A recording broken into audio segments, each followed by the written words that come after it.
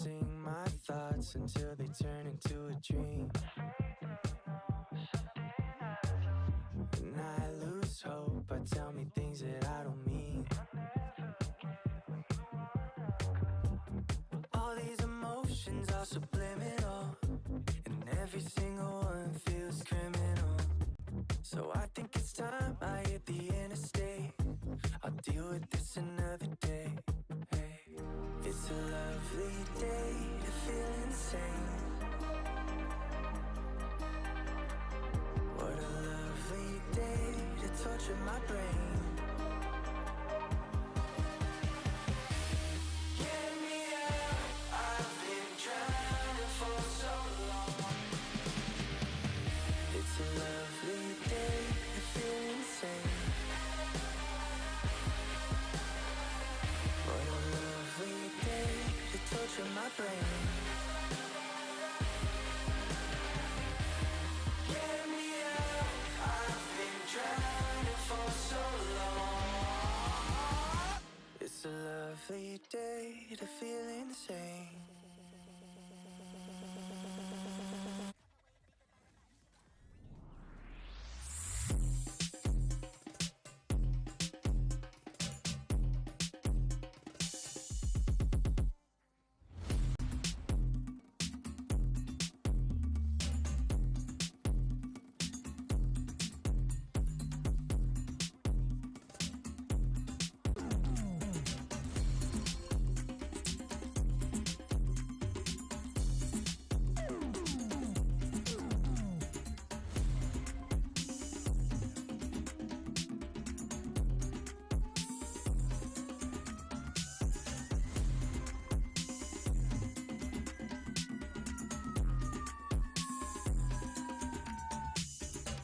Teammates rather than aggressive to your opponents.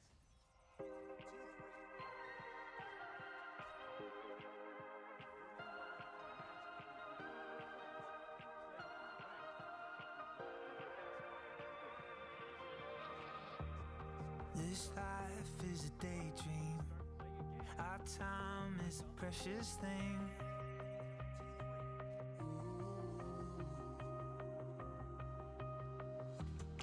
We're searching for meaning in the highs and the lows we've seen.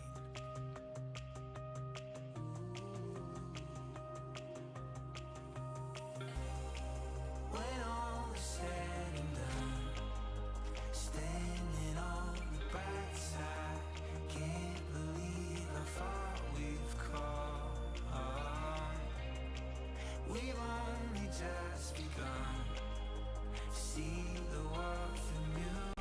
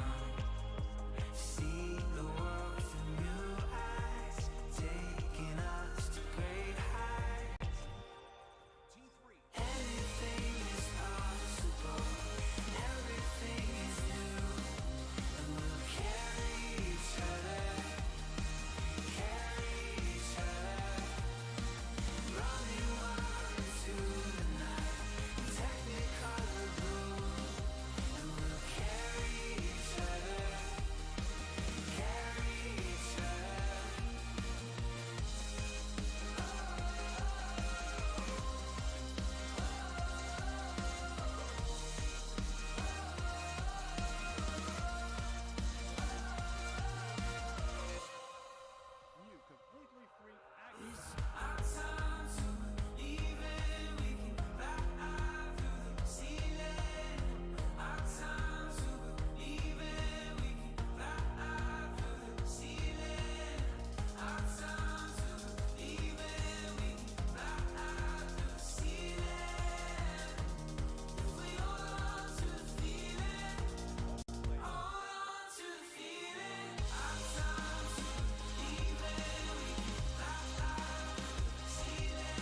We'll carry each other, carry each other.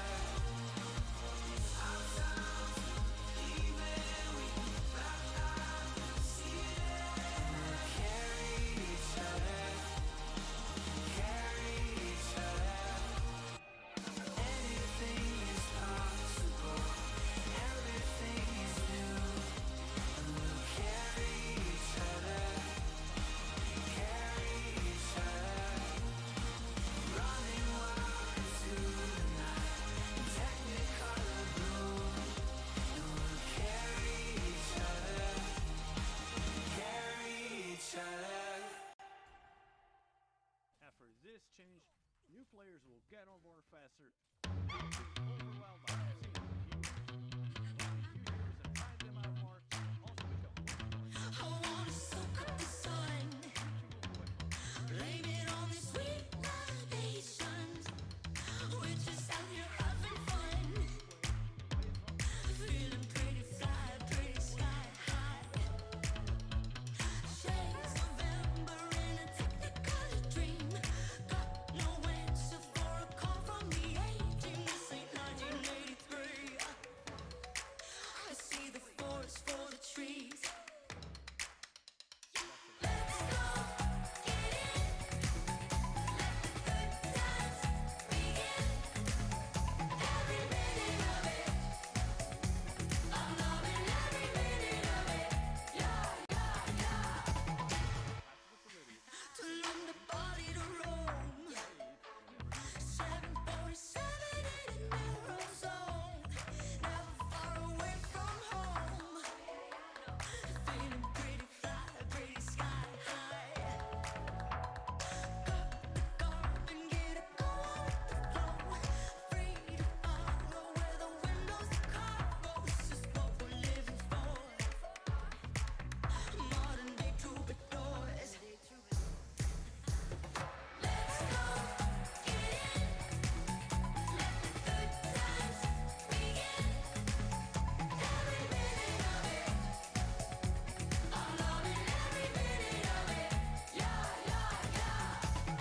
Let's go, get in, throwing caution to the wind. Every minute of it, I'm loving every minute of it. Yeah, yeah, yeah.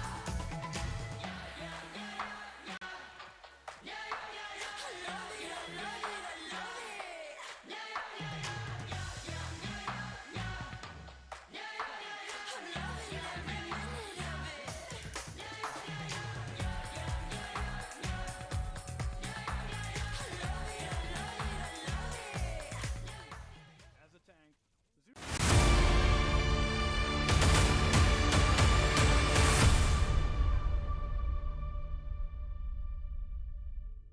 Zoo Hello and welcome to the Arena League Finals for North America. We're getting stuck into it. We have an action-packed weekend and we're going to crown a champion.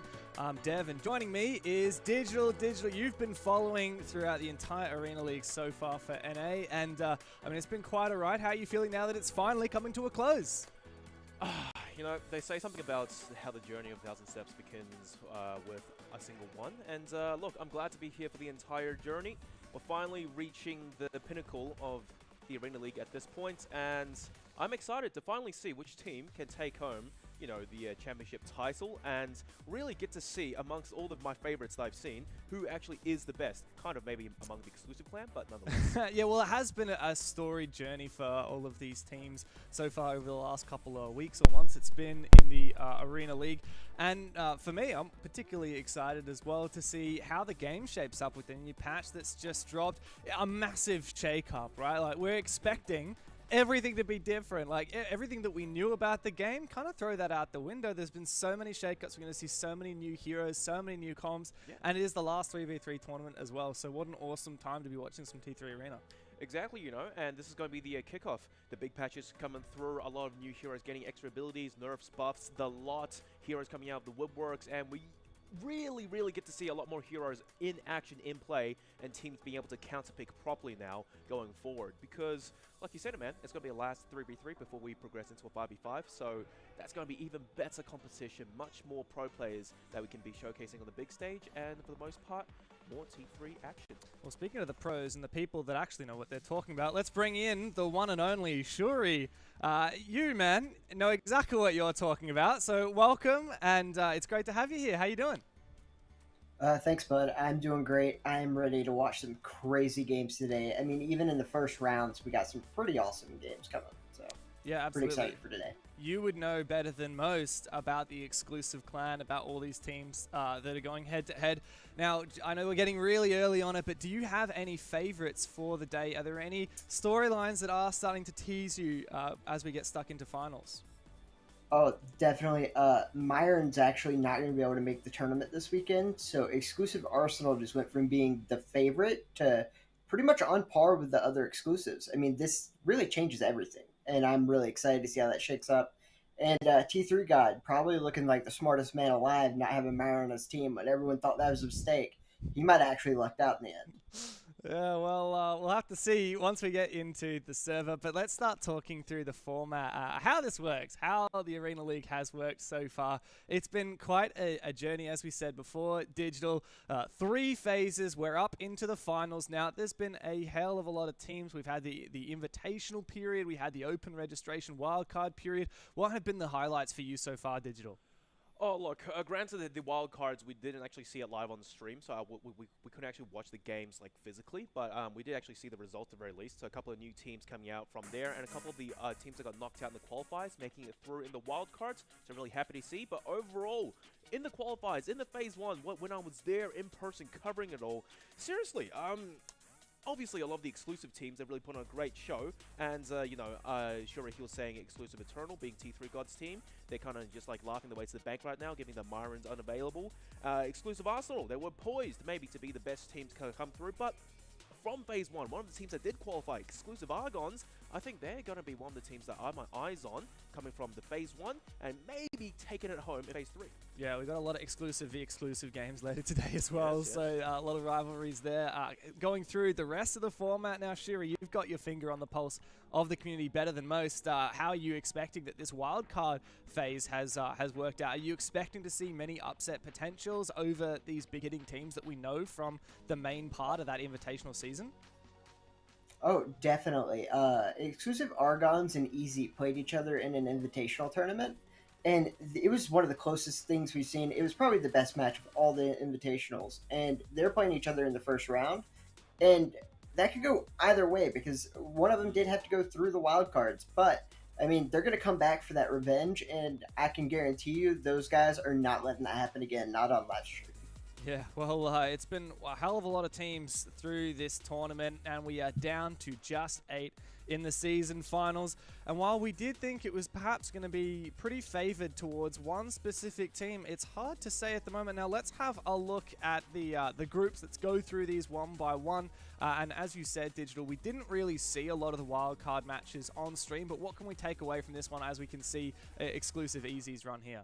Well, look, exclusive Easy, they had a really clean run going through all the way. A couple of teams that we didn't really see coming into the invitationals in Phase 1, Resquad and Skinty Karens, lovely to see. But Holy Colts, that's one of the teams that I believe kind of got knocked out. But Reinhardt's a really big team that I kind of expected to maybe make it through the wildcards. Unfortunately, they didn't. A team that's not part of the exclusive clan, but they really did put up some really good numbers and go toe-to-toe for the most part. Yeah, and Shuri, what do you think about Dodgers, who made a pretty clean run here through Group B? They actually would have probably won their day on the Invitational. That used to be a team called Latin Kings, but they had a player not show up on that day, so they had to forfeit. So it's not surprising at all that these guys made it through. I expected them to win that day. They just didn't show up. Well, nice redemption arc for them. Let's have a look now at Group C, and this is Eternal Unity, another one from the Eternal clan. And these guys have their work cut out for them today for sure. They will be playing exclusive Eternal in their first match. Digital, are you expecting that these guys, after the run they've had, will be able to do it? It will be difficult. A lot of the players will have to step up seriously. Last time when we covered one of the Eternal Unity games, Batman, he was actually out, I believe, having fun or something, and he was playing off of data. So the moment he went home on Wi-Fi, the guy completely flipped the switch, and as King Immortal said, the Dark Knight rises. Yeah, well, Shuri, the final group here to the wildcards. Infinity X made it through, and again, all these 2-0s, we're seeing a lot of dominant form from these wildcard winning teams. They actually had a player end up dropping out. I believed After Colt is the one who is in their place today. I see. Well, After Cult as well will give it their best go. And so let's keep in mind that they will be playing, as we see, all the wildcard winners. Which would you place the most stake in, Digital? Who are you expecting to make the deepest run here? Well, look, out of the wildcards, between Exclusive Easy and Eternal Unity, I'm thinking I'm probably backing Eternal Unity here, but Shuri might honestly be backing someone else. Shuri, what are you thinking? Who would you favor out of those teams we saw just there? Definitely, I'm going to Exclusive Easy. They had a guy on their team, IJ, in his first tournament ever. He's one of the best players we have in this game, and I think he just had some nerves that first tournament. I'm looking for him to show up and really show what he can do, and I think they could just take the whole thing. And as for the qualifier winners, of course, the other 4 teams, we've got a lot of exclusive names. Dangerous Plan getting a little bit lonely there, being the only non-exclusive team. Yeah. But of course, ex-Arsenal are the guys that we're looking at, right? But with no Myron, I don't know, you've been watching the Myron's fantastic highlights throughout the tournament so far. Are you expecting that to be a bit of a hit to their team? Oh, look, I don't really know. Myron, obviously being the team leader in IGL, I don't know how much it will affect their calling. I guess really we'll have to see, because once again, the teams can be great, players can be great, but with the new patches, with the new changes, really it could be a complete wild card yet again coming into the finals. And for the most part, I'm still gonna eye up exclusive Arsenal. Exclusive Argons. I think they were a clear outstanding, strong performers coming into Phase 1, and I wouldn't expect them to drop the ball now in the finals. Well, let's have a look at the bracket so we can see exactly the pathway that these teams will have to go on through. And as we can see, it's a big double elimination bracket. We're playing 6 games on stream and 4 off stream today, but of course we will be following the most important ones in the upper bracket all the way up to that grand final at the very end. If you're not familiar with double elimination, it's pretty simple. You get 1 life. If you lose that life, you go down to the lower bracket. If you get knocked out from there, you are out of the tournament, and you must make a lower bracket run. Shuri, we can see that ex-Arsenal, in theory, actually have a bit of an easier warm-up game, right? Going up against After Cult, who were not the first-place team out of Group D from the wildcards. Do you think that that will allow them to get a little bit of momentum? Oh, definitely. They actually played in the Invitational under the organization TMGG, and they have since parted ways with the organization, so that's why they're now After Colt. But so it is still a very good team they're going to play against, but I definitely think they're going to be happy to play them first round. Yeah, and Digital, like we were saying before, a lot of exclusive games, including our very first one right at the top there. Yeah, look, exclusive Eternal and Eternal Unity. Goodness, Eternal is both these teams' names. That's going to be confusing later on. Maybe. I'm going to be eternally confused. Yeah, exactly. But look, between these 2 teams, you got T3 God on exclusive Eternal and Eternal Unity. I was talking about Batman. Oh, I don't know, man. We really have to go into the server and actually see how things play out. I'm just hoping that for the first game of the day, these guys are all really warmed up and ready to go. and hopefully they don't come cold. Well, let's start breaking down this very first match. It's exclusive of Eternal versus Eternal Unity. And Shuri, we know these guys very well. You were talking about them before. It's T3 God's team. And as we see their stats up on screen and their top heroes, what do you really expect? What defines this roster? What makes them special?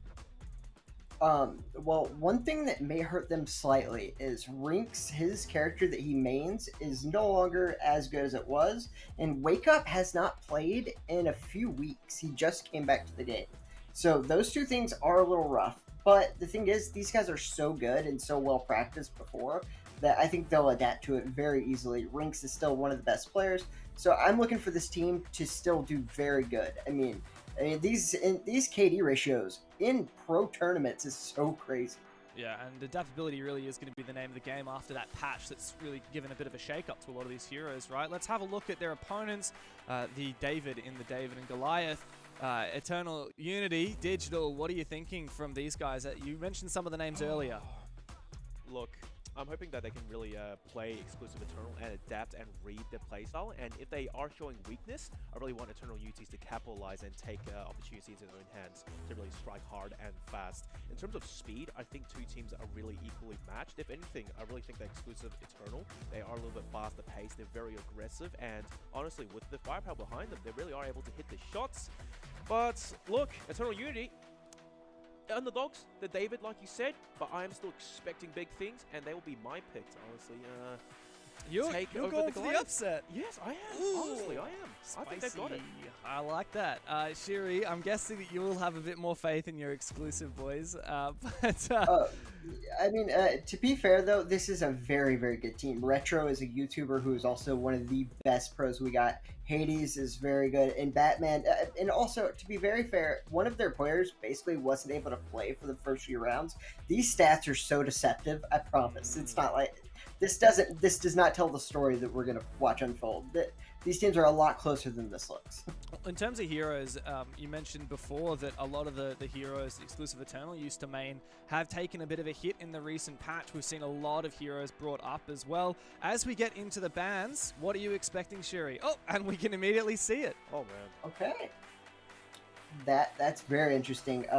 Aletta is pretty strong from what we've seen in the few 3v3 scrims that have happened, which not a lot of people expected, but it was really nice to see that she still has a place in this 3v3 meta. But Ruby is pretty fun. I'm not gonna lie, and I'm not surprised that they're gonna be playing Ruby. And that's probably why they banned her, because that makes you where you can do so many different comps. And also, one of the teams is better with Jabali, which means that banning that Ruby makes everyone have to play Jabali for the tank, which is going to definitely favor exclusive Eternal. So you were saying before that Jabali and Ruby are really just the main two tanks at the moment, and so this is really forcing the hand, right? A little bit.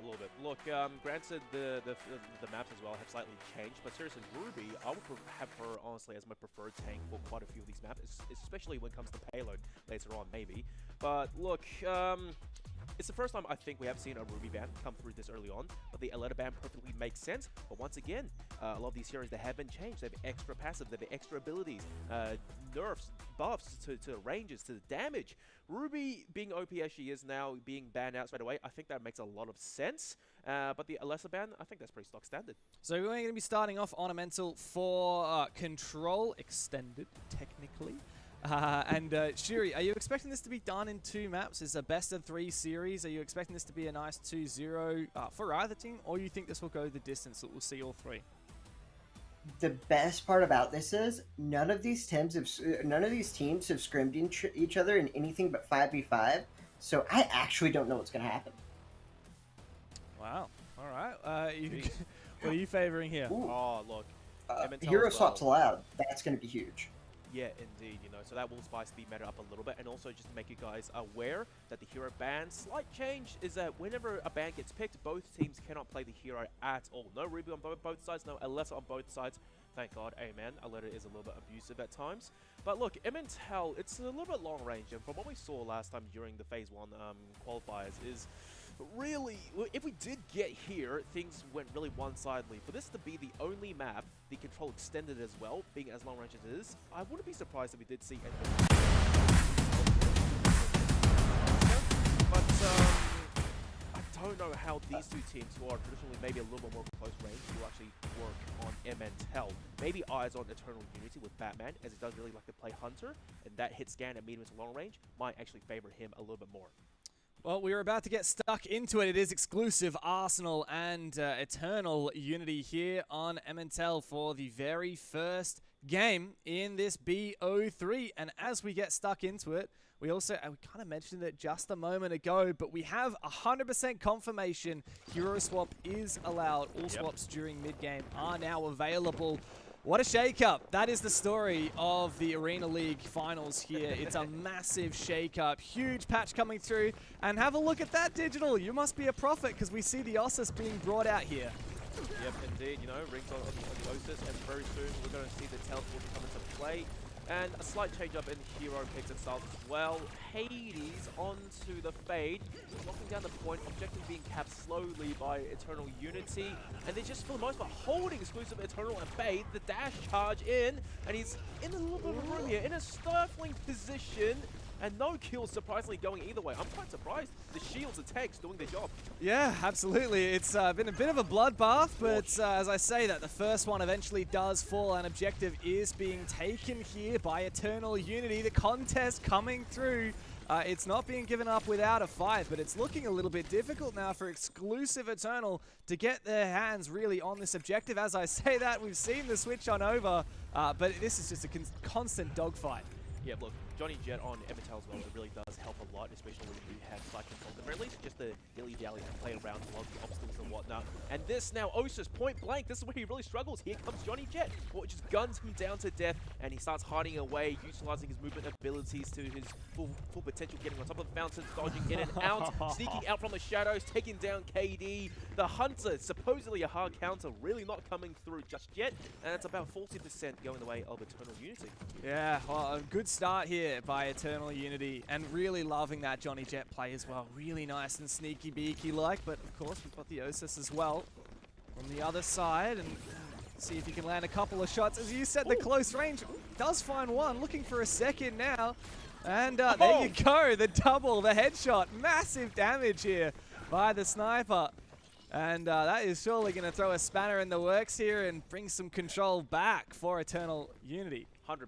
Getting those 2 kills, and Hades, you know, as a lone tank, the DPS doesn't... He's not really hit scanned. Those cannonballs, he can't really fire across the map and get easy kills. He has to back off. And also, just to point out as well, one of his new abilities, he drops the shield down instantly. If he didn't have that shield previously, maybe that would have been a really strong bullet coming through from Rinks to damage Hades up before... a T3 God goes in for the finish, but regardless, both teams are back into the fray at this point. Massive contention on the sides. Team fights 3v3s. First wave goes down. There's going to be Rinks. Ossus once again point blank. Not really. They're playing to its maximum advantage. The pin to the wall for Hades. T3 God. He's in a bit of trouble here. Finally gets outmaneuvered, outnumbered. 50-50. It's pretty tied.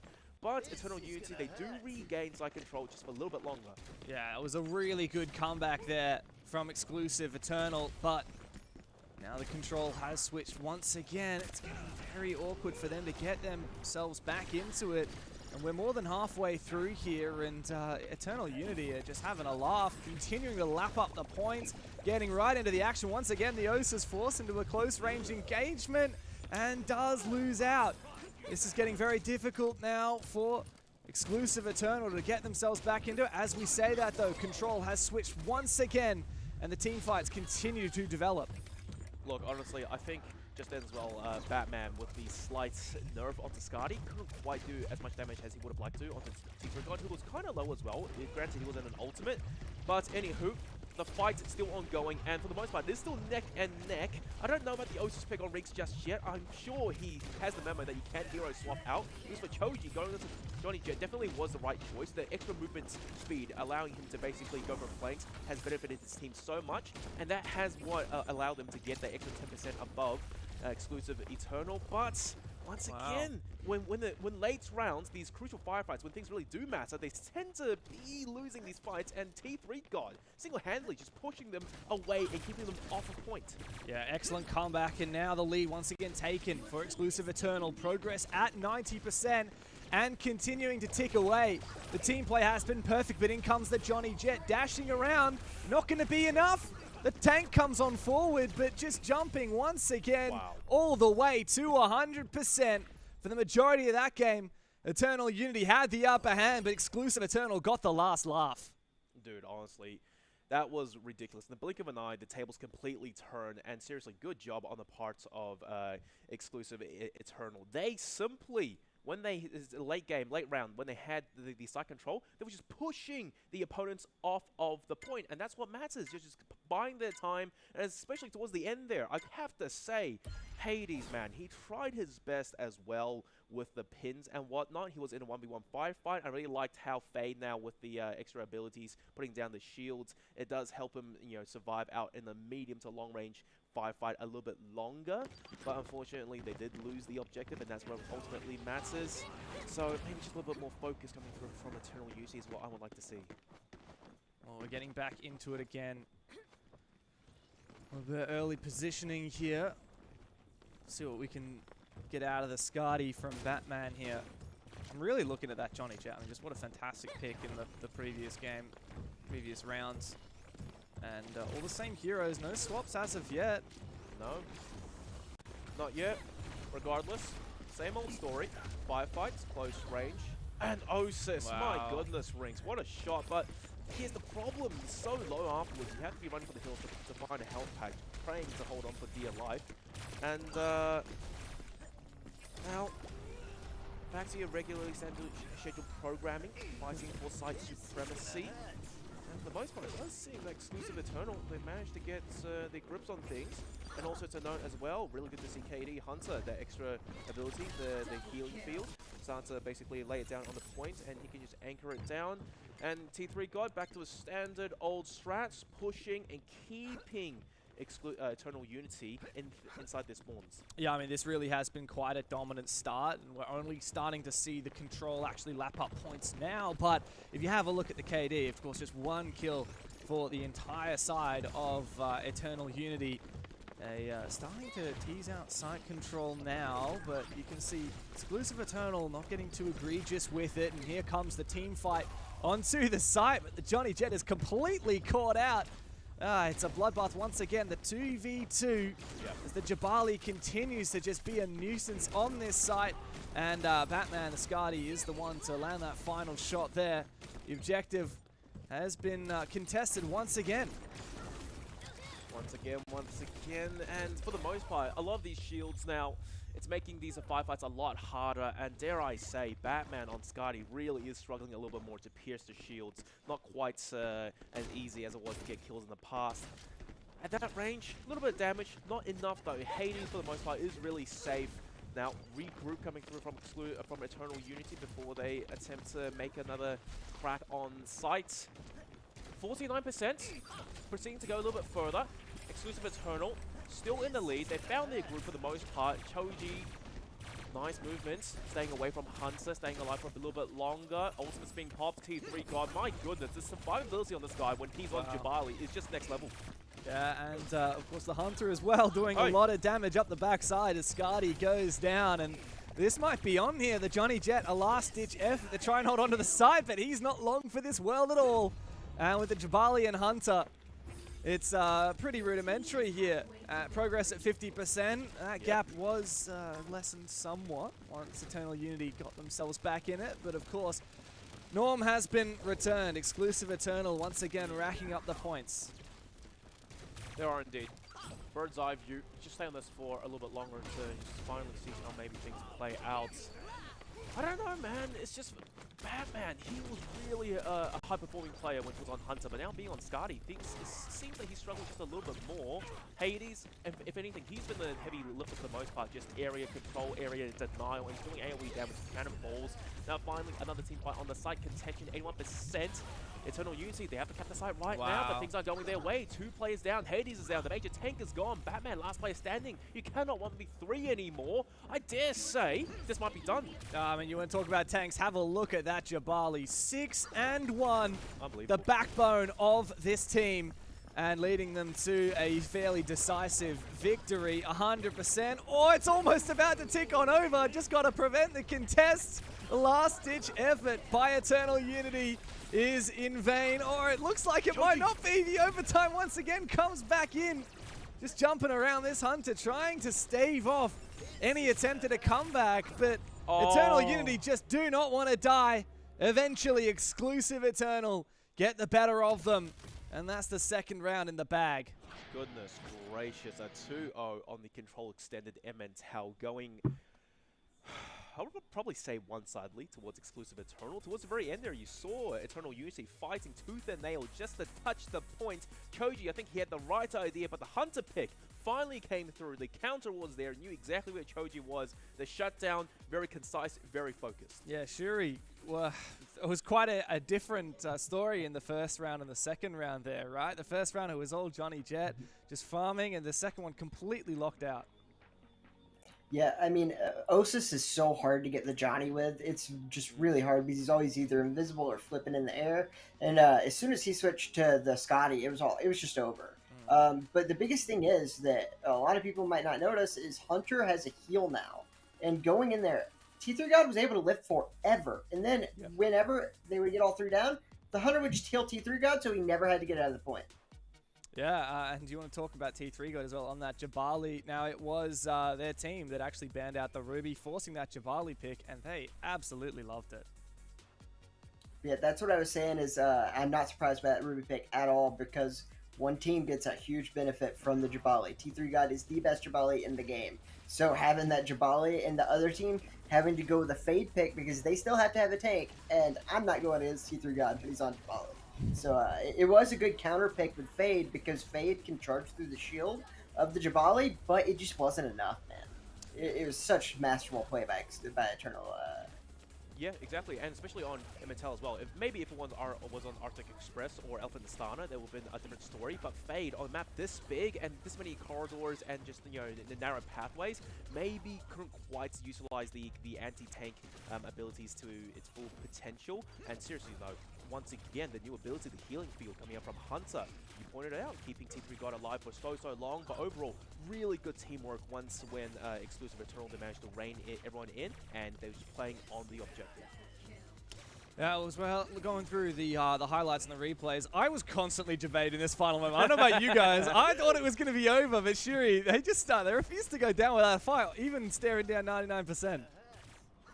Oh, 100%. They had that Johnny Jet getting in, just touching, and then they had the Scotty sitting on the other side of that post, and he would just run in and touch, get the overtime back, and run away again. Very good play and very, very good job to get away as long as they did and live as long as they did, especially without a healer. To do that is very tough, especially against this team. But in the end, it was just way too much damage, and the healing from the Hunter was just so good that round. Yeah, well, we're one up in the series here. Exclusive Eternal have been off to a good start. But, Shiri, do you think on the second, if we go into a payload, it's going to be a different story? I honestly don't know. I do think that they're going to still benefit a ton from that Jabali pick. And I don't think that you're going to keep being able to use Johnny Jet as Choji. They are going to try to counterpick that. And he is so good at Johnny Jet, and he loves playing it. But I think he might have to switch. What do you think, Jabali Ben? At this point, what do you do? Probably not, honestly. Like, we'll see how things go. I think Jabali really is solid for T3 God. The Hunter pick completely makes sense. Johnny Jet maybe just not quite as good as he used to be. But my main thing of concern now that we saw a lot, especially going to the qualifiers, was Scotty. She was just popping shots, medium, long range. She could take any fight, zero fear at all. She could 1v2, sometimes even 1v3. But now Emmental, we saw Scotty, right, Shuri? Not quite as effective as what she used to be. Hard to break those shields. Even Fade has a shield now. So much things to break through. So it's just, I dare say Exclusive Eternal, they might have won out either in terms of hero bans or at least a slight momentum advantage going to Payload Escort. So, for sure. Oh, sorry, please go ahead, Shuri. Another thing to mention, the Osis no longer has teleport, and Scotty no longer has their second ult either. All the second ults got removed, and so that's the biggest thing that hit the Scotty pretty hard. Yeah, righto. So moving on to Browerstock for the payload escorts, are we expecting different heroes to come out? Like, I like seeing the Ossus because I love those like skill shots, the long range. It wasn't particularly effective there. True. So I don't know. We're probably going to see more Jabali, as you were saying. Are we going to get any spice? Are we going to get anything different? Oh, look, honestly, last time I think I saw Myron play Yar on Payload Escort. I don't know if we're going to see anyone play it today. But for the most part, if it's not broken, don't fix it. Jabali, Hunter, maybe Wiling, maybe Judix. I'm not expecting anything too out of the ordinary. So is it worth sticking this Johnny Jet, Shiri? I wouldn't, but the Ya pick may be interesting. T3 God is the best Ya in the world, and he loves playing it on this map in particular. So you may actually see a Ya pick, maybe not on offense, but maybe defense. Well, we're about to get stuck into it. Browerstock Digital, as we get stuck into it, are we expecting Payload to be anything different? Anything a little bit, I don't know, more exciting, less exciting, shutout?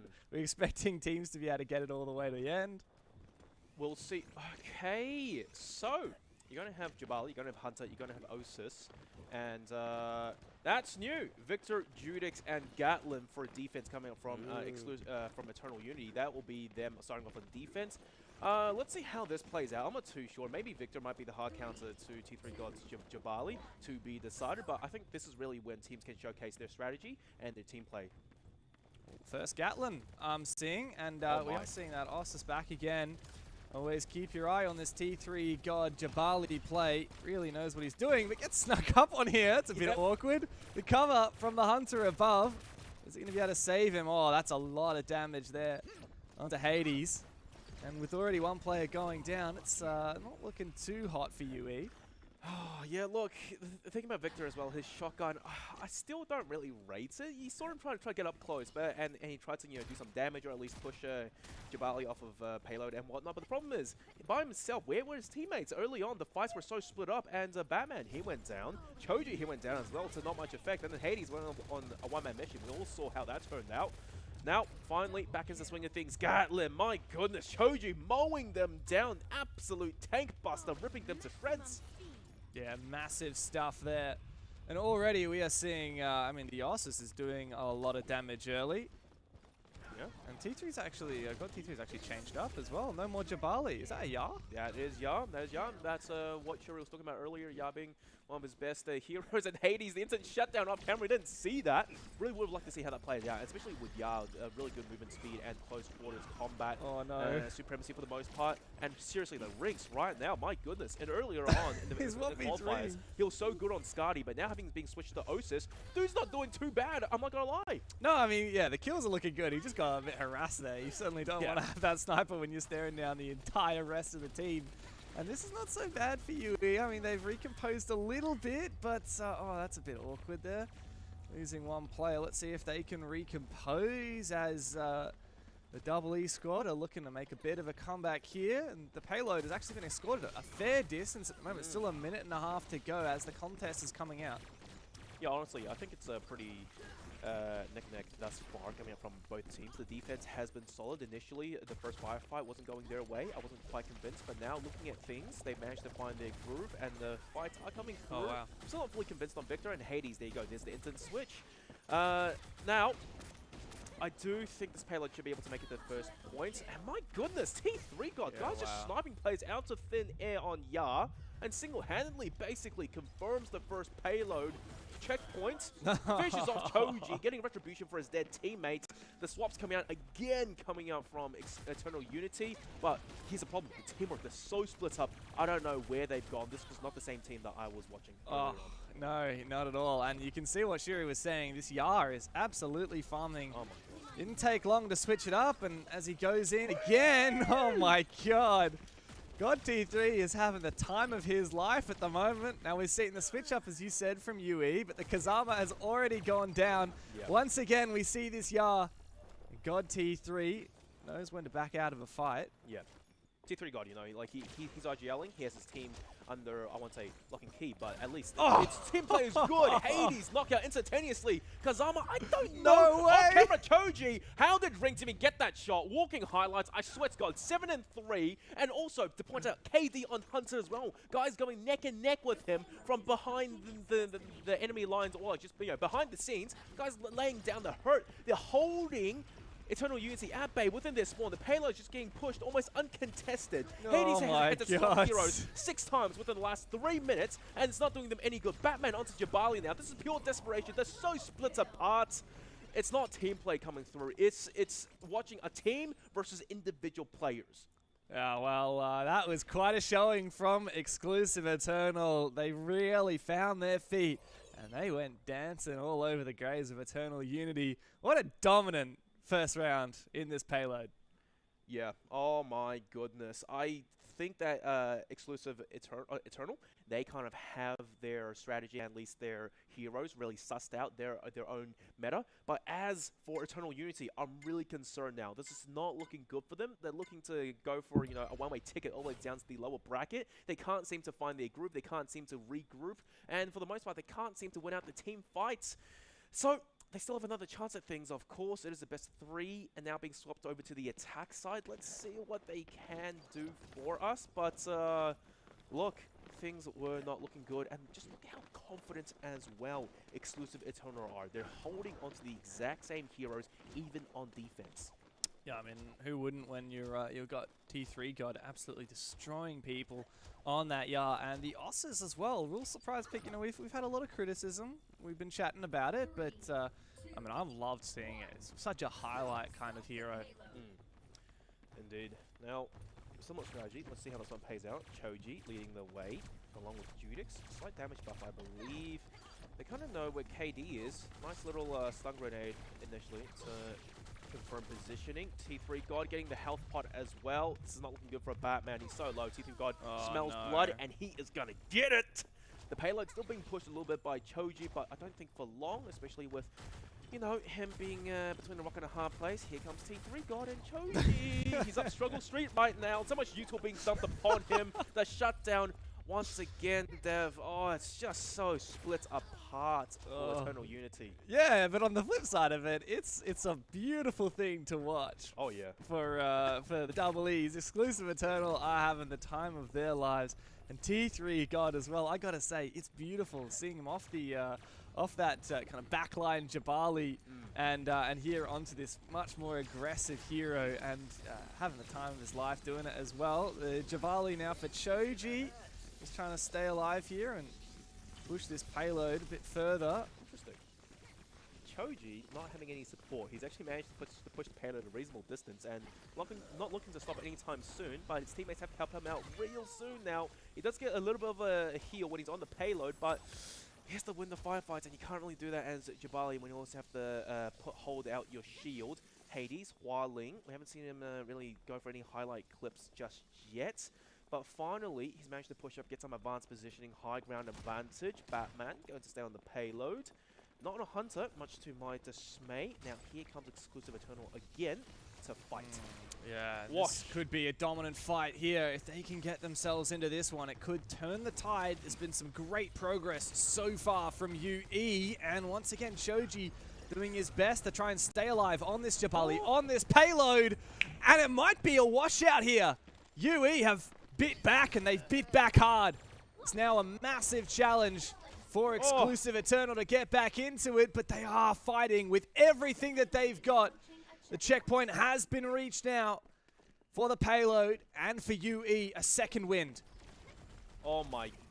Oh, man. Eternal Unity. Hades as well. Guy has just woken up in the past 10 seconds. 6-0. He's going flawless thus far. He had a team wipe and no signs of slowing down just yet. The fight is definitely on, but bear in mind they have about 20 seconds left. They have to make this a flawless push to go all the way. Otherwise, this map is going to be over and they are going to be going into the lower bracket. This fight is going to be the decider. Yeah, it's going to have to be. And moving on in, T3 God once again showing his mettle right on the forefront with this Yar.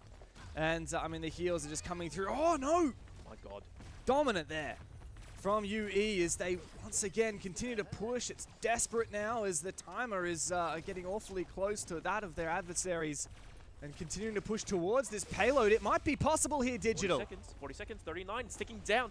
This has to be it. Hades again! No way. Necessary kills, compelled to do it. The payload is making its steady way over towards the final point there. Here comes T3, got Jabali pick. This is what he's good at, just trying to buy some more time for his teammates to do some heavy lifting. Here comes KD, the shots not quite coming through the shield versus shield. Jabali on Jabali action, defending the teammates so well. Heavy congestion.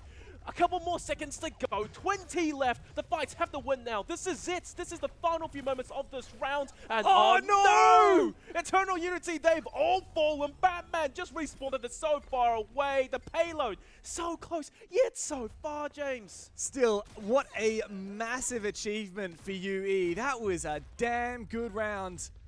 And, I mean, at this rate, are they going to be able to continue to push it the rest of the way? I just don't know if there's going to be much left in it. Oh, look, it took 3 minutes 50 for Exclusive Eternal to push it all the way. This is 4 passable minutes now. Oh, honestly, that final firefight, I think the Jabali swap for T3 God really made a huge difference. Yeah. But now we are going to have to see the rest of this round out. And back to what happened originally. It's just a little bit of split-up action coming through from both these teams. No picks really going anyone's way just yet. They're fighting all over the map. And so far away as well, the payload being towards the final checkpoint. It's a long haul to get back there. And also, huge shout out to Rinks. This guy, he has adapted so well into his role as Osis. Point blank or not, this guy is just finding shots and utilizing his smokes to perfection. Excellent positioning. Yeah, I'm really loving the Osis play. I think I'm a bit of an Osis shot. Oh to be my honest. god. Wow, yeah, so after the amazing effort that UE managed to put in, Exclusive Eternal are really just teaching him a lesson now. They said, look, you thought you were that close? Well, have a look at the timer. It's been over a minute and no progress at all has been made. In fact, it's really been a massive fight back. That payload continuing to get pushed back. And EE are looking to really add salt into the wound as they start to deliver the killing blow at the end of this. Yeah, look, medium to long range is really where KD on Hunter and Rinks, especially on Osis, will shine. Now, Rinks holding on top of high grounds as well on the balcony, just scanning across the map, trying to pick out his targets. Oh my god, slowly lines up the shot. Batman getting eliminated. Point blank, Hades, right-hand peek advantage. Of course, he will win that one. Now, this might actually open up the gateways for them to push through again. Hades, once again, leading the charge. 2K to his name, but 10 seconds left. Choji just has to get on the objective and to see Zero Kelvin in play as well. This is a first, I'm not going to lie. Yeah, I'm not really sure what's going on here for Exclusive Eternal, but I think that they know that this is over. Overtime is hit, and the payload is reaching its destination. Could this be a little bit of a salvage for UE? A little bit of salvage pride, perhaps? Maybe. What I'm watching right now. But also, like the Victor pick on T3 God. Last time I saw this played was actually on Myron, getting behind the back and maybe going for a stab. Not quite working out against Choji there, who's going to single-handedly push it. But look, it took them so long to get all the way. Almost double the time compared to Exclusive Eternal. Shuri, that looked like it was going to be a really close attempt, and then hopes and dreams were crushed in an instant. Yeah, I mean, once you cross that little bit of corner at the end, the team spawns so close and you spawn so far away. If you die at all, you're screwed. And T3 got at the perfect time. He switched to Jabali, and he actually waited for his team to die and come back. And they switched to Lobula, which healed him. So as soon as he went in, he just waited for his team. And that's all he had to do. And it was a perfect wait. And then Hades finally took out, or KD finally took out Hades Sniper. Oh my god, that man in the Walling. Where was that every other time? Like, why didn't you do that the whole time? Yeah, massive damage dealer, that Hualing. Yeah, seriously though, the wake up was huge from Hades, but I think it was a little bit, too little, too late. He did really pave the way for his team to get onto the payload, to go for those crucial pushes. But towards the end there, as Shiro was saying, team play, that's it in a nutshell. And also just AoE healing coming through. I'm not too convinced on the Judix pick coming out from Batman as well, initially on the push. Maybe if he played Hunter instead, having the healing field, it might help the team a little bit more. Just play the new characters who have been slightly buffed. But overall, it was a great attempt from Eternal Unity, but, that does put them in the lower bracket now. It does. It's not over yet, though. You have that second life in the lower brackets, and they've played pretty well. I feel like we may well see them again in the upper bracket if they're able to fight on back. But I got to say, what a way to kick off the finals. Fantastic win there for Exclusive Eternal. A 2-0, but a tight one at that, I think it's fair to say. We're going to go to a quick break, and when we're back, we'll be here for Game 2.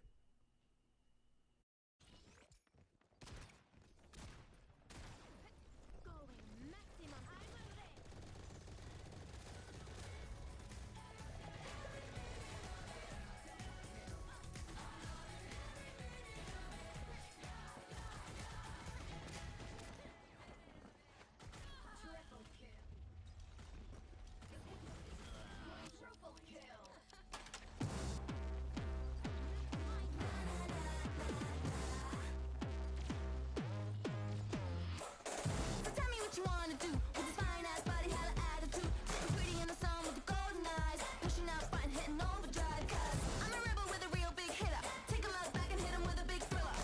'Cause I don't think you know what I got. I lead from the front and I do what I want. Back to the wall, baby. I do what I want, you see. Back to the wall, baby.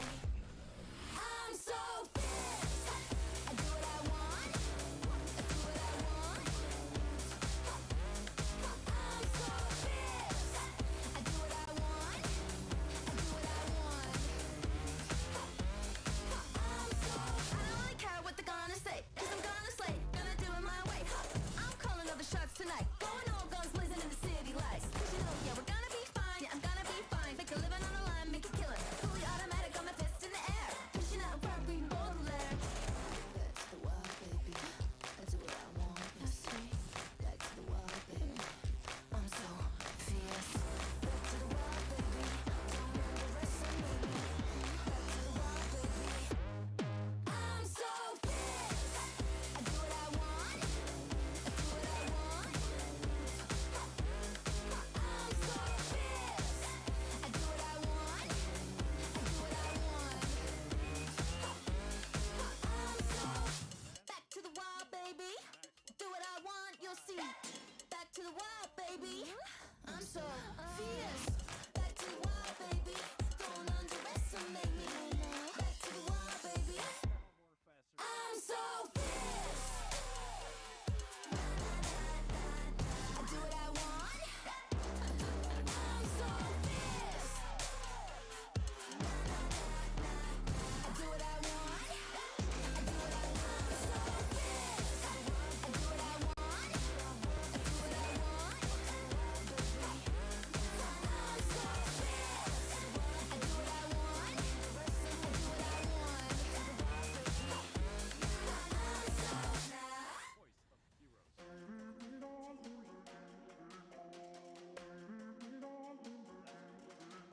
what I want. Yeah. Yeah. I'm back in, I'm back on. Stand up like backbone. I'm beast mode, I'm so strong. Go hard or go home. No stopping, I can't stop. I will not lose. I'ma always win. Now let the games begin now. I'm never off my grind. I'm always on time. I'm ahead of the game, I'm first place. I'm in my prime.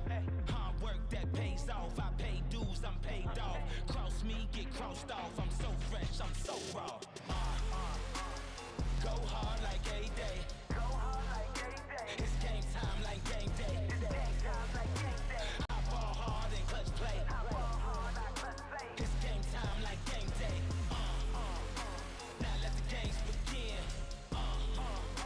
Now let the games begin. Now let the games begin. I'ma always win. It's game time and I'm up one. Name something I ain't done. Name a body that's my type. Air Jordan, I'll take flight. I'm next level, I'm franchise. I'm top tier, I'm that guy. I'm the man of the year. I'm a man with no fear. I think like I'm a shark. The way I move so sharp. I go hard for the team. That's how I play my part. I'm solid like the foundation. I'm dedicated to greatness. I always knew I would win. Now let the games begin. Now I'm never off my grind.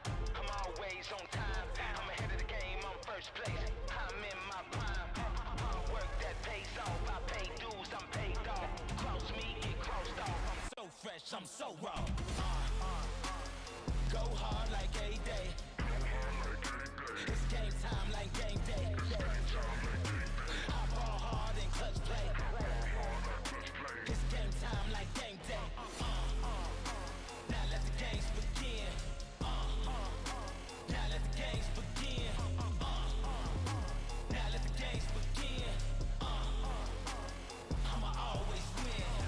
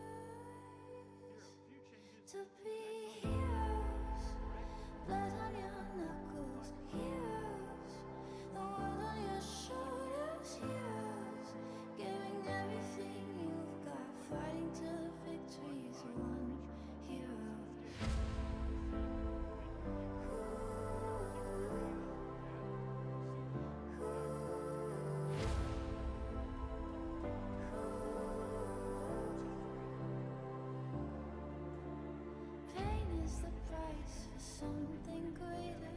You lay your life on a fault line when everyone else turns back.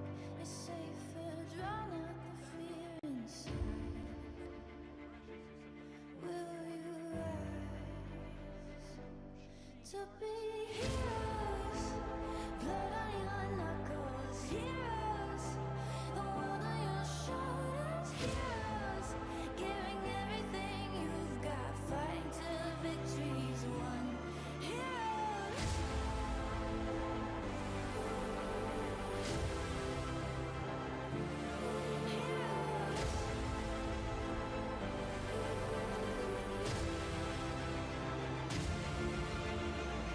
One more step, one more breath, one last chance. Don't give up now. One more step, one more breath, one last chance. Don't give up now. One more step, one more breath, one last chance. Don't give up now. One more step, one more breath, one last chance. Don't give up now. Heroes, blood on your knuckles, heroes. The world on your shoulders, heroes. Giving everything you've got, fighting till victory's won.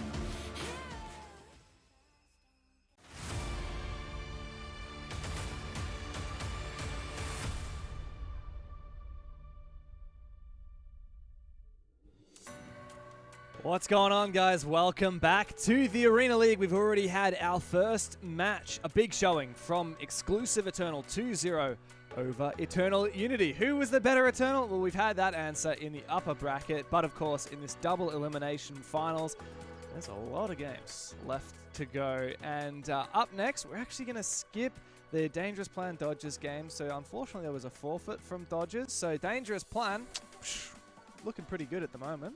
That's a great start from them, little freebie. And we're going to move on to Exclusive Argons versus Exclusive Easy. I know you're particularly keen for this one because you're the biggest Argons fan out there.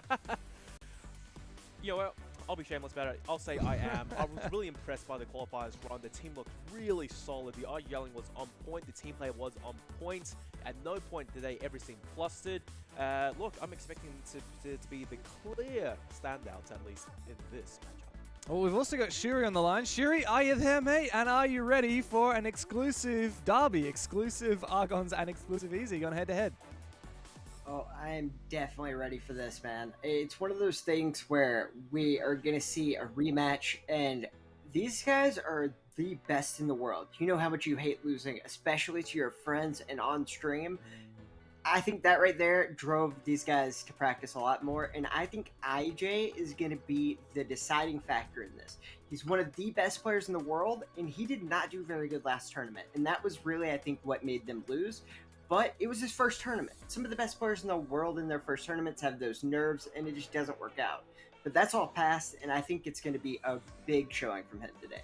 So no more excuses for IJ, no more excuses for Exclusive Easy, and for the Argons. You actually were name-dropping a couple of these guys and saying, look, we know that T3 gods are pretty insane, Jabali, but how about these guys? Look, once again, Shuri was there as well. We watched it. Cole, man, we have to really point out Cole. You say T3 God's great, but I reckon Cole might be just as good, maybe if not better. We'll see how he goes today on his tank rolls. Isn't that right, Shuri? Yeah, let's have a look at the bracket though and break down the game so far. So as we said, we next in the semifinals eventually we will have Exclusive Eternal and should be Dangerous. I thought Dodgers were on the fair foot. Oh well, we'll get confirmation of that. And next up, of course, is well, you can see WB 1.3 X Argons and XEZ. This is the one next up on the docket. And let's start really breaking down these rosters. We've talked about Exclusive Argons and the hype that's gone behind them. The hype that you're spearheading for Cole being an insane Jabali. But with the big shakeups in the heroes, with the balancing, are you expecting this to affect some of the favorite heroes, Shuri? Some of the big picks from either of these teams? Um, these actually two teams have the biggest hero pool of anything, so they're actually probably going to be the least effective. Both of these teams, probably along with Exclusive Eternal, they all were like some of the best at multiple heroes each. So they all kind of really did well with the transition. The biggest thing is that Cole hasn't played as much as the other people on these teams in the new format, so he might be at a slight disadvantage. But I mean, like he was saying, he is one of the best Jabalis, and Jabali has only really just gotten stronger and better. It hasn't really changed much. So it should be pretty easy for him to transfer over if that's what he ends up playing. Just before we get into that game, I just want to quickly clarify. I previously said that Dodgers were the ones that forfeited. It's actually Dangerous Plan that forfeited. So Dodgers are through up into the semis. Yes, we have confirmation from the admin team. Dodgers are through. They'll be playing Exclusive Eternal later on in those round 2 upper bracket matches. But yes, Digital, let's just break down this Argon's exclusive EZ game. We've talked a bit about both teams. I know you're a big Argons fan, but what do you think about EZ? Look, Exclusive EZ, I think definitely not as solid as Exclusive Argons. Granted, the opponents were going to be are very different, and on the screens right now, you see Blinky, IJ, Yopi. I was trying to think of IJ, I guess. IJ, yeah, there we go. And Rafa, Rafa's a great player, great IGL. I don't know how the will fare against Exclusive Argons. I'll say they're good, but countering their name, it might not be as easy as they would like to expect. Yeah, Shuri, what do you think about these guys? You mentioned IJ earlier. You think that IJ will be ready and firing on all cylinders now that's no longer a rookie?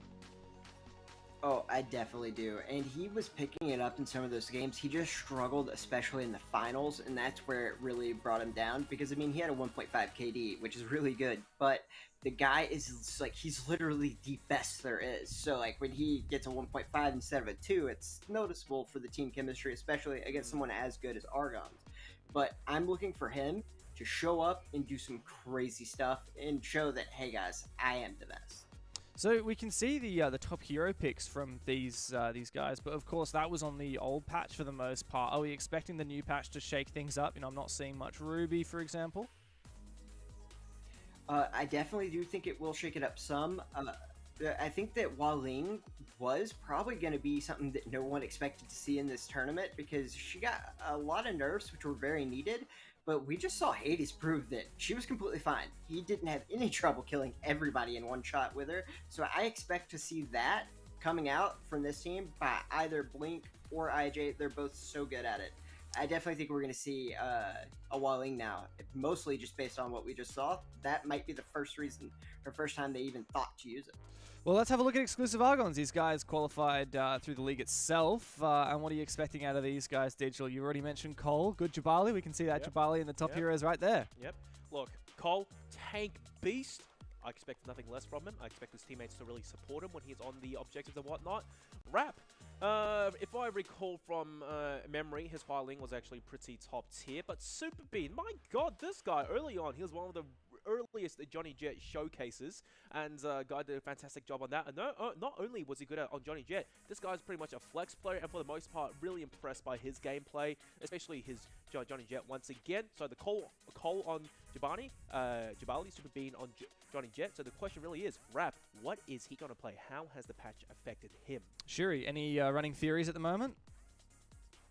Rap has actually come out of this patch probably as the most improved player of anyone, so that's very good for this team. Super Bean is like a 20-time free-for-all champion, and there's only been like 30 free-for-all tournaments, so wow. Like that guy is pretty much the best at so many characters just to win every one-on-one fight he gets in. So if he has that support from Cole, which he always is going to, like, it's very hard to beat this team, and I think Rap only came better out of this. So I'm very excited to see this. And, I mean, it's hard to tell which team got better, but Argons is definitely going to be one to beat.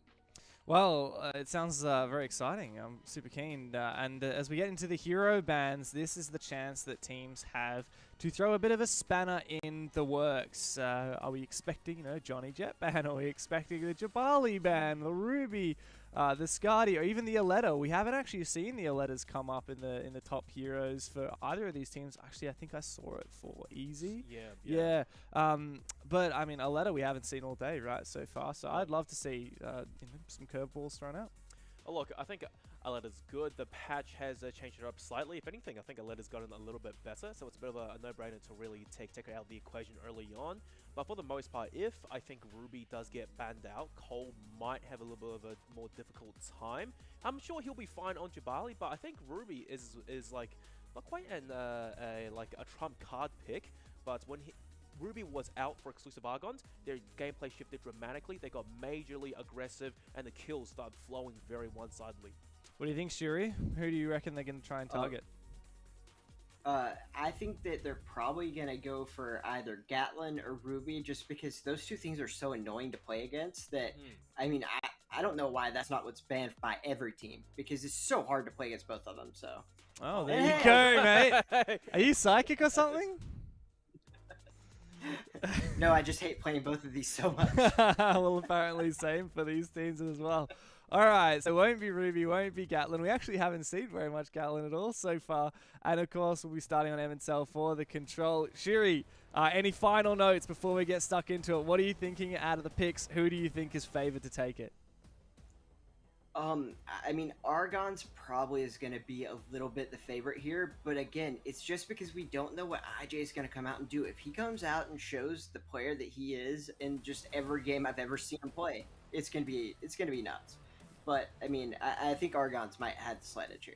Well, it's going to be a fantastic one. Thank you so much for your insight, Shuri. It's time to get stuck into it. Exclusive Argons versus exclusive EZ.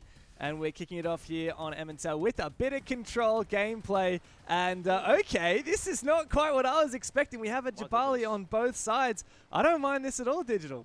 Yep, and some of these names are not quite what I'm familiar with either. Exclusive Easy, Powderpuff, and Aspas. And the final name, I think that's Slime. Quite interesting. Dean, Cole, and Odelic. All right, the Labula pick, I think, look, it might make sense considering her healing abilities coming into the new patch, but we'll see how things work out. The instant destruction onto B not working out too well for him just yet. Exclusive Easy. This game completely melted. And look, once again, Cole, man, this guy's Jabali. No shield needed at all. Just chased down his opponents. Yeah, very nice early control here as Cole with that Jabali has that sight into. You see a little bit of Labula play. Haven't seen this so far. Let's see what Bean's able to cook up with this cute little guy. Hands in the kitchen. We'll see. We'll find out. But for the most part, we haven't been really able to see him play to full effect. And Cole, this guy's not putting up a shield at all. He's just shooting. He is a tank, but he's also the tank bust at the same time. Powderpuff staying alive for a little bit longer. Things getting a little bit chaotic. Labula, the first to go down. The Cole finally gets eliminated. And it's just in the blink of an eye. Exclusive Easy. They swing the tide in their favor. They've taken the objective. Yeah, well, just like that, the tide has turned once again. Exclusive Easy looking pretty happy on the side. Very predictable positions, though. So if we can get some advance from exclusive Argons, they might be able to come in. Here comes Cole on the forefront, just hiding in the corners at the moment. And once again, it's a bit of a dogfight in close quarters. It's just non-stop mayhem, isn't it? The Jabali's on both sides, the Lavula's on both sides as well. And once again, exclusive Easy, just lock it down. 2 kills again and winning these team fights pretty handily. Yeah, Powderpuff, you know, it seems that he's really stepped into his shoes now on Jabali.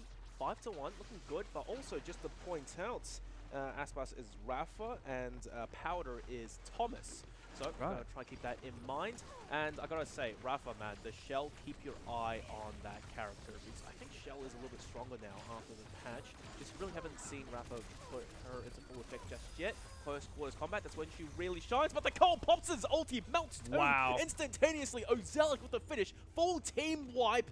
Close quarters combat, my goodness, exclusive Easy. They thought they had the advantage going into the room as a team, but no, none of them walked out, and it will be exclusive Argons to take the advantage. It's exactly what they needed as well. Completely stolen away this control and continuing to lap it up, but once again, exclusive Easy. They do begin their approach, starting to make their way in, but the Labula is just continuing to pummel them. Yep. It's not doing it, I mean, well, it's doing a decent amount of damage, but progress at 50%, and that gap is continuing to close, and exclusive Easy are continuing to dominate these team fights. My goodness, it's getting a little bit close now, obviously in the lead. It's a decent amount of comeback coming out from Exclusive Argons, 58, but things starting to slip away a little bit more now. No hero swaps coming out just yet, I believe, so that does strike me as a little bit interesting. I'm still not quite convinced on the Labula pick just yet. You see them shooting their own teammates to heal, but at the same time, if you're just in the firefight, a team fight, shooting your own teammates to heal them, where's the extra DPS coming from to really swing things into your advantage? And the Cole, he can't do all the heavy lifting as a tank himself, although so far so good, I suppose. The instant TP out of the way coming up from Rafa, getting onto the sides next to his own tank. Here comes Thomas, 1v1, tank v tank. Ozelic trying his best, but Evitel might not be the map for Hunter. Too many cubby holes, too many walls to hide from. And once again, my goodness, the Argons, they fall apart. 100% cap from about 60 all the way for Easy. Round 1 going their way. Yeah, very good start in the first round for Exclusive Easy, and we really need to see Exclusive Argons start to change up some of their hero picks. It's just not working for them. And as we can see, they're taking a little bit of extra time to think about it. And I'm sure he put down in the chat earlier, he said the shell was a big damage differential for Exclusive Easy just there. And we saw it teased out for a moment, but actually not locked in, at least not for now. Okay, the Sindri pick onto Bean now. I mean, Emmentel's probably not too bad for Sindri, but once again, apparently she has been buffed a little bit coming to this most recent patch, but I still haven't seen a lot of teams utilize her very effectively. One-sidedly, I believe it was Myron's team when they actually managed to play Sindri at some point, but it was because they were basically cyberbullying the other team. And in a more even matchup like this, let's see how Bean will utilize that character. They are going to maintain Labula. I'm still not convinced just yet. And the Cole being, once again, a signature pick, Jabali. Things get chaotic, and it's a melt. Sindri instantly out of the way. Ozelic destroyed, and Colt soon to follow. Exclusive Easy. Now that initial firefight, it was way too one-sided. I mean, I don't mind the Labula here from Exclusive Easy. It seems to be pretty easy to get the team back up to full health and back up ready and firing again. But we need to see something different. We need to see a breakout here from Exclusive Argons. And as we do see the shell pick brought, finally we're seeing the reply here to the shell from Exclusive Easy. Nice. And that's not half bad here. We're seeing already Super Beans getting some dividends from that pick. Let's see if he can continue to wreak havoc and start to get some control here. It's Javali on Jabali action, and Powder Puff goes down. Some sweet revenge for Cole, and this might be where it starts to turn for Argons. That's just the thing about playing Jabali. When you put your back up against the wall and hold your shield out, you just buy those few extra precious seconds for ideally your teammates to come and help you. Didn't quite work out in that scenario though, but regardless, full regroup coming through. Exclusive Easy once again inside the room. Last time they were here, things didn't work out for them, but this time though, Thomas, my goodness, guns away. Cole Bean gets melted on Shell. Oh dear, dear, dear. Exclusive Argons, where have they gone? This is a shell of the team that I really favored initially. Exclusive Easy, they retake the sites as easy as that. And also Rafa on Osus now, going really deep. Maybe trying to do early damage, but he might have bitten off more than he can chew. Although the heal's coming through real clutch. Slime, great job of supporting his teammates. Yeah, and once again, another team fight. This one is ever so crucial for Exclusive Argons. The Jabali is right on in the middle of it, but they're just dropping once again. And Bean has been taken out. Cole is not going to last much longer either. Ozelic finally respawned, but far too late to be of much help. And this really has just been domination, hasn't it, Digital? There's been very few moments where we've seen Exclusive Argons actually show their face in the server. Yep, and Bean to note as well. Bean and, well, Ozelic, of course, he's a healer, so I'm not too fussed about that. But Bean, best friends with Owen currently at this point. Although there could be bugs. Anyways, he has switched to a letter, so I do believe it gets reset. Anyways, finally, a letter into the fray. Ultimates across the board. The Cole to start things off with an ulti. Here comes Bean. A little bit extra DPS, flanking behind the enemy lines. And well done. Team wipe. But 90% cap, 91. This is a long, long steep hill to climb. Could this finally be the comp that's required? We have Bean now on the Aletta. Gonna have to show that it is the difference maker. Only 9% required for exclusive easy, and you can see the Argons are looking to take the fight to their opponent, look to try and trap them in there. Don't let them contest the point as the Jabali battle begins once again. The Aletta doing as much damage as possible, but once again, exclusive Argons are just completely torn to pieces. It's down to the 1v2 for poor Powder Puff, but it's a team wipe again here for exclusive Argons. And they might have just saved that team fight. Seriously, the centerpiece, Cole on Jabali. Everyone plays around him. He's the big distraction. Everyone look at me. Exclusive Easy shoots at me. And being the hero Aletta pick is working wonders thus far. The Flame King roll, getting behind the backs of Exclusive Easy, doing so much damage. Maybe Cole to finish off as well is working thus far. 75% and climbing. Exclusive Easy, they can't make a comeback. Just try to get onto the side, but it's getting better and better. More and more as this game goes on. Exclusive Argons, they're holding them at bay. Finally, they step foot onto the site. Congestion, the heals coming from a long way away, coming out from the Labulus. And the firefight, Shell versus Beans, Aletta, and Aletta with her new abilities as well. Healing back up to full HP, utilizing the actives to the full potential. Somehow, amidst the chaos, Rafa manages to track him down. Melter, 99%, and I do believe that's done. One firefight was so crucial, 8% differential, Dev. Wow, what a tight score in that second round there, exclusive easy. The first round was all them, right? Second round, massive comeback from Argons. We really saw that Aletta Jabali combo come to fruition and deliver. I mean, it bore a lot of fruit, right? But then in the final team fight, as soon as that Jabali tank went down, it was all over Red Rover for exclusive Argons. Shuri, that was not quite what we expected, especially that first round. Definitely. Well, I was right. IJ needed to change his performance in order to win, and the way you change IJ's performance is put Thomas in. And at the end, the reason their team won was they were blocking the Labula heals at the very end. So Thomas, instead of blocking damage, he went behind the other Jabali and threw his shield up. So when the Lob tried to heal, it hit his shield instead of healing Cole. Wow. That's how they killed the Jabali. That was the most smart play I've ever seen in my life.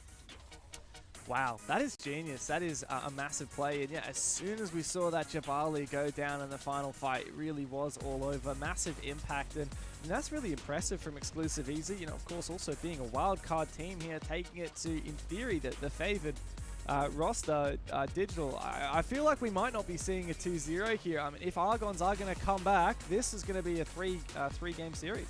Yeah, I certainly do hope so. And one thing to note as well, I think a running trend, at least to start today, is team play, team strategy. We saw it initially on the first matchup with Eternal and Eternal Unity.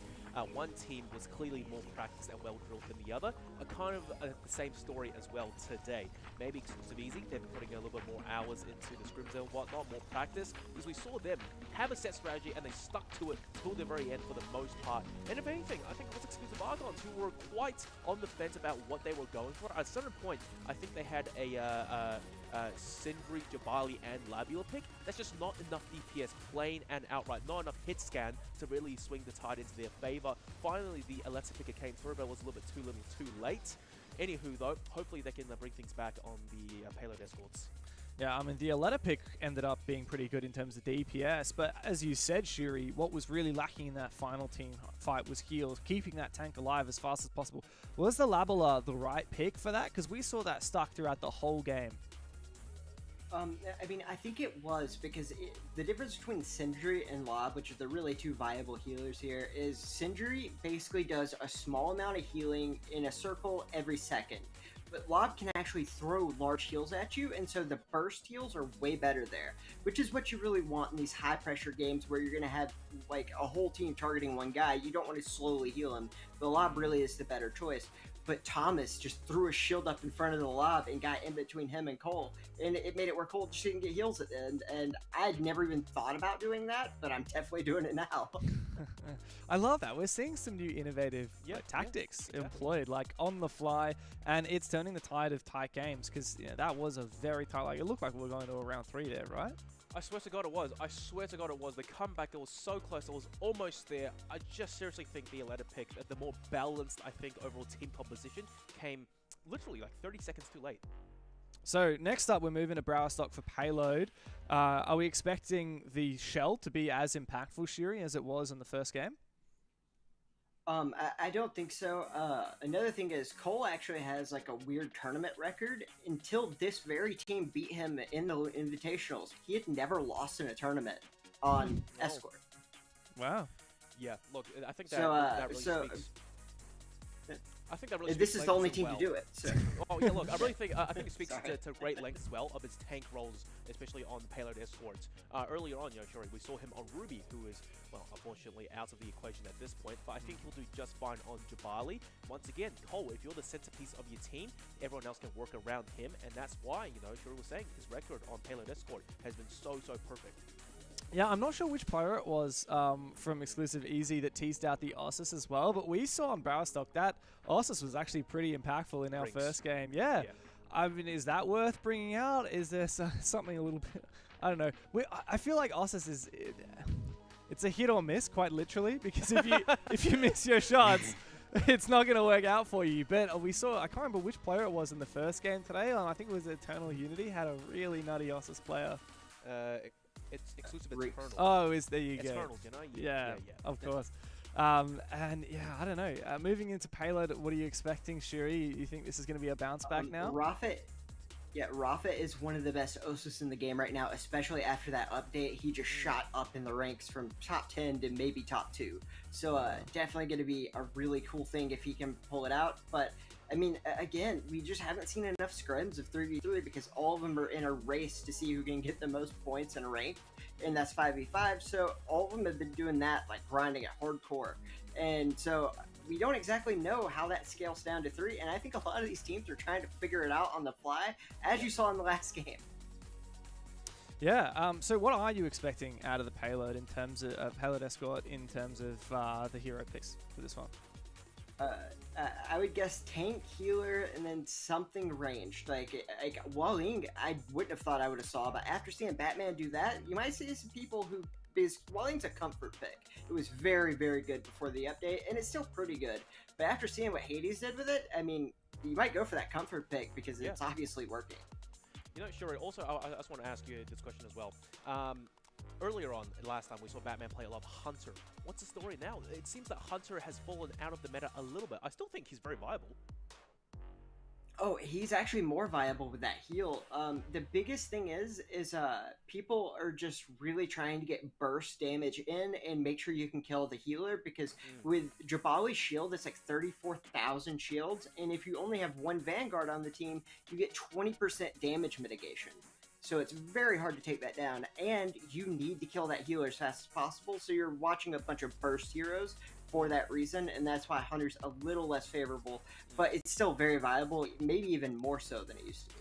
You did mention to us earlier today that those shields are now balanced so that they can withstand 5 people shooting at them at once, and so they're just bonkers in the 3v3 mode. Oh yeah, it's really hard to get it down, and that's what makes Gatlin so good, is it can burst things down. The one problem with Gatlin is if you get something like an Osus or a Hunter that's really good, you're a sitting duck, and these players don't miss shots on sitting ducks, so... Yeah, well, of course, the Gatlin was taken out just before as well, Yeah, like the Ruby. I don't know if we're going to see more Labala. It was the first Labala I'd seen in that game just then. But I don't know, is Brownstock the right one to go for it? I think Brownstock might be a little bit too long ranged for Labula. Yeah. Granted, that was a pre-patch as well, but now post-patch, Labula, at distance, I mean, sure, if he sticks close to his teammates, the heals can come through really clutch, and I think Shuri is going to give some more input on that. Yep. Go watch that. Basically, we did see the lab actually come in and win the game. Remember when T3 God went to Jabali at the end? His teammates actually switched to a lob to heal him, and that's the only reason he lived. Those burst heals on defense at the end could be huge, and it was for that team. So actually, I think lob was the only reason they ended up winning in the first round. Well, if to bring in the wider conversation about just repicking in general, I feel like that's been so impactful throughout the matches today, and it's kind of a first, right? So, Shiri, the teams that have been able to think on the fly and adapt, they're the ones that are coming out ahead in these dire moments. Oh, definitely. And that's why it's so good to have that in there, because if your team picks something and the other team counter picks, it's just the worst feeling in the world knowing that you're fighting against the largest uphill battle ever with no choices to change it. But now that you can change it mid game, it's really the best team's going to get to win these games. And I think that's really showing what's going through here, especially when you have that like super deep hero pool. Yeah. That just makes it so much better. You can counter anything, and if Yeah. you see something's not working, you have options. You know what the funny thing is as well, like one thing I noticed is that actually the teams who have swapped heroes less thus far today, they've been the winning teams so far. They have one initial strategy and they stick to it, very little swaps. And rather, it's the other team who are like, oh my god, with the counter, with the swap to this, with the swap to that, it's not working out. They get instantly melted. Yeah. I think, is this a bit of a chicken egg conversation though? Like, Kind of. is it that like the teams that are swapping less are winning more, or is it the teams that are winning more have less of a need to swap? Right, it's the chicken egg situation. As we head to I think you Payload hit it right as on the well. head. Oh, thank you. That's the first time I've said anything right in this entire show today. So, all right, But Shuri, it's are we definitely going? one team's playing from behind. Okay, yeah. Well, Shuri, do you reckon we're going all the way to the third match in the series, the third game? I'll never bet against Cole and Escort. I definitely think we're going to a game 3. Alrighty then. Well, let's see if it can be a bounce back from exclusive Argons. Cole has Shuri's vote. I know you're a big fan of the Argons. Let's see man. what happens in the picks. Oh, look, I'm hoping they can really work things out. Being on Aleta, Cole, of course, on Jabali, Oxalic on Hunter. Look, I've got no complaints. I think it's pretty stock standard. I think they can do some serious damage, at least to the push. Now on defense, Thomas on Judix, Rafa on Shell, and Slime on Aleta.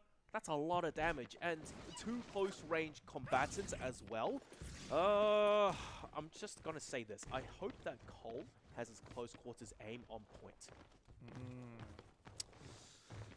Well, as we're just preparing to get into it, I don't think I've seen this exact combo as of yet that we're seeing out of exclusive Easy. I don't think I've yet seen the Judex Shell Aleta trifecta. This is especially prevalent, I think, when you're on defense for Payload Escort, and this is why I think Payload Escort is like really the best game mode thus far. They can really test the limits of a team, especially when they swap sides and whatnot.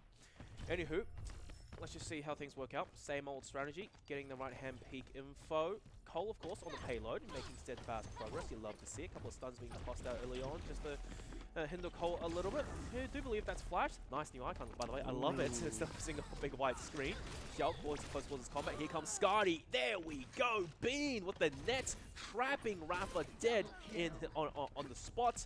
Puts him down to rest, and that's 2 kills going to his name, Ozelic as well. It's a team wipe all the way to start, and the instant swap outs. Yeah, wow. Immediately you can see, okay, we're going for something a little bit more mobile. Maybe that's not the play. Let's get this Jabali in. Let's get the lab as well. We made such good use of it in the first game. Even the Sindri, oh no, sorry, that's not Sindri. Then we're seeing, Nabila and Gatlin. yeah, Gatlin rather. I thought Gatlin was banned out. I think I forgot the bans. I think so too. Anyways, we'll see what happens later on. The game will continue thus far. The payload has made really steadfast progress. Cole, of course, sitting on it like a duck, going all the way.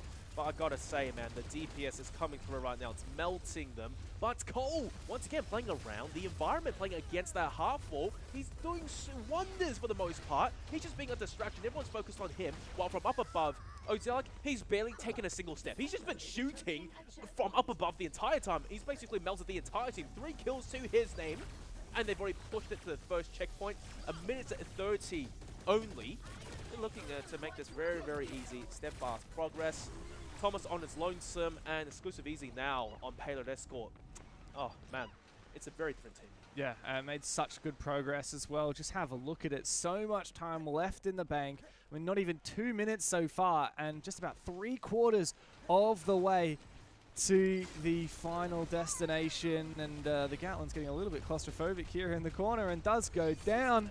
It's been utter devastation, hasn't it? And it's really been the Hunter and the Aleta who have just simply dominated in the fragging department. 8 kills and 1 death between Bean and Ozelic. It's just, I mean, they're just unstoppable, and this thing is it's continuing to march forward. Yeah. Ozelic, you know, he hasn't done anything too special just yet, just holding down the angles, utilizing this Dishonor Grace to their full potential. But now, deep inside the enemy lines, he might be in a bit of trouble here. Thankfully, he will be able to back off. I don't think the speed boost on anything helped them out at all. Was still chased up and melted by Rafa. But Nonetheless, the progress has been made. 2 minutes 40, the payload on the doorstep of the final checkpoint. Things are looking so good right now for Exclusive Argons. A little bit of pushback from Easy. Now, Cole, how long can he stay alive for? That's the main question. Here comes Bean, trying to dive in, help out his teammates. Oh my goodness! 1-for-1 trades, and if anything, it's Rafa, the superior Aleta, to come out on top. And Ozelic still locking it down, still going ham. Excellent tracking. Last player standing on the payload, but he doesn't want to go for a push just yet. Heals himself back up to full HP, waiting for his teammate to get back onto the site. Here comes Bean, and the payload once again under due course. The ultimate being popped. That's going to force Ozelic off the point. Here comes Cole, though, with his own ulti. The question is, when does he pop it?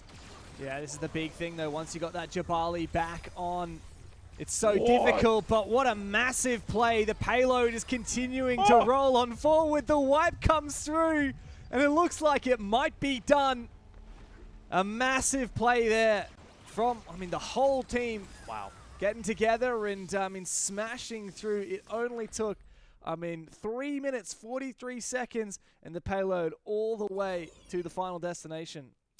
Earlier today, Exclusive Eternal, they pushed it in 3 minutes 50. This is the fastest thus far by 7 seconds. But overall, I think this one looked a lot more convincing, to say the very least. Exclusive Argons, they had the work cut out for them. I think the strategy, at least on Payload Escort, it was very, very set out. Cole just be on the point, Ozelic providing covering fire, and Bean just supporting, just getting in between, the enemy lines, getting in their faces, and just being a nuisance overall. Fantastic, fantastic team play. This is the Exclusive Argons I was used to seeing. Yeah, real dominant start. Let's see how they go when we switch sides. I liked the Aleta pick from Aspers. It took a little bit to get into it, but we did see it deliver eventually. It wasn't quite enough to get it across the line. And I think perhaps, the difference could be just immediately, we saw at the very start of the first round, Exclusive Argons just had such a strong lead with that early team wipe. And so I think for Exclusive Easy, they have a better read at the start of the game. They're not going to let their opponents get that early start. Now, Slime as well on the Labial pick coming into the attack. Maybe just to really to keep Thomas alive on the points. At least that's what I'm thinking. I don't know how well it'll play out, though, because there's very little room to hide out in the open, and already you see Slime just getting melted. Now, no heals for Thomas. He might be soon to join him, although the payload does give him a little bit of an advantage. Regardless, this is good steadfast progress, and for the most part, Deja Vu coming up from both teams now. Nice snipe from long distance. Ozelic putting in the works. And that's a two-piece going his way. Thomas, probably. Good luck. Yeah, I just don't think that's going to happen, is it? Powderpuff doing his best to try and stay alive as long as possible, but I'm still alive. Not going to last much longer, surely. The heals keep coming on through. Just being a real nuisance here, but the rest of the team is not able to support in time, and once again, it's domination for Exclusive Argons as a Nigh team wipe happens, and this is the real danger now for Exclusive Easy. These pushes are starting to be one by one. They're not mounting a proper team fight, and that's what they need to break through and start pushing once again. Yeah, and also to note as well, it's a very stark contrast between how these two teams play defense. You see Cole on Jabali, you didn't see that coming up from Exclusive Easy when they were on defense, and now them, when they're now on the attack side, I think the initial hero picks they lost out on, finally the swap comes through. Here comes Rafa now on the letter, and also Slime swapping onto Hunter, because they realize they have to get these picks. They have to really challenge these long-range upper angles if they want to get the payload any further. But of course, time is limited. 1 minute 40 gone already, half the time soon, and yet to hit the first checkpoint. I dare say the pressure's on, Dev. Yeah, it's dangerous as well, because you want to go for this Hunter, but also you're missing out on the lab, and so on site, you're just losing your tank, and you're not being able to get in a lot of good heals. There might be a potential for a decent team fight here as the Hunter goes in, but that bloody Aleta is always so difficult to get a handle on. It's yet another team wipe for Exclusive Argons, and Super Bean is having the time of his life on this Aleta. But just have a look at the kills, and Ozelic on that Hunter, 5-0. Ozelic has been the clear standout thus far on payload extended. Just sitting back, once again, letting Bean be a nuisance, letting Cole be the main target for Exclusive Easy to focus on, and Ozelic just laying down the hurt from medium to long range, and is just providing so much covering fire for his teammates. Now, Swapper yet again. Here we have Rafa on the Yar. Not quite going his way. Ozelic does get one. Cole gets another. And Ozelic yet again cleaning up. Janitorial roll. 40 seconds left to get to the first payload. I don't think this map is going to go in the way of Exclusive Easy. I think we are going to be on the horizon of map 3. Yeah, I mean, just have a look at the time, right? Like, when Exclusive Argons were on the push, it was only slightly more time than this. It took them to get the whole way through. It was, what, 3 minutes 43, so, you know, less than 40 seconds left for Exclusive Easy to try and match that, and it simply is not going to happen. Continuing to do a lot of damage here. It's impossible for Easy to get into this game. The Jabali once again the last one standing and does not last at all. So it's done. I mean, what a massive game from Exclusive Argon. They might have gone down in the first one to some fantastic play from Exclusive Easy, but they bit back, and they bit back so hard. You know, I'll say this right now. Cole sticking to the Jabali pick. Love to see it. Beautiful play. And on defense as well, their strategy did not change. And once again, chicken and egg conversation. It seems to be the team that changes less. They win out a lot on these maps. They stuck to the exact same hero picks, and it worked out beautifully regardless of which side they played on. And Exclusive Easy, oh man, they look lost. Yeah, I don't know why it is, but every single time we enter one of these maps, Shuri, it's dominant, but not in the way I'm expecting. I mean, exactly the same thing I was just about to say is that was crazy because I knew they were going to win just because Cole literally doesn't lose on that map, especially. So I know the man very well, and I knew that he just doesn't lose on that map. He's so good at it, and he's one of the best strat callers when it comes to that map. So it's just like they have such an advantage on it. And I think one of the reasons we're seeing the team that's changing a lot's losing is because they're freaking out and they don't know what to do. And since you don't have any reps and scrims, you don't know what to do. You have to guess. Yeah, and it's not always been a hit, these guesses. I mean, even early, you know, we saw the lab pick. It was not keeping the rest of the team alive. And I mean, even in this replay, just the lab all alone, trying to stay alive as long as possible, did not happen. Massive damage dealt as well from the Hunter of all characters. Yeah, I gotta say, you know, once again to reiterate the points that Shuri was saying about Cole on Broward Stock, he and Ozelic, they were basically joined at the hip for this entire map. Ozelic just provide covering fire for Cole and shoot around him, and they just let Bean run amok. Go do whatever you have to. Go do damage, poke damage, go get heals, steal the health pots. Just get in there, do your own thing. Full faith in Bean to do his job. And on the other side, Exclusive Easy. Look, man, yeah, I guess, you know, you guys are right. They were panicking entirely. They didn't know what to do. We saw the Yar come out. We saw the Hua Ling come out. We saw, I think, the Gatling come out at a certain point. Nothing was working on the attack. They simply could not penetrate the shield of Cole. And it's funny as well. Once again, I want to bring back the stark contrast in defensive styles. We saw mad aggression, 0 tanks when Exclusive Easy, they were on defense. And now when things get swapped around, they're struggling to break a single shield. Yeah, and they eventually did switch on to the Jabali and try and play something a little bit more conventional on the defense, but it was just so far gone by that point. Anyway, massive comeback there from Exclusive Argons, and as we move on to map 3, let's have a look at the new hero bands that we've got as we move into, well, we haven't seen it yet today, but Giga Cave Mine, Payload, yes. And okay, so actually the Hunter and the Ruby going out. No more Hunter after what a showing we saw from Ozelic in the previous map. Look, I think banning Hunter is really the right pick here. Giga Cave Mine, you know, it's medium to long range, especially when you get to the second half of the map outdoors. The Ruby pick, I'm glad to see Exclusive Easy sticking to it. You don't want to see Cole on Ruby, isn't that right, Curie? Oh, you definitely don't. But another reason that Hunter pick is a good idea is because, I don't know if you guys noticed, they didn't run a healer. Cole just let the Hunter heal him the whole time. So instead of wasting one of their guys as a healer, they just use the Hunter as a healer, and I don't think they want to see that happening again. Yeah, it was very effective as well, as we not only saw the Hunter doing massive heals to the Jabali, but also just farming kills as well. I mean, how is he on 5-0 on the Hunter while also being the primary healer? Unreal stuff, but as we head into Giga Cave Mine, it is the determiner, the decider between these two teams. Exclusive Argons versus Exclusive Easy. When in doubt, just chuck Exclusive at the start of these teams.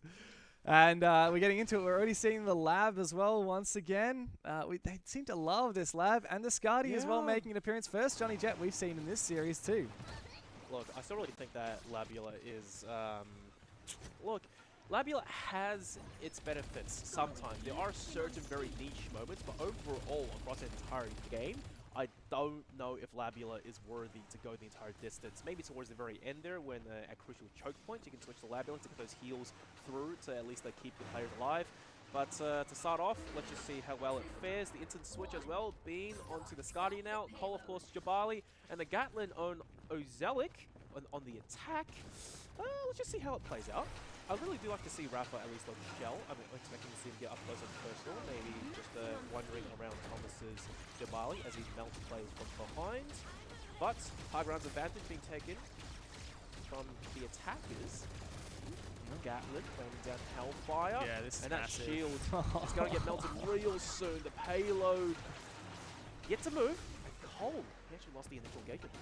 Okay, yeah, well, at least the Gatlin has done a lot for forcing that Jabali shield back down again. But Powder Puff is continuing to try and push this objective, try and hold on to that payload. But this Gatlin once again continually just raining down damage, and Powder Puff has been shut down. No tank now for exclusive Easy as the Skadi begins to move in, hungry for a head, and doesn't quite land the shot. And, well, this objective is now being pushed thanks to Cole doing his best. And on Overwatch now, it's above Ozelic on this Gatlin, just continuing to damage, whittle away at this shield. It's just cruel. It is cruel, but thankfully they did manage to take down Cole, so the payload is going to be really difficult to push it thus far. It does force Bean to go back a little bit and go into the covering fire of Ozelic, who, you know, he's doing good damage, but for the most part, he's not really getting any kills because it's all going to the shield of Powder Puff Thomas. And now it finally gets taken out. This is going to be a massive push. Being 2K to his name. Finally, we get to see the Skadi come into full effect and the payload making steadfast progress. And that's the massive combo that we've been looking for. The Skadi backed up by the Gatlin. As we're seeing it again, the Gatlin looking to take down this shield so that the Skadi can do what she does best. Super Bean, though, has been completely shut out as Ozelic was not able to support his teammate, and Powder Puff has continued to march on forward and put that pressure on, but the lab goes down, and Ozelic on the Gatlin just mows down the rest of them. It took a while, but he finally got there. The damage raining through. They have a close quarters combat. You would think that Gatlin would have had the advantage with the amount of bullets coming through, but actually it was Rafa close quarters. Once again with Shell, the damage ramps up really, really fast, and the melt was almost instantaneous. Now exclusive Easy, they do manage to hold things at bay before the first choke point. 1 minute to go, and they have to hold on for 1 whole minute. It's easier said than done. My goodness, though, Bean, by a sliver of health, manages to come through alive, getting the kill. And Cole, on the points, pops the ulti and just destroys a 1v2. Yeah, and now the payload is starting to approach that first checkpoint, and we've got that timer increase now as well. Great progress here for exclusive Argon, as exclusive Easy is starting to trail behind. They're starting to let the payload begin to creep on forward. They need to put a stop to it as soon as possible. Get that Jabali in there to really be a thorn in the side, but it's the Shell to try and hunt down this Skadi, who just begins to fall back, regroup with the rest of the team, try and deal some damage to these defenders on the payload. And the Gatlin on Overwatch from behind once again, just continuing to mop up the rest, but it's a little bit challenging now as the tank has gone down. Cole's going to have to get back in the action as fast as possible. There we go. I think exclusive Easy starting to panic a little bit. There's the Rafa pick, the switch onto Aletta at this point, and also swapped from Slime. Labula simply just not doing enough. Essentially, there was only 1 DPS, and with Thomas as Jabali trying to hold them at bay, it's not enough. Finally, the swap coming through. Let's see Slime maybe land some nutty shots coming through. Easier said than done. No point blank. Gatlin being forced into an awkward angle, and somehow Ozelic still comes out on top. Oh my goodness. Once again, chicken and egg. We're not seeing any swaps come through. Exclusive Argons, they're having a run of things. They're so comfortable in their own skin. The strategy is clear. Yeah, and it's proving so effective here as well. What a massive start here to the third map here from exclusive Argons. Super Bean has just been unreal on this Skadi, and in fact all three of these players have been dealing massive damage. Finally, both Jabalis go down, but I just don't think there's enough damage here as that payroll, I mean, it's not on the move at the moment. The Skadi once again looking to support it, and it's marching towards its final destination, and that should be it.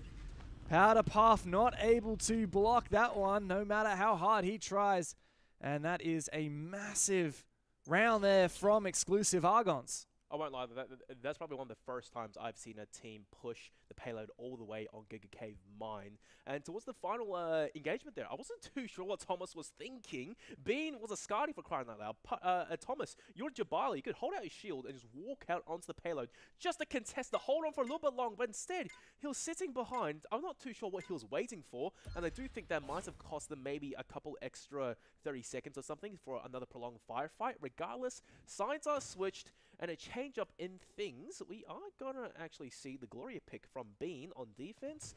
Jabali and Gatlin, so nothing too out of the ordinary just yet for Exclusive Argon. And for Exclusive Easy, Jabali, Osis, and Shell on the attack. That might be problematic. I'm not convinced. Yeah, we haven't actually seen the Gatlin pick at all from Exclusive Easy either, and they have been struggling to deal with this Jabali as well. Okay, so Bean's now switched over to the Johnny Jet. That's going to be a real nuisance, isn't it? Dealing with that one on the payload. Oh, so frustrating to clear off. 100%. Look, Bean, I wanted to see his Johnny Jets all day long, and finally he pulls it out on defense. This guy is so hard to find when he's invisible on defense on the payload. Oh and my for god. the most part, this might allow Cole to really get in there as Jabali and go aggro. Already off the bat though, heavy damage, and Rafa gets destroyed as Osis. Once again, Giga Cave Mine might not be the map for Osis, at least in the first half of the map when it's indoors. Thomas gets destroyed as well, and yeah, payload still sitting still. Yeah, has not even moved a muscle so far. This Osis from Aspis is feeling so claustrophobic here, trying to get away, but not really being effective at all, barely dealing any damage, just trying desperately to land a shot. Hey, that's not so bad. A KO onto Cole, and the tank has gone down. We might be able to see the Osis get into this, but that Johnny Jet is not the easiest thing to hit. As I say that, he stands still, and he loses his face because of it. We might see a bit of redemption here from Exclusive Easy. Right when we were talking some smack about this Osis pick, he really steps up and he starts this this trek from the payload, really dealing a hell of a lot of damage onto the defenders. Okay, I wasn't expecting that. I guess Rafa heard me. He comes in pretty strong to start things off. Now, finally, back into the fray. Trade's coming through. Rafa gets eliminated. The Cole, however, takes his place instead. Bean still contesting the payload, trying to stay on, hold on for dear life. And I have to note as well, with the Jabali changes, no longer as effective as he was in the past, maybe to eliminate a straight Johnny Jet. Just sitting behind the payload for crying out loud. They're buying so much time. Here comes Cole soon. Here comes Odzelic. Here comes the Melt. Oh, but the Johnny Jet is still so hard to find, and they just not being able to clear him off. Cole as well is doing his best to just be a thorn in the side. That's a beautiful tank on the site. But I mean, it's so difficult for Exclusive Easy to sink their teeth in. Once again, getting harassed by this Jabali. As, I mean, the Gatlin as well has just been constantly putting some pressure on. Here comes in the Aletta, though, to hunt her down. Ozelic taken out. That was some nice work there from the Aletta, and also worrying about this Johnny Jet a little bit, but got to focus up on this very, very low tank of Cole. Finally locks in that KO, and once again, just doing so much damage. This Aletta finally clears out that damned Johnny Jet that was continually preventing their payload from moving forward. Finally, there's a break in the waves here, but will there be able to be some progress for Exclusive Easy on the back of it? The strategy right now for Argons is just pure stall. And Johnny Jet, you know, when everyone's dead, B just sits on the payload. He buys so much time. As soon as he went down, not even 5 seconds, Cole was already back on the objective. And here comes the shield once again. There was an initial kill to start things off. And the second going his way, he melts Slime. Oh my god, and in the downtime as well, here comes Bean again, Johnny Jet. There was the kill onto Rafa off camera, leaving only Thomas to try contest, but you cannot go by yourself on payload escort attack as a Jabal. You need your whole team to support you. 10 seconds left. you know, I don't think they can reach the first checkpoint. This has to be completely flawless to go the final 20 meters in overtime. Yeah, and the stall tactic has been phenomenal. They might well. not have a lot of kills, but they have been doing a great job at focusing on the objective. And Exclusive Argon, they take a massive win there. What a huge achievement.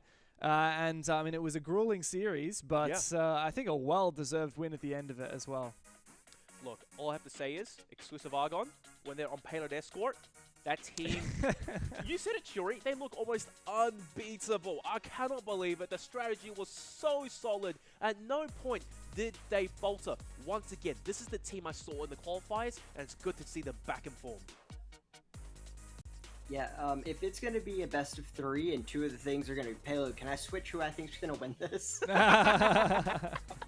No takebacks, all right? Yeah.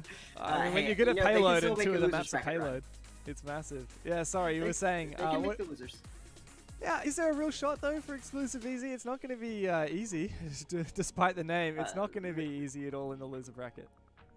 And what people might not know, which is very unfortunate for them, is if they make it to the next round of the losers bracket, which I do believe they will, they get to play the loser of Exclusive Arsenal and the team they just lost to. Could it be a rematch? So that's rough. Yeah, that kind of sucks. Arsenal's great. Argon's just whooped them. Yeah. But the weakness The was hardest on... losers round 2 ever. Yeah, very true. The weakness was, of course, on that first map, on that control game mode, not quite the same. It was like a completely new team for Exclusive Argon, right? When we moved forward after that. And as we see the result, it was, I mean, quite a series. Definitely the highlight of the day so far of the 2 matches that we have seen. That first control was a real surprise to us. Yes, 100%. I think it's because Exclusive Argon's on the first control map, they were trying to play too much into the meta. Everyone, maybe they were playing Labula, they wanted to play the heals, and Exclusive Argon's maybe playing outside of the comfort zone. Maybe instead they should have stuck to what they were originally good at. Just play a 1 tank and 2 aggro players to really swing the control points into their favor. The Labula, maybe shelve it, maybe keep it in the theory books for another time. Exclusive Easy, they took that one home. But as soon as it came to Payload Escort, it was a clear team diff. Yeah, it really was. Some massive picks and some massive team plays as well on those payloads. They just really know how to CC. They really know how to take control. And, I mean, they even got the payload all the way to the end at one point, didn't they, as well? Massive game from Exclusive Argons. Exclusive Easy sent down into the lower bracket. But for Exclusive Argons, they have themselves a spot in the next round of the upper bracket. We have the next game of the day, another opening round here in the upper bracket coming up in just a moment, so stick around.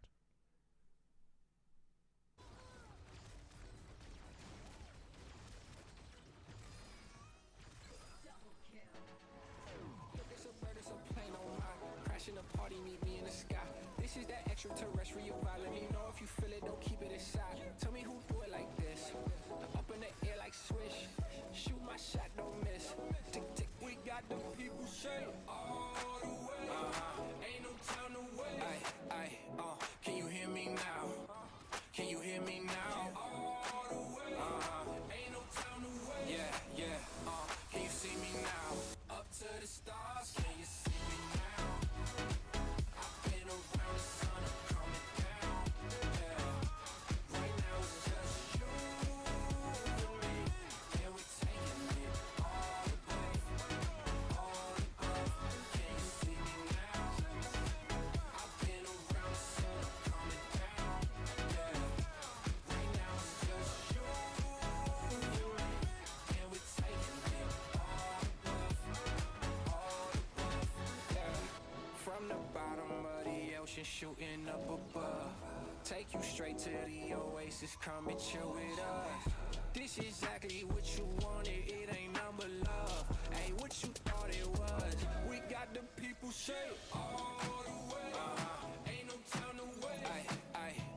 Can you hear me now? Can you hear me now? All the way.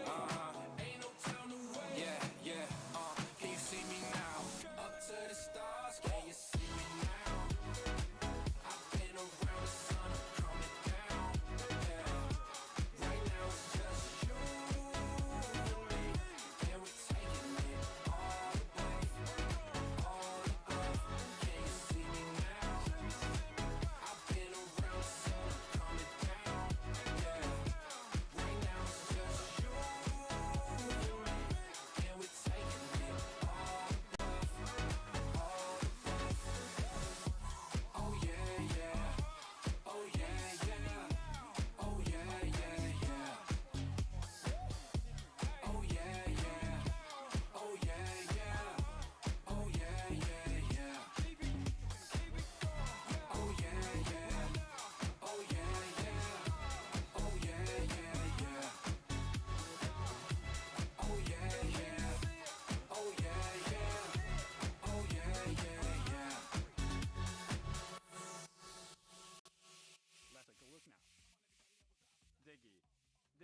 Second active is Submarine. Burgundy's on the oaks. Location of her choice. Greasy air every Sunday morning. Maplewood in the smoke. Combined with her passive ability, Like a spirit, we feel it, it's taking us under. Any fire will stoke. Find the answers that had their meaning. Windy was like the roads. If we dream it, believe it, we'll fall into wonder. Walk with me, talk with me for a little bit. Let's get into it. Walk with me, high times, low key, a minute down. Lay back afternoon chills. Eastside dad's getting lost in stories. Sunbathe watches and stills. It's for freedom, a kingdom, so wait, listen, tandem. Chase the eye at our own pace. Cast a cat, it will be okay. Give and take, never hesitate. One by one, we keep on coming. Walk with me, talk with me for a little bit. Let's get into it. Walk with me, high times, low key, a minute down. Walk with me, talk with me. Walk with me, talk with me. Walk with me, talk with me.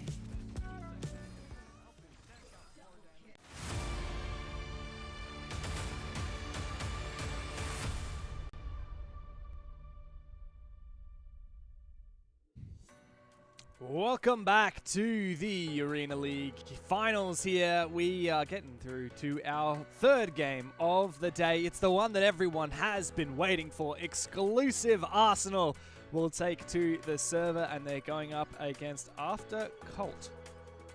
So that should be a nice David and Goliath matchup for us, hey? I'm Dev. Once again, we got Digital. We also got Shuri on the line. Hey, Shuri, how you doing, man? Thank you for helping doing us great. out. Yeah, hey, it's nice to see you again. We're actually going to get stuck right into the bracket so we can talk about how this has all panned out so far. So let's see that bracket up. We've had 2 games and 1 forfeit so far. So as we can see, we already have our first semi-final. The stage has been set for Exclusive Eternal versus Dodgers. We've had Exclusive Argons take down Exclusive Easy, and they will play the winner of Exclusive Arsenal and After Cult. Shuri, this is the game that you have been waiting for, and especially I think that semi-final, the winner of this match, that's the one that you're highly anticipating, right? Oh, definitely. That's going to be probably the 2 favorite teams playing against each other in winner's bracket round 1. Yeah, wow. Very massive. Now, we've talked a lot about Exclusive Arsenal, and, well, this has been hands down, the greatest team that we have seen from T3 in North America, right, throughout the Arena League. But they're playing with a player down. Their best player, some would say. This is likely to affect them. There's no 2 ways about it. Yeah, look, I definitely will. I won't quite stand by it, but I do attest that Exclusive Arsenal, they are a fantastic team. But that was when Myron was playing the team. They look solid, they look very gelled, and at a certain point, maybe because the competition wasn't quite as high level as they were just really cruising. They were having so much fun and flexing their entire hero pool, and Myron was just getting kills with just half the roster, just having fun for the most part. But look, you said it, David and Goliath, I'm expecting it to be exactly that, except this Goliath is probably got a good with stop them. Yeah, well, let's have a look at this Goliath and have a look at their roster and who they're going to be playing with today, because as we have said, Myron is not going to... Well, okay, we still have Myron on the graphic here, but our intel leads us to believe that they will not be taking to the server. Some pretty mad stats from these players, though, Shuri. A 4 KD, really? That's so hard to believe, isn't it? He did that in a tournament that was invite only. Yep. But once again, I want to reiterate, their opponents weren't quite as good as they were. In their group for Exclusive Arsenal, they were the clear favorites to make it out, and indeed they did. That day was so breezy, went by in the blink of an eye, and for the most part, they were having fun. So the stats may lie a little bit, but in this matchup against After Cult, maybe not as much, because instead of Myron, it's going to be X-Aim, Jizuki, and BD, who is actually Kikyo. I'm still going to favor them. They're still two very strong players, but really the conversation topic, I think, has to be around After Cult. What did they have for us? Yeah, well, let's have a look at the After Cult team roster at the moment. Now, these guys had a bit of a unique story, right? Like, they came through the wildcard Group D, but they actually weren't able to win it. It was Infinity X that took that victory, so these guys have come in as the second seed, as Infinity X were not able to partake. And so these guys are the underest of underdogs, right? You've got, I don't know, is it Craze or Crazy, Polos, and Dell. Look, once again, the stats kind of do lie a little bit, because during the initial invite stage, where these stats are from, some teams they might not have had the best play overall, but it's still a very good team and a force to be reckoned with. But once again, the matter is, can they upset the big dogs?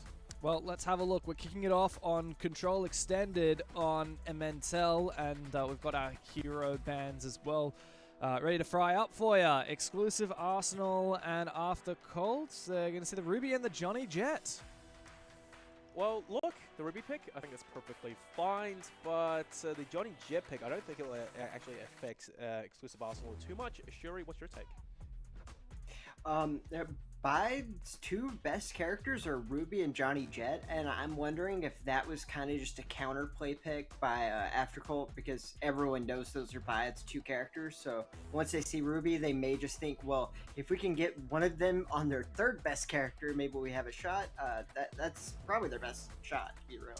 I don't think we have seen, I'm trying to remember, I don't think we've seen much Johnny Jet on Control so far. We've just seen it, and it's been great on the payload escorts, right? Yep, but it's quite a different beast when you're going for Control, and we very much saw that in the previous series, right? Exclusive Easy were in control at all times on Ementel, but when it came to those payloads, it was all Argon. So are we expecting the lack of Johnny Jet to be a bit less effective because it is a Control game mode? I don't really think it'll make that much of a difference. We did see Johnny Jet make an appearance earlier today on Choji when it was Ementel. It was so-so, nothing too special, I won't lie, and I don't think his team won either.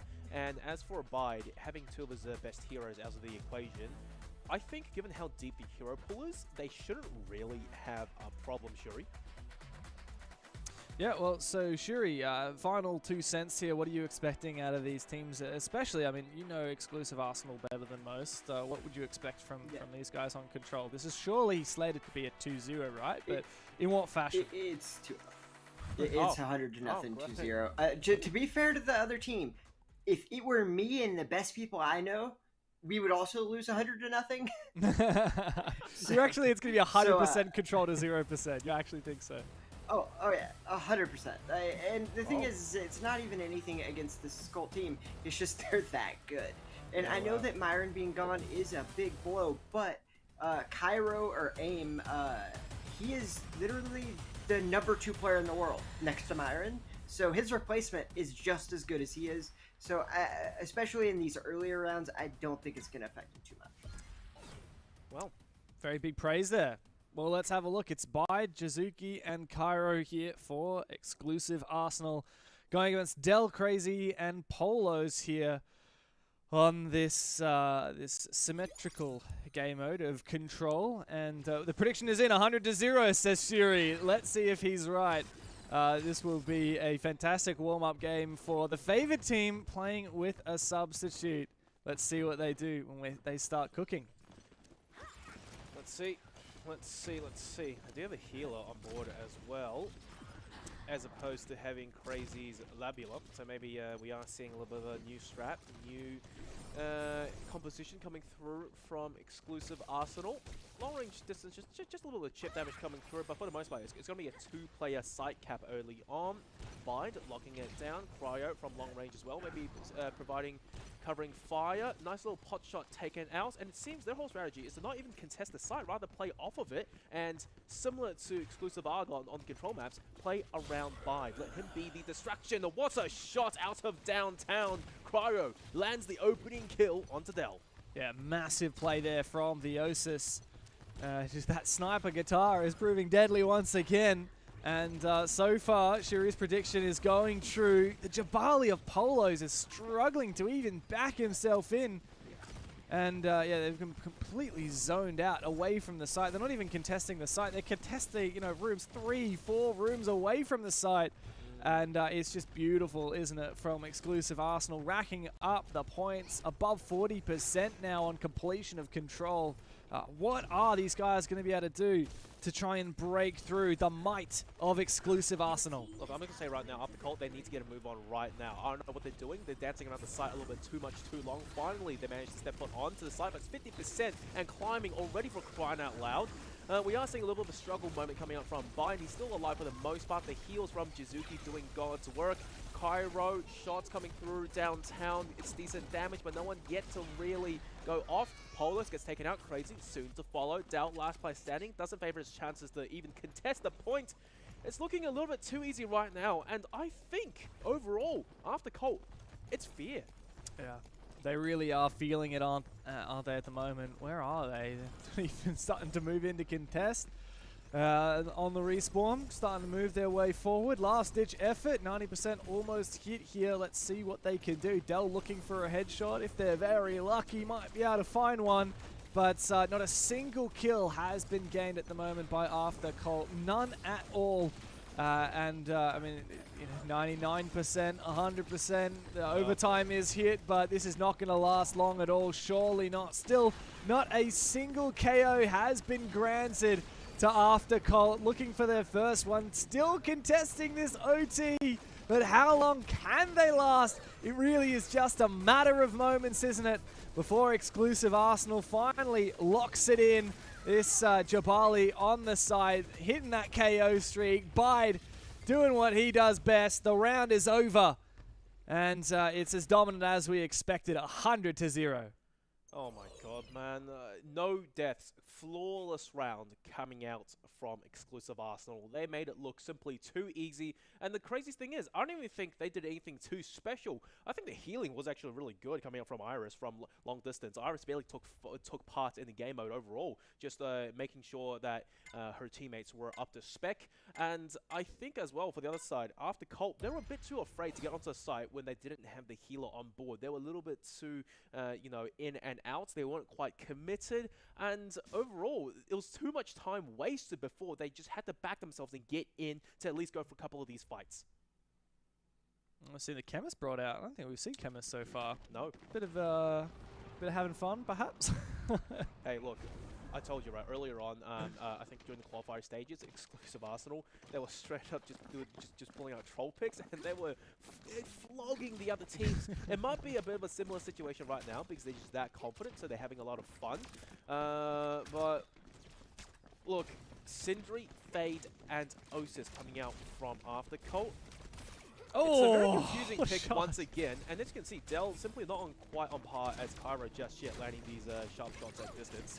So he does lose his life early on. Sindri's turret gets exploded. Fade coming in, trying to do some damage, but once again, Emmental, the map is a bit too big. The dash might not necessarily be able to cover as much ground as you would expect it to, and the kill starting to go one-sidedly. Here goes Crazy down in the dump, 6 feet under. Polo soon to join, I believe.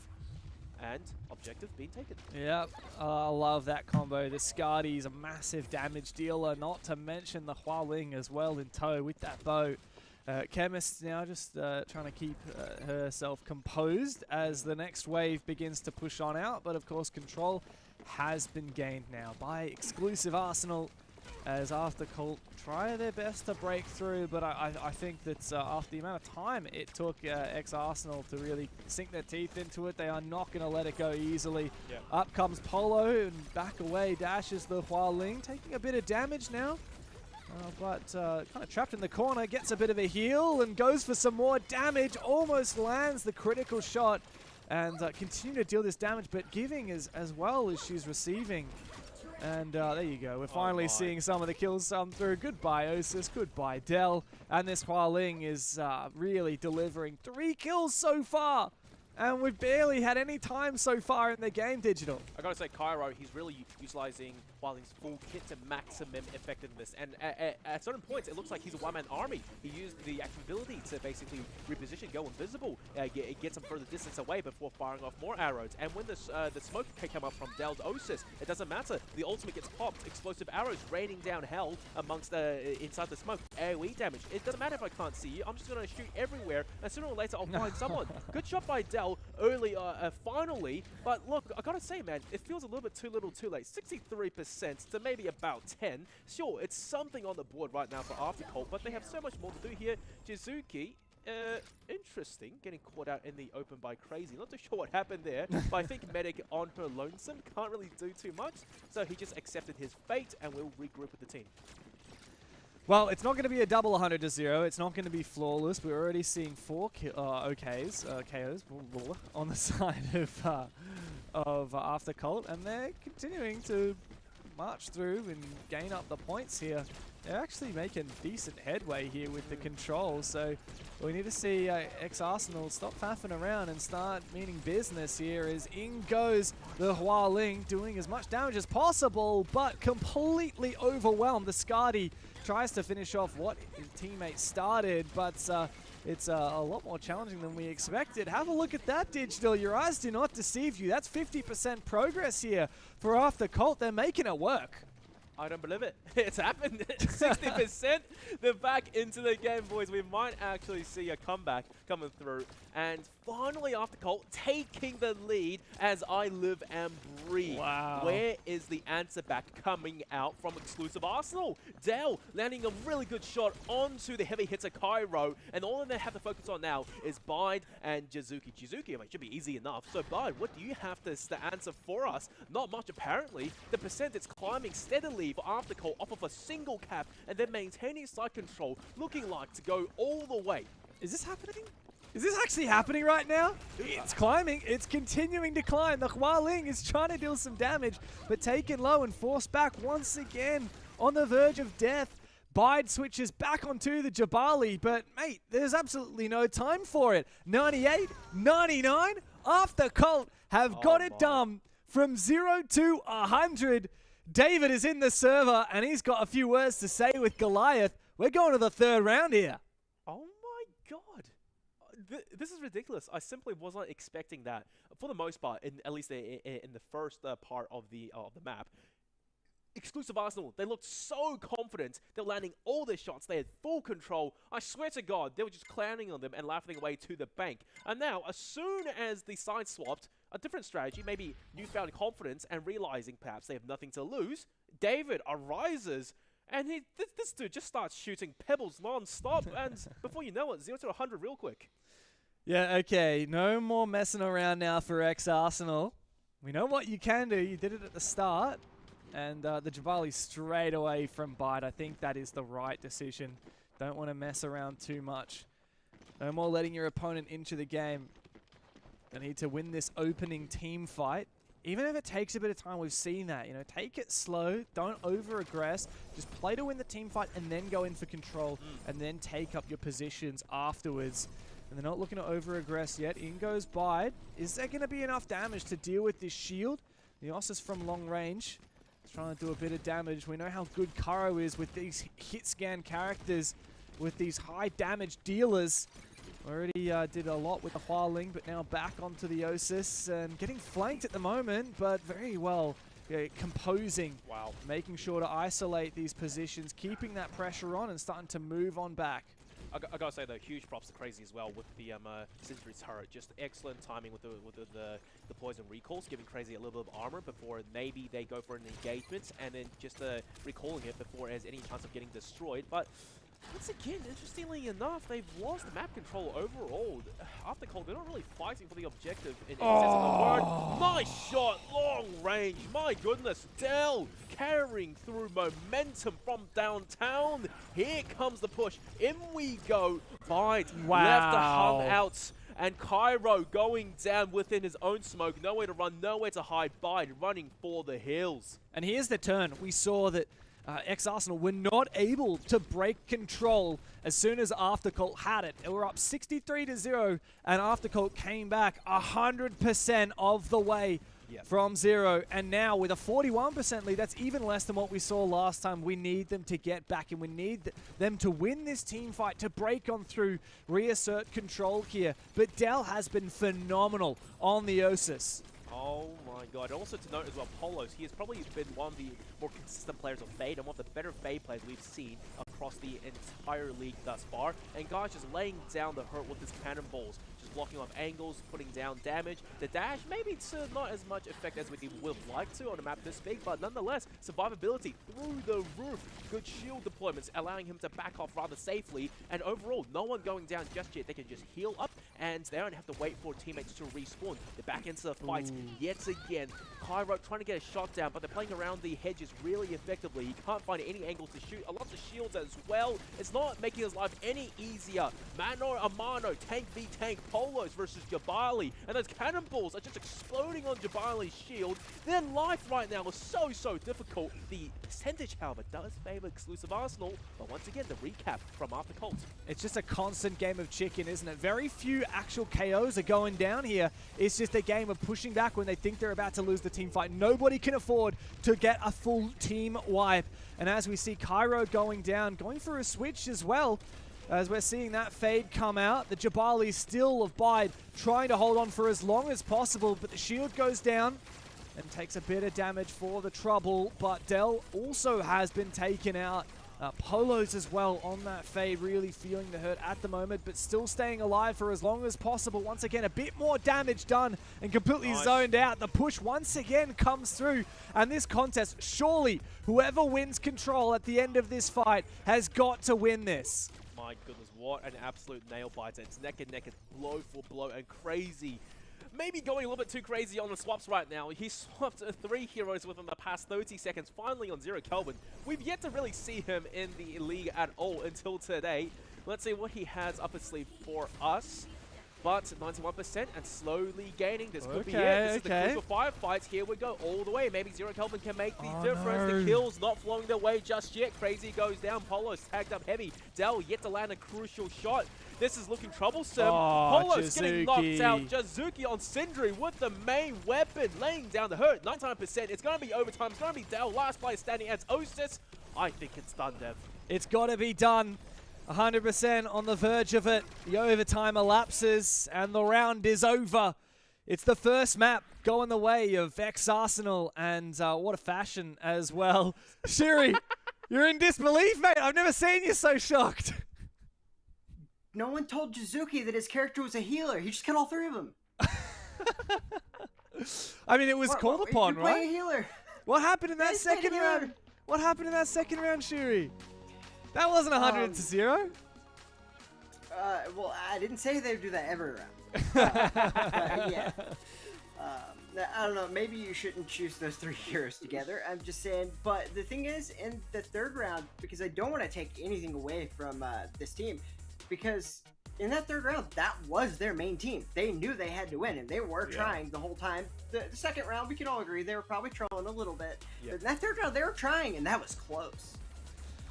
Well, I think there was a decent lesson for if you ever want to troll a little bit, just be careful you don't troll too much, because your opponent can get back into it. And to be fair, even round 3 was pretty tight there. It was a far cry from that 100-0 that we saw in the opening round, as we just saw the replay of it. And this is where things really got a bit spicy, right? Like, I don't know what was going on with. I think it's the only chemist pick I've seen. The Hualing as well did a bit of damage, but it wasn't quite as good as the Osis. Even the Skadi, I know we've seen some great Skadi, but just did not bear much fruit at all. And this was it, from 63-0 to 100.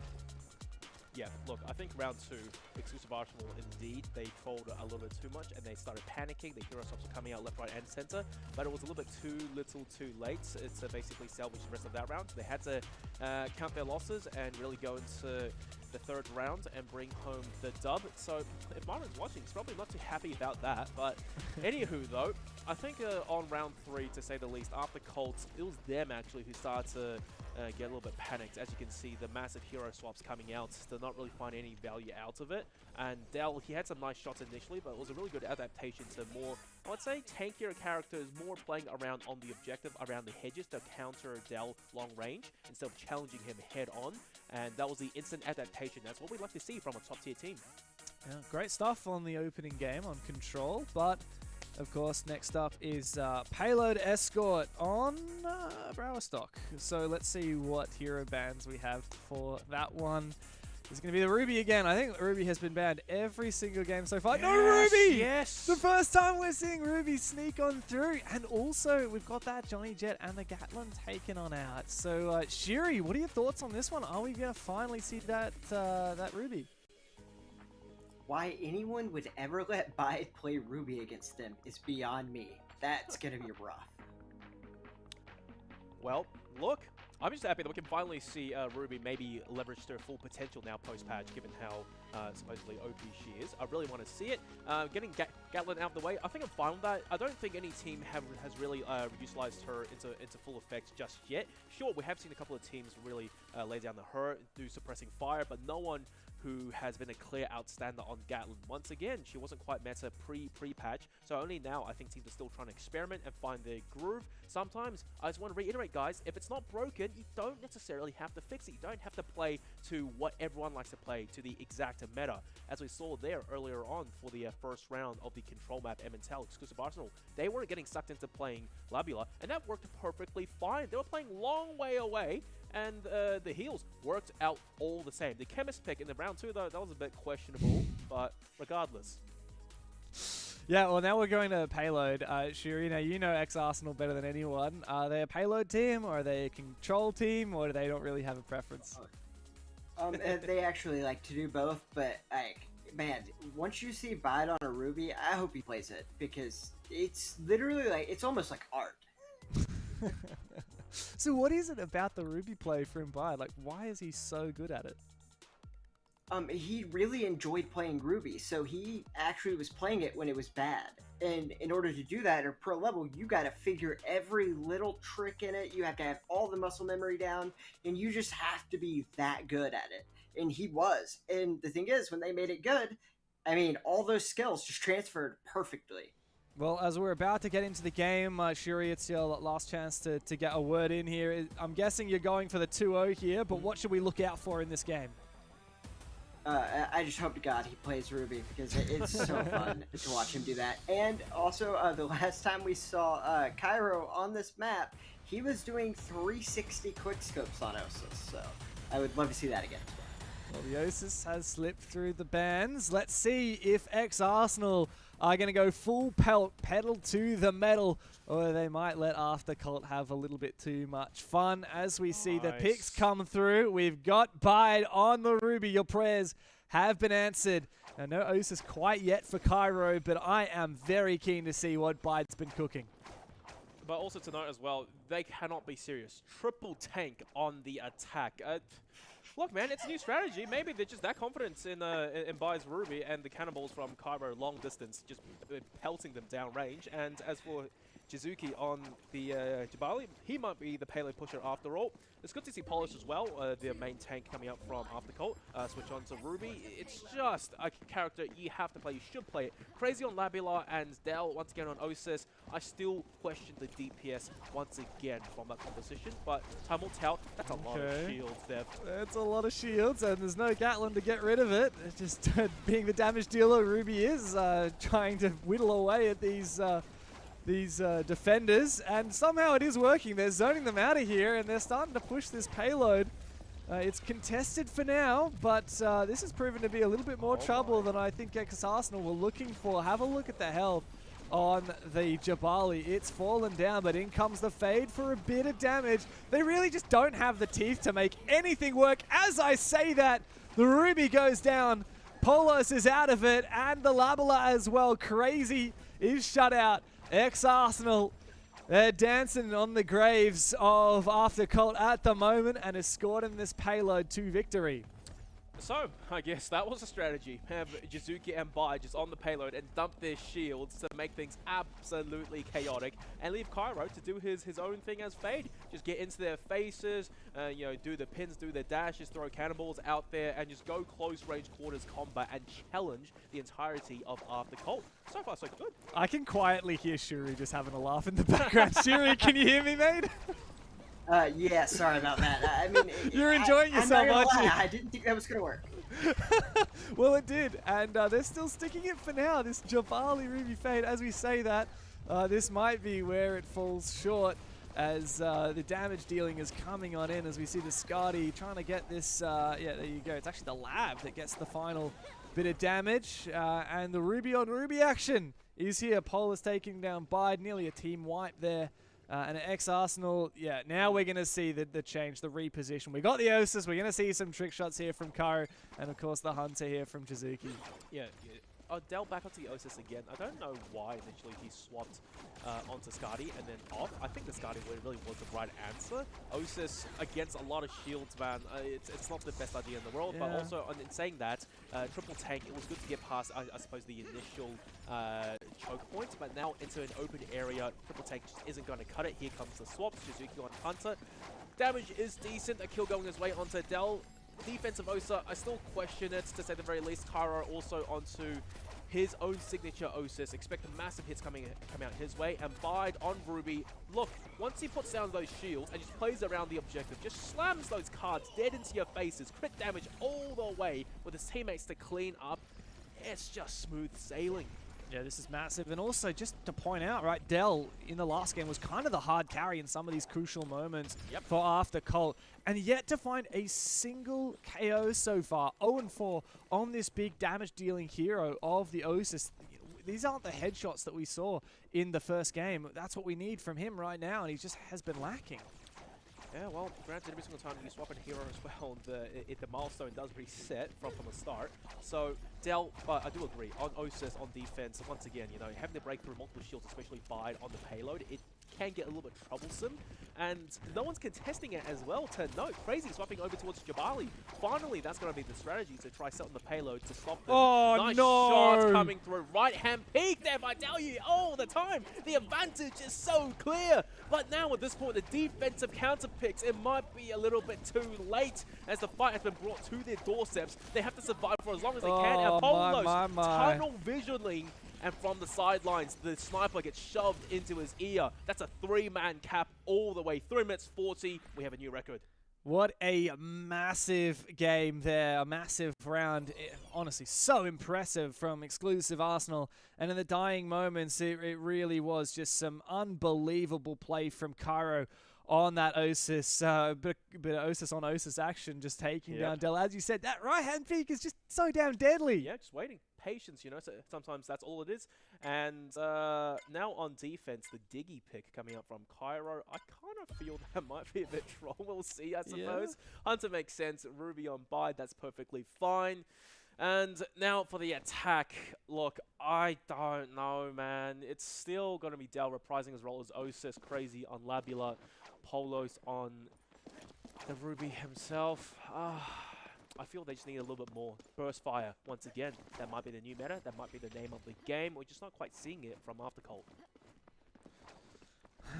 Well, at least we've had the pleasure of watching some beautiful play on the Ruby from Bide and really great Osis. But as you're saying, a bit of a change now. The Diggy brought out.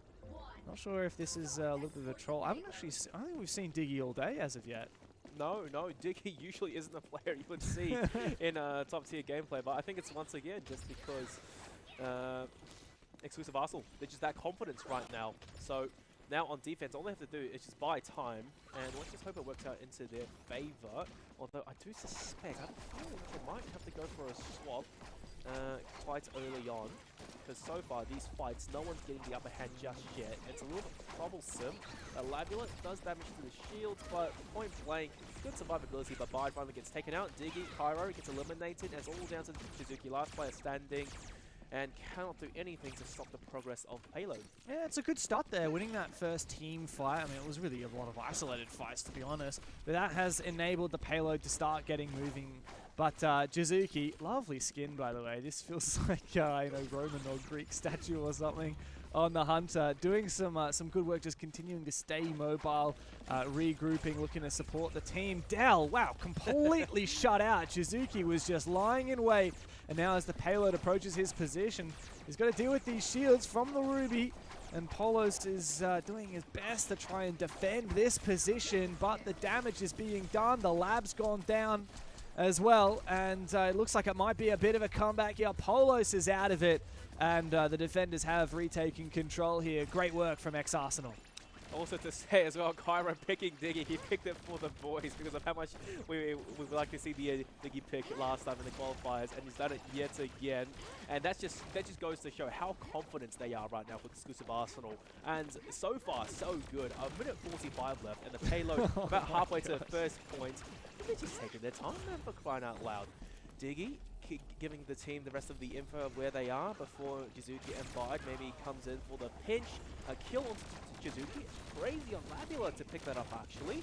So I think maybe slightly going a little bit lopsided for exclusive Arsenal. The Payload still yet to get pushed too far just yet, though. Contention coming through right now. Here comes Bide. And my goodness, guys, just cleaning house. 1-for-1 trades. That's all going to be Cryo left. Gets stunned, and he gets taken out. Crazy on Labula, doing heavy lifting, but a minute left to go. Yeah, this is not bad here for Aftercult, but of course the time that was set by their opposition was just so good that even if they are able to get it to this checkpoint, it's going to be really hard to beat that really good time. I think it's 3:51. It says was the time. I thought it was 3:40, but no, 3:51 apparently. Yeah. But as we've been saying, this lab has been doing such a phenomenal job, continuing to deal damage. Not really the hero you'd expect to be dealing damage, but continuing to escort slowly but surely this Payload to its destination. Polo as well getting healed on up by that lab. What's going on here for X-Arsenal? Caught asleep at the wheel. Dell is just sitting there, not really helping out his team at the moment.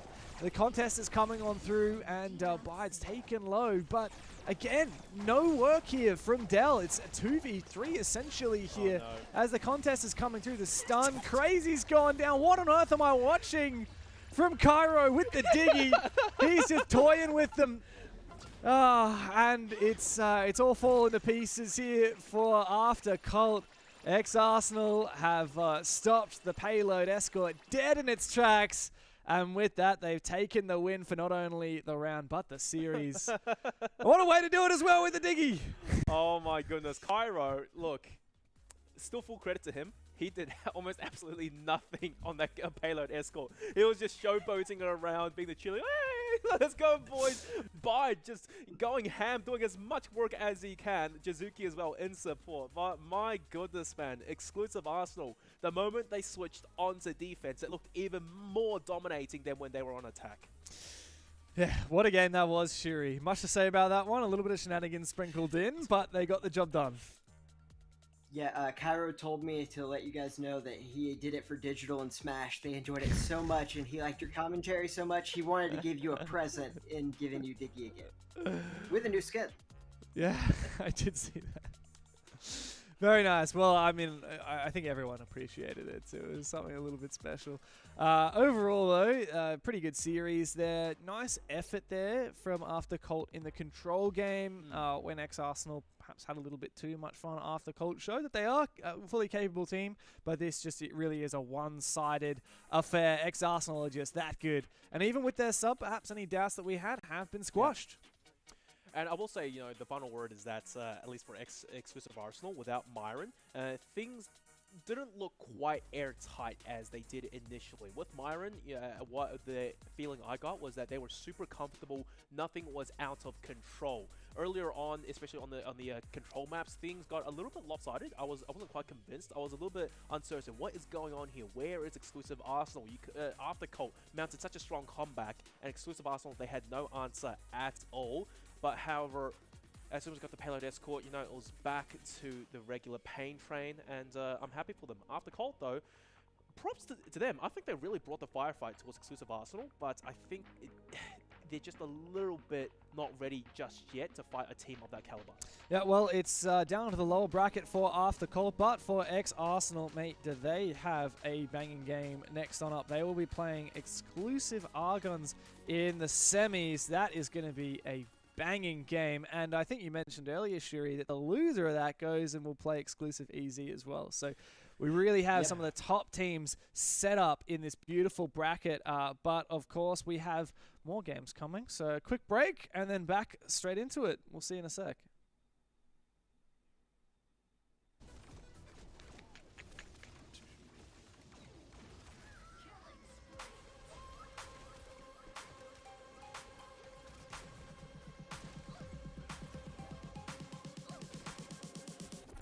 Sun's up, it's a new day, make the fire. Put your boots on, we about to get higher.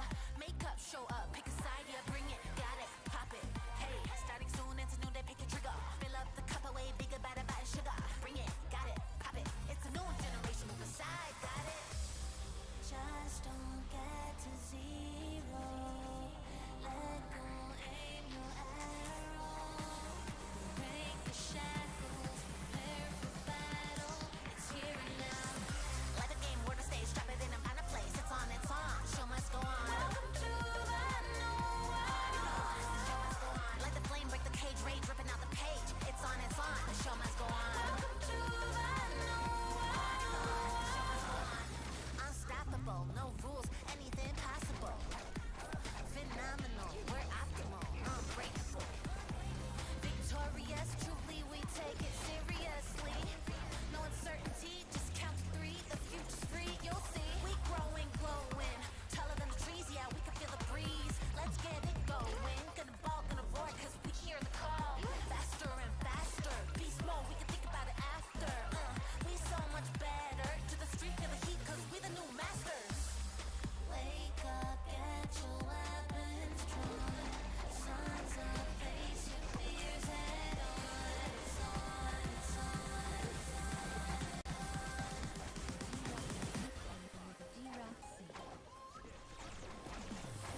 We gonna spell victory. It's on, show must go on. Welcome to the new world. We gonna go down, down in history. It's on, show must go on. Welcome to the new world.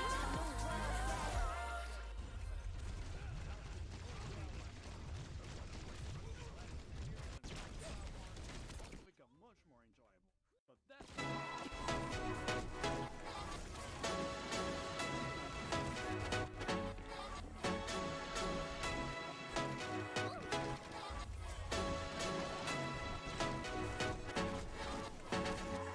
Look, it's a bird, it's a plane, oh my. Crashing a party, meet me in the sky. This is that extraterrestrial vibe. Let me know if you feel it, don't keep it inside. Tell me who do it like this. Up in the air like swish. Shoot my shot, don't miss. Tick, tick, we got the people say all the way. Ain't no time to wait. Ay, can you hear me now? Can you hear me now? All the way. Ain't no time to wait. Yeah, can you see me now? Up to the stars, can you see me now? I've been around the sun, I'm coming down. Yeah, right now it's just you and me, and we're taking it all the way, all the way. Can you see me now? I've been around the sun, I'm coming down. Yeah, right now it's just you and me, and we're taking it all above, yeah. From the bottom of the ocean, shooting up above. Take you straight to the oasis, come and chill with us. This is exactly what you wanted. Oh yeah, yeah, yeah.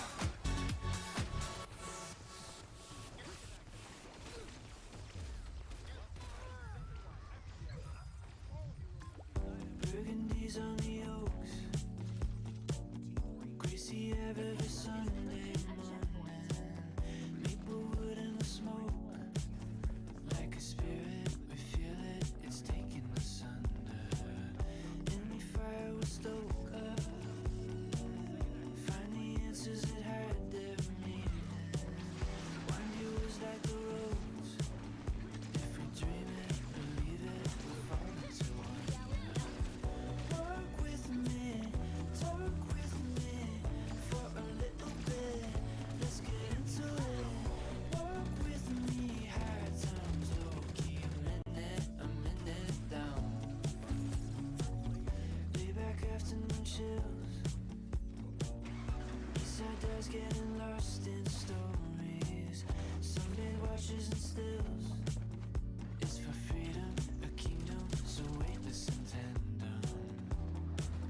easy at our own pace. Can't forget it will be okay. Give and take, never hesitate. One by one, we keep on coming. Walk with me, talk with me for a little bit. Let's get into it. Walk with me, high times, low key, a minute down. Walk with me, talk with me. Walk with me, talk with me. Walk with me, talk with me. For a little, just a little bit.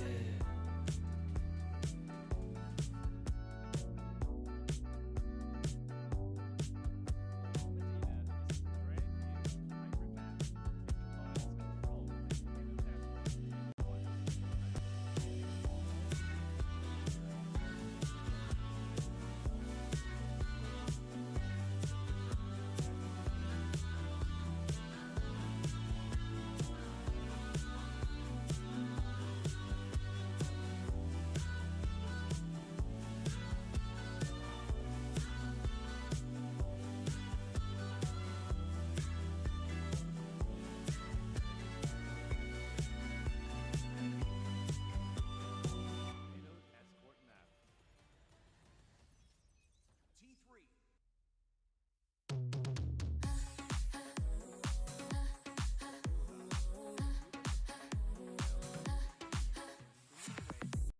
I'm ready to rumble. Gonna take it down. You can feel the tremble. I'm taking off the ground. Head down like a pencil. Up to no good, I'm causing trouble. No, I am not subtle. Better get on my level. I do it. I'm doing it. I do it. I'm doing it. I do it. I'm doing it wild like that. I'm doing it, doing it. I'm doing it, yeah. I'm doing it, doing it. I'm doing it wild like that. I'm doing it, doing it. I'm doing it, yeah. I'm doing it, doing it. I'm doing it wild like that.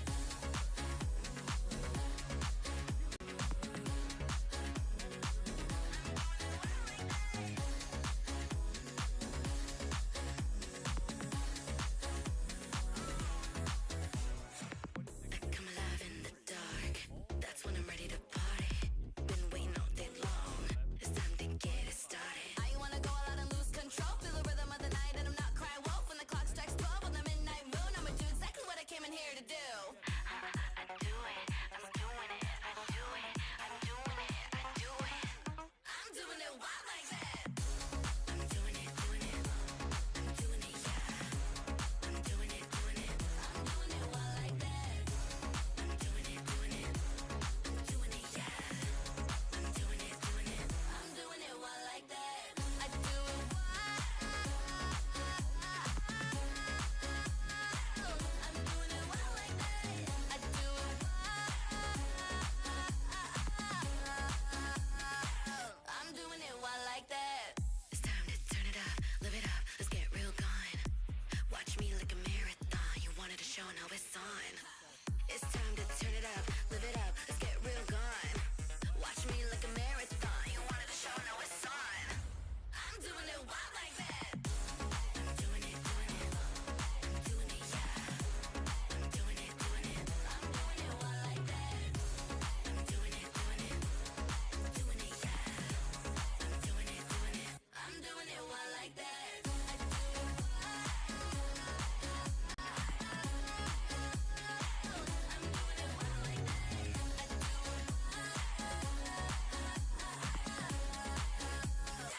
I'm doing it wild like that. Diggy. Diggy's second.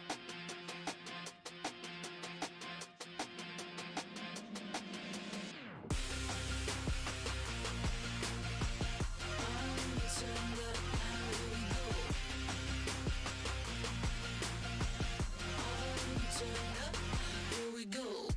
I'm on the attack, nothing's holding me back. 'Cause I'm ready now. I'm ready now. I'm on the move. I got nothing to prove. 'Cause I'm ready now. I'm ready now.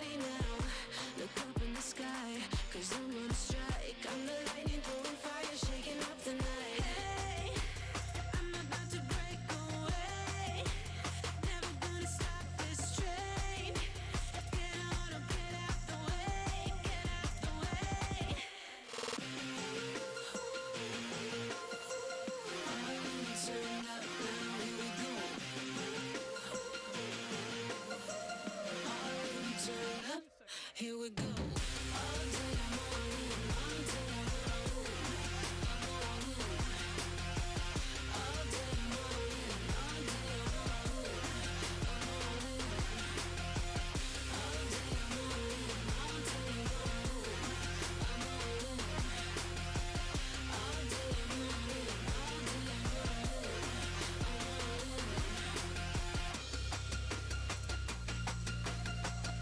All in turned up, now here we go. All in turned up, here we go. Heroes will be dynamically rebalanced. That's right. Times like these really make me wanna scream.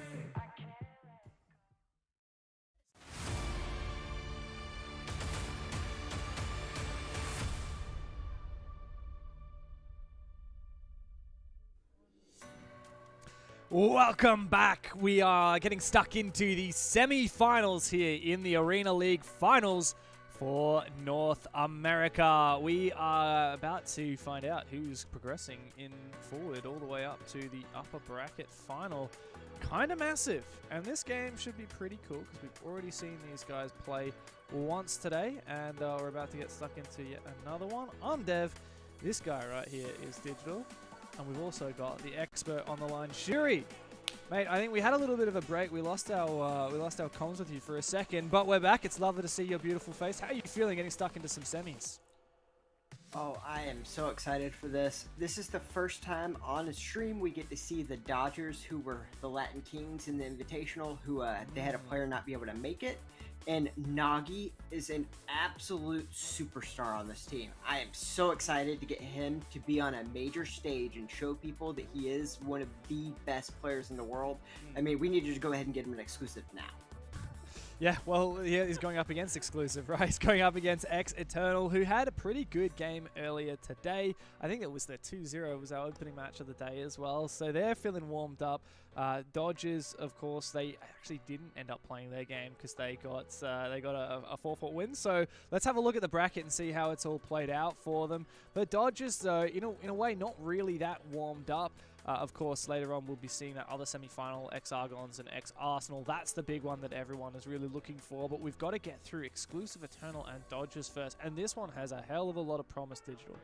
Yeah, 100%. Look, Exclusive Eternal, we all know what they're about. They are the heavy hitters. They should be coming to this very confident and very strong. But the Dodgers, I suppose on the bright side is that they've been watching all the other teams play, maybe had a little bit of time to warm up, but for the most part, no one necessarily knows how exactly they will play.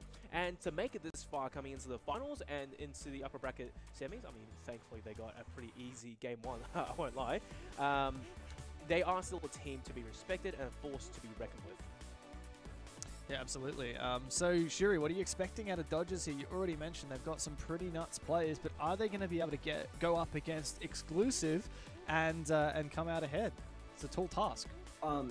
If they watched that first game, I definitely think so. Because before the update, Nagi was hands down like the best Waling, maybe outside of T3 God, but it was close. He was so good. The guy literally never missed a shot. And if he saw Hades doing good on that Waling, and he knows to go for that, I think that they actually have a chance here. Well, he is going up against T3 God, of course, on the side of Exclusive Eternal, but let's start really getting stuck into it. Let's really start looking at these rosters, and let's talk about X Eternal, right? So we've already seen these guys play once today. We know that they're a mainstay, a household name, and while they're not necessarily favors to win the whole tournament, they're certainly favors to be, top 4, top 3. Well, I mean, I think that's just the Eternal Clan storyline all along, isn't it? So they already have 4 teams coming into the finals. So at a certain point, it's pretty much guaranteed unless they completely bomb out, which I don't even think it's mathematically possible. You are going to see an exclusive team going into the proper semi-finals, most likely the Grands as well. But for Exclusive Eternal, we saw early in the day, at least for game 1, T3 God doing T3 God things. Guy was Jabali, guy was setting up his team, guy was IGLing, things look perfect, things look great. Rinks, we kind of theorized that maybe coming into this stage, he would be a little bit problematic adapting to the new changes, the new patch, but so far hasn't had that much trouble just yet. He's off of, I think, the Aletta, he's off of the Skadi, and instead chosen to go on Osis. Holy crap! This guy is putting on a complete clinic for us on Osis. Close range, long range, using the smokes to cross distances, using the smokes to hide himself. Guy's just giving us the whole package, and he's looking so comfortable in that role. Yeah, we've seen some insane Osis players today, Shuri. I think at first we were a bit concerned with players that weren't really able to adapt to like close range engagements, or you're going up against like an Aletta or someone that's just dancing around. But we've seen some real highlights from these guys so far. Yeah, Cairo is literally just one of the best Osis. Him and Myron are basically tied for the best. And then you also have Rafa, who is up there as well. And then Dell, who, like, a lot of things didn't go right in some of those games, but he was a hard carry Waling, and he went to that Osis, and he really adapted well, especially considering who his competition is. Yeah, well, it's External shout out to versus... Dell. Of course. It sounds like you're just trying to recruit everyone to join exclusive. And you're like, oh, this guy's pretty good. I reckon we can get this. Yeah, hey, you want to come join the exclusive clan? Of course, External and Dodgers. Let's get into the hero bans for our very first map. It's Control, and what are we going to get rid of? The Ruby once again. I mean, we haven't seen a lot of Ruby so far. I think it's only been the one or two games where it hasn't been banned out. And the Johnny Jet. Yeah, look, Johnny Jet ban, I'm perfectly fine with that. On Emmental, he can be a little bit problematic, but I think it's more of just a safe play, so they don't have to worry about Johnny Jet as much. Banning Ruby, though, I'm pretty interested to see how Ruby's going to play out on Emmental. I'm kind of getting sick of seeing the Fade shields and the Jabali shields. I've yet to see anyone really play Ruby on Emmental, especially now post-patch. It could be better, it could be worse. Time will tell, I suppose, but for the most part, pretty stock standard. Isn't that right, Shuri? Yeah, and I think the reason they keep banning it on here is because Ruby has a new stun, that's her new ability, and you stun that healer, it's an insta-kill, like in 3v3 every time. Yes. Yeah, so what are you expecting now that we've seen the two hero bans, the Ruby and the Johnny Jet? What are you expecting out of the picks, Shuri? Any particular highlights? We've already mentioned things like the Osis. You know, you would typically see either a Fade or a Jabali. Or what do you think that that External and Dodgers, for that matter, you know, being the underdog team, what do you think they'll bring out? What do you think they'll try and leverage in this Control game? Yeah, T3 got 100% going to bring out that Jabali, and that's who I would have banned, to be honest with you. But the thing is, I think the reason they're banning Johnny Jet is because Wake Up is on this team as the bench player, and he is the guy who made Johnny Jet meta. Like, Johnny Jet didn't even get a buff or anything, and no one used it. And then he used it in one tournament, and it was literally used every single match from then on. So it's kind of an auto ban that you really should do just to make sure that you don't get screwed over by Wake Up, because once he gets to know that JJ, it's over. So I think that's what they're going to do, is just run in there with T3 God on the Jabali, but I don't even know if Wake Up's playing today. Yeah, I don't think he was playing earlier today, right? We had T3 God, KD, and Rinks. So we'll see what happens as we get into a mental for Control for the very first map here between exclusive Eternal and God. I keep getting it mixed up. There are so many exclusive teams and so many E's, and Dodgers should be the easy one to remember. Exclusive Eternal versus Dodgers, and immediately we see a bit of mayhem in the team fight. We do have the Osis being picked up by Rinks, and T3 God doing his best on the Jabali, but immediately T3 God to find a kill onto the enemy Jabali. And that's some beautiful control very early on, and consolidated now for Eternal. Oh my jeez. The map just started. The engagement was super swift, and already right off the bat, T3 God Jabali just lasers two opponents down, Rinks to follow up as well on an Osis. I mean, it's just stock standard. They haven't slowed down a beat at all ever since the first game today. And also, Jabali, to point out, those new electric arcs coming up from the ground, just throwing it into the smokes, bound to find someone with that amount of ground covered on the active ability. The site's under congestion a little bit, and Rinks on Osis. Oh, wait, what's that? This guy's not scared at all. Zeta on Shell, dashing in and out of visibility, and he still gets a shot on.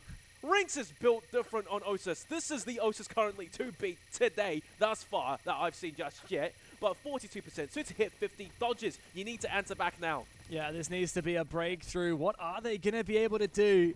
They bring in their own Osis to try and fight. But immediately T3 got on the forefront. Oh, okay, here we go. There's something to work with here. As a lot of damage is dealt, but players falling on both sides of the contest. It's Jabali on Jabali action, but T3 God has such a massive health advantage and is going to be able to clean up the rest. This is looking pretty grim now for Dodgers Digital. How are they going to find their way back in this? 70 points down. Yeah, look, T3 God, it was the exact same strategy earlier on Eventel. Basically, after they get a couple of kills, he himself and Jabali just pushes them really deep and just holds them and basically spawn locking them, and they cannot even step foot onto the sides. 83%. Dodgers have to focus on the objective, and one by one, they're getting isolated. They're getting picked off completely from 3 different angles. You cannot simply challenge against exclusive Eternals coming into Eventel first off, and that's going to be the first round going their way convincingly. Yeah, that has got to be one of the most dominant control rounds we have seen so far in the tournament. Dodgers completely locked out. Eternal had their number, and they got the job done. What a massive start for them. 100% to 0 on the side of Dodgers. I mean, a far cry from what we saw earlier today. Eternal had some good rounds, but it wasn't always an open and shut case. What are they going to bring out here in the second round to try and win the 2-0 here? Right, let me tell you this right now. I feel that after they tested the waters on their stock standard composition, exclusive Eternal, they realized, oh, you know what? This is going to be easy. It's trolling time.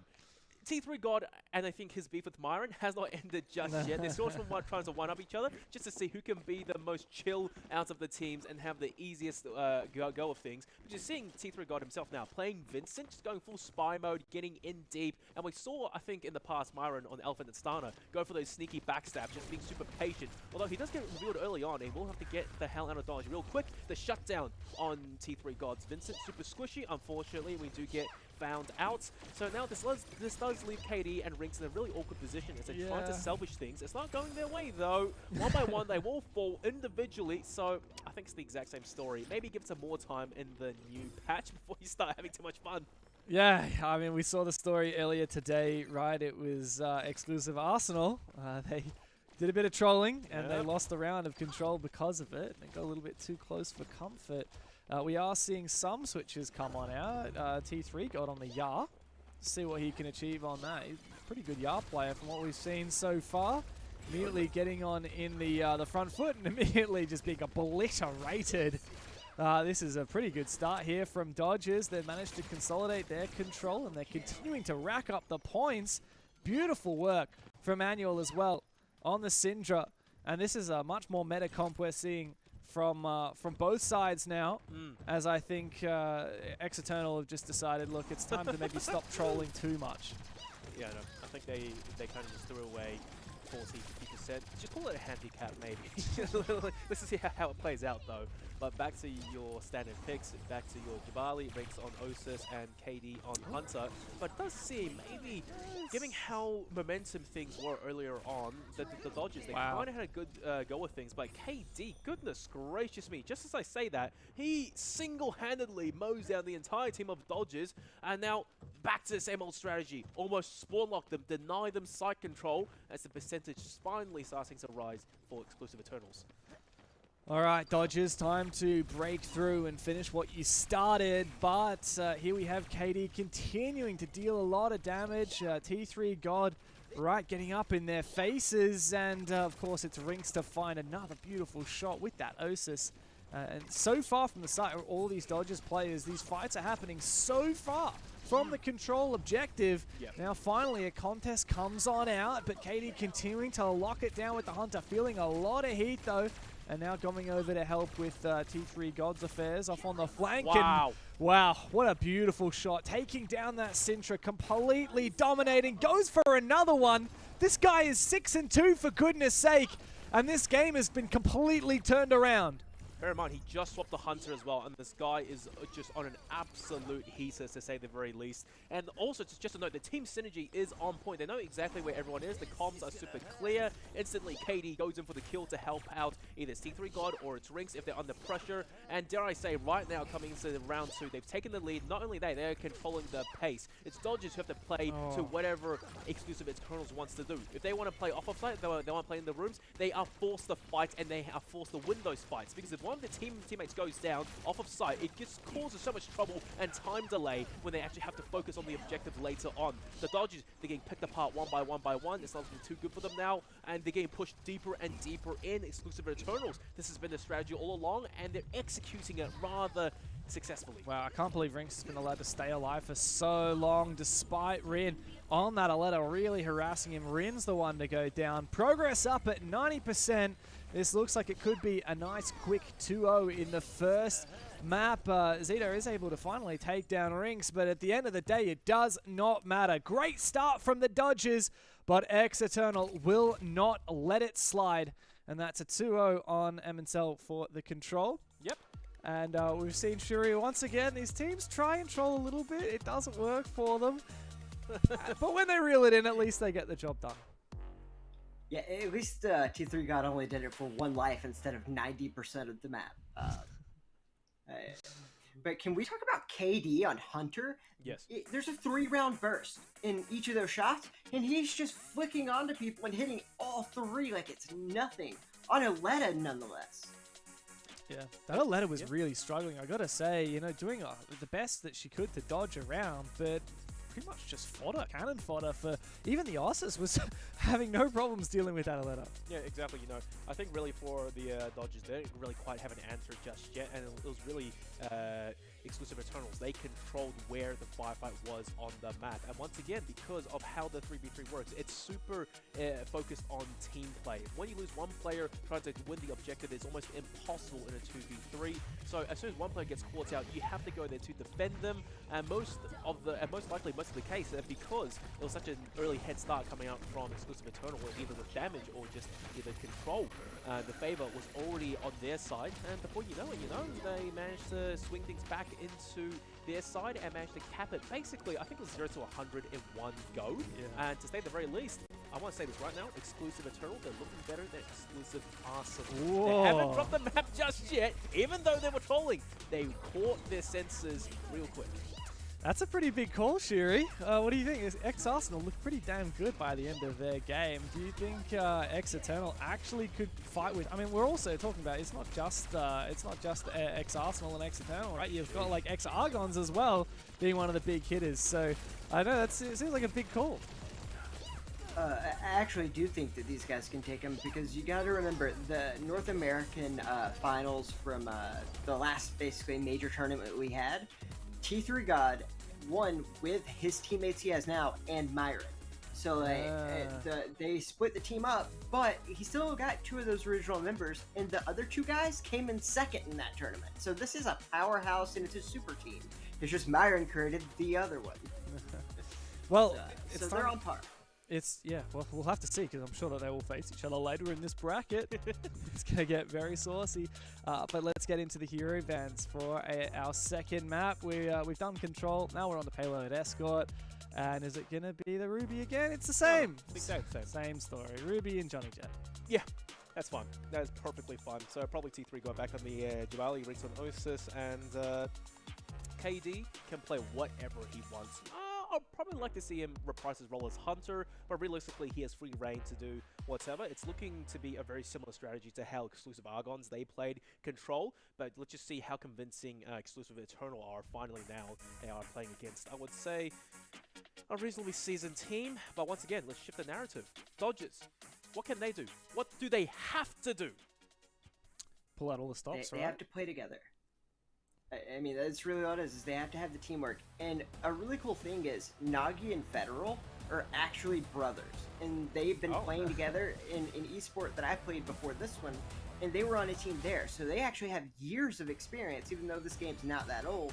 So they've been teaming with each other for much longer than anyone else in this game. So it can be an advantage.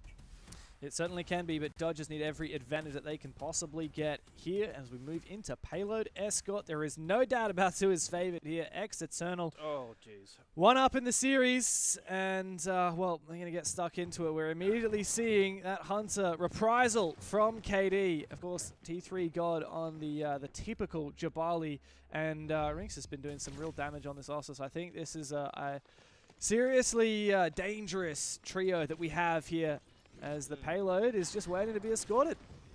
Oh, nice little movement tech as well coming up from Rin, getting really deep. And Osis this close? Sure, I guess. Let's see if he can land those quick scopes like Rinks did earlier on. Anuel on Sindri. Here we go, locking it down, but the instantaneous turnaround from KD. He doesn't even care. He lost his life in the progress, but it does not matter. Sacrifice well done. He's gotten T3 God onto the objective, and it's slowly but surely underway, getting pushed. Wow, I mean, I really like that idea there from Rin, going for that very cheeky little early backstab. But yeah, as you said, KD reflexes of steel. Amazing stuff there to kick it off, and this Jabali can just continue marching on forward with that payload in, so nobody to stop it. Zeta here on the Hunter is going to try and damage that shield as much as possible, but knows it's going to be a challenging 1v2. Rinks does lose a lot of damage. The smoke to try and protect him for now, but it does prevent Zeta from doing anything as KD comes in for the flank to mop him up. And this payload is sailing its way towards the objective. The checkpoint just about to be reached, and it looks like nothing can stop Exclusive Eternal. Christ almighty, they've hit the NOS gas. This payload is gunning it. 1 minute, just over 1 minute to hit the first checkpoint. 5 minutes almost to push it all the way. They've got their work cut out for them, to say the very least. And also, I want to say one single thing about Exclusive Eternals right now: team communication. Even though they are splits apart, the comms are so clear. Whenever anyone sees anyone in the high grounds, you saw Rin on the bridge initially, and the call out was instant. Rinks turns around, defends his teammates, gets the headshot, and then when things get turned around, Zeta was behind them. In comes KD with a backstab. It's super clear, it's super concise. They're confident with each other. Although that's a good shot from Rin initially to shut down KD, so the payload has been stopped after the first checkpoint, but this new spawn point for the attackers is so close, so we should be seeing a lot of action real quick. Yeah, and look, if Exclusive Eternal can bounce back from this may be the fastest escort we have seen all day. The fastest so far is 3 minutes and 50 seconds, and as we're just approaching the 2-minute mark, it really comes down to this team fight. Rin is so low, finally taken down. Zeta, the last one left alive for Dodgers to try and keep this payload stuck in place, but I don't think it's going to work. Low HP and taken down, immediately jumping back into the fight. T3 God once again with his Jabali onside the cart, and ready to try and escort it all the way to the end. Okay, that's not so bad. Rin is the better Osis, it seems. A lovely early shot there, doing a bit of damage to the Jabali shield, but completely suppressed there by the Hunter of KD. And T3 God is not going to give up on escorting that payload. Even amidst the danger, he will continue it marching on forward. It's approaching its point so close. Rin, the last line of defense, is completely obliterated. And Eternal, the contest is coming out, but that will not stop them from marching their way to victory. With T3 God at the helm, they managed to get it in under 3 minutes. The fastest payload that we have seen all day long. A new record coming out from Exclusive Eternals. That looks so standard for them. That looks so good. And dare I say, the only like comeback was actually from Rin on Osis, laying down some really nice shots, sicko mode, but damage is good. He couldn't secure the kills. Where was the rest of the team? They were already dead. They were respawning. They were so far away. Really good stagger coming out from Exclusive Eternals, and overall, just the better caliber team. Payload escorts, attack looked pretty easy, and to say the very least, what was that? 2 minutes 57. That is the time to beat right now for the Dodgers. It's not happening. Good luck. Good luck. This is going to have to be... Hey, I wanted to, like... You're trying to hype it up. I give them a little bit of hope. Hey, if they do this, this could be one of the greatest comebacks I have ever seen in esports. It would have to be a massive task for Dodgers to bring it back and achieve the unachievable. 2 minutes and 57 seconds, staring down the potential of a 2-0 defeat here. Vincent, backstab. Okay. Here we go. Oh, no, he got spotted. Okay, I was really hyping it up. I thought that was going to be an insta-kill for the most part. Anywho, poking and prodding. And as you can see, already the tank goes down. There goes Force out of the equation. Annuel is out of the server for the time being. And the payload not being pushed just yet. If you compare it to how Exclusive Eternals, they started this payload escort, they jumped right onto it first thing. So there's already precious time gone and out. 30 seconds for a meter. Yeah, and we're seeing something a little bit different here. No more Jabali for T3 God. Something a little bit special, a little bit different as he gets right on in there. What is going on? He really wants to stab him in the back. But, oh no, that was a clone, that was a fake! He's pulled out his just baited pistol. him! Yes, indeed. Oh, Observer no. switched to bird's eye view. I thought, oh, he got clapped. No, he didn't. Javated. But look, at the end of the day, it's the objective. You bought so much time. You've distracted so many people. A minute has elapsed, and they're not even halfway yet to the first checkpoint. Oh, the Dodgers, they need to get a move on right now. And they have to be super, super solid. The shield's out from Fort. Zeta maybe trying to land some bullets down range. Sniped out of the server by KD. Completely, utterly deleted. The Annuel by himself. There's T3 Goblin from behind. There's the backstab, the insta-kill. That's all going by the wayside, Dev. A minute 30. I think maybe we can shelve this one. I mean, they're going to have to get it all the way to the end in the next Not minute again. and 20 seconds. No. What is going on here for Vincent? Just trying to get up behind him. T3 God gets it done in style. Oh, what an embarrassment now for Dodgers. They're struggling to move that payload. They're struggling to make any moves whatsoever in this game. And it's just, it's hell in a cell for these poor guys just being teased. Oh. Once again, he gets it. He just can't stop. Oh, no. This is cyberbullying, man. That's 3 backstabs, I think, back to back onto Daniel.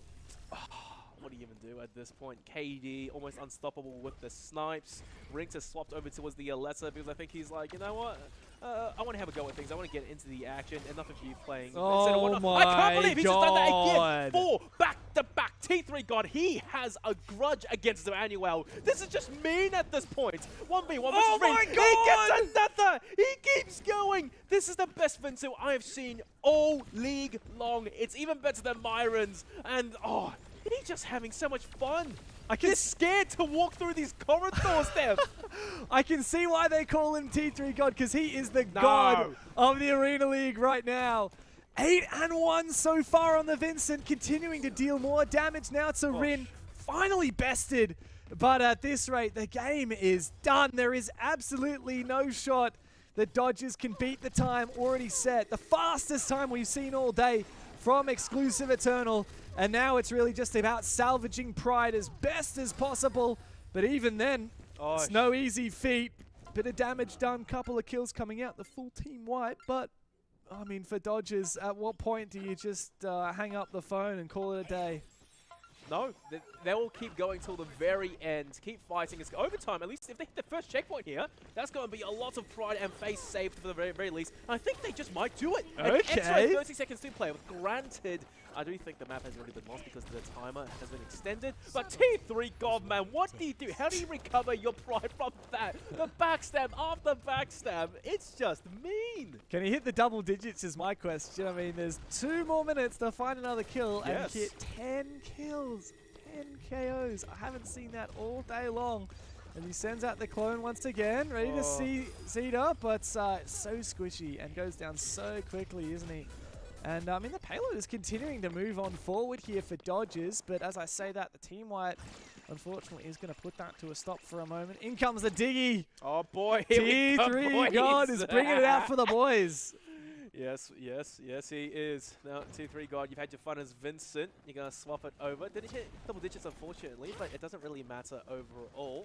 At this point, it seems that fun is going to be the name of the game, but just don't let the payload go too far. A minute 30 to go for, and the Dodgers, the 1-by-1, they're getting picked up hard from long distance as well, for crying out loud. Rinks is behind the enemy lines. You can't fight a war on 2 fronts, and at this point, what can you even do? Just try your best, you know? Just try swing some more kills into your favor. Show that at least if you can't win the objective, you can at least win the firefights. Yeah, but it's not as easy as it looks, is it? Annual has managed to come out ahead of that engagement, it seems, and Rink's trying to do a bit more damage here on the Hunter, and just going up against Rin, who completely farms him down. This is Because if you cap when the other team's not playing, it'll take you 2 minutes and 30 seconds. wow. When the other team's not playing, so what? 27 seconds that they were. That was the stall. only leeway. Yes, yes. It was just that convincing. They were just that quick. They were that aggressive.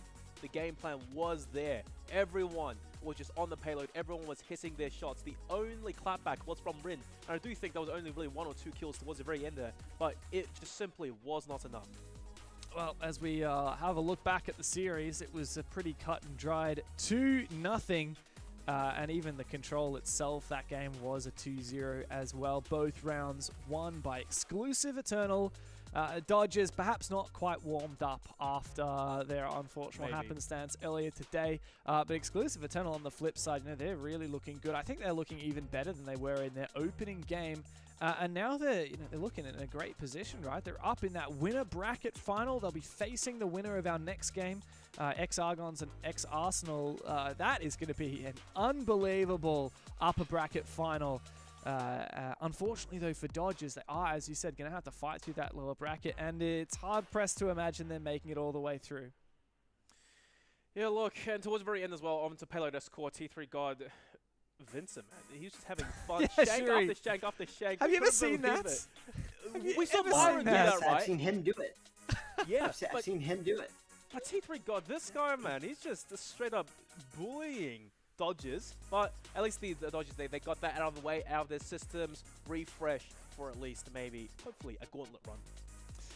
Yeah, well, that is it for that series. A nice and quick and impressive 2-0. But we have one final game, and it's the big one we've all been waiting for. It's Exclusive Argons versus Exclusive Arsenal. A massive exclusive match here for T3 Arena for a spot in that winner bracket final. We'll be coming back with that big game in just a few moments, so stick around.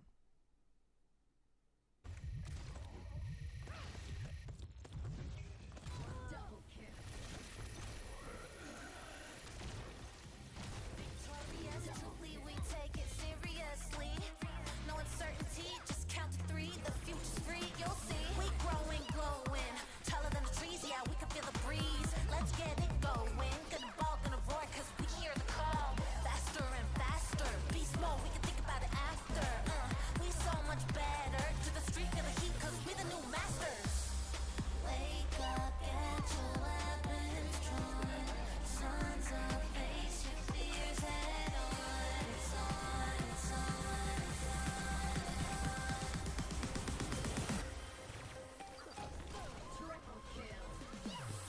We gonna spell victory. It's on, show must go on. Welcome to the new world. We gonna go down in history. It's on, show must go on. Welcome to the new world.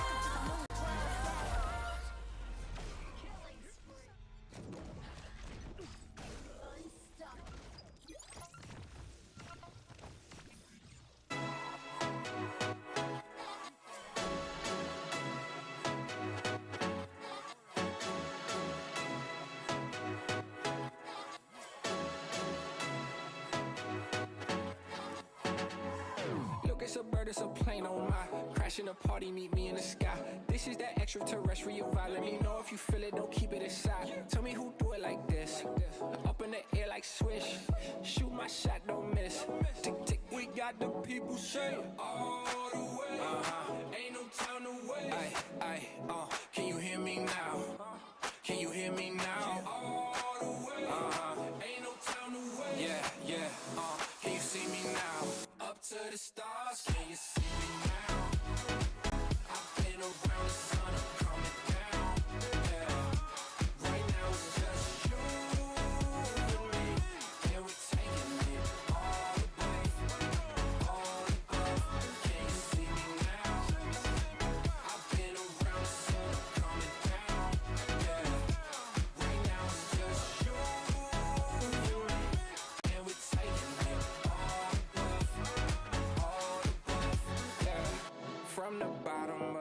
ocean shooting up above. Take you straight to the oasis, come and chill with us. This exactly what you wanted, it ain't number love. Hey, what you thought it was? We got the people say all the way. Ain't no time to wait. Can you hear me now? Can you hear me now? All the way. Ain't no time to wait. Yeah. Can you see me now? Up to the stars, can you see me now? I've been around the sun, I'm coming down. Yeah. Right now it's just you and me, and we're taking it all the way. Can you see me now? I've been around the sun, I'm coming down. Yeah. Right now it's just you and me, and we're taking it all the way. Oh yeah, yeah. Oh yeah, yeah. Oh yeah, yeah, yeah. Oh yeah, yeah. Oh yeah, yeah. Oh yeah, yeah, yeah. Oh yeah, yeah. Oh yeah, yeah. Oh yeah, yeah, yeah. Oh yeah, yeah. Oh yeah, yeah. Oh yeah, yeah, yeah. Untargetable and invulnerable for a short while. Not only that, his health will also recover during Froyo. Burgundy's on the oaks. Greasy Ave every Sunday morning. Maplewood in the smoke. Like a spirit, we feel it, it's taking us under. Any fire will stoke. Find the answers that had their meaning. Windy was like the roads. If we dream it, believe it, we'll fall into wonder. Walk with me, talk with me for a little bit. Let's get into it.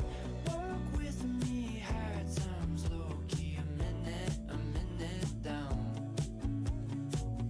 Lay back afternoon chills. Eastside dads getting lost in stories. Sunbathe watches and stills. It's for freedom, a kingdom, so weightless and tandem. Chase the eye at our own pace. Cast the cat, it will be okay. Give and take, never hesitate. One by one, we keep on coming. Walk with me, talk with me for a little bit. Let's get into it. Walk with me, high times, low key, a minute down. Walk with me, talk with me. Walk with me, talk with me. Walk with me, talk with me. For a little, just a little bit.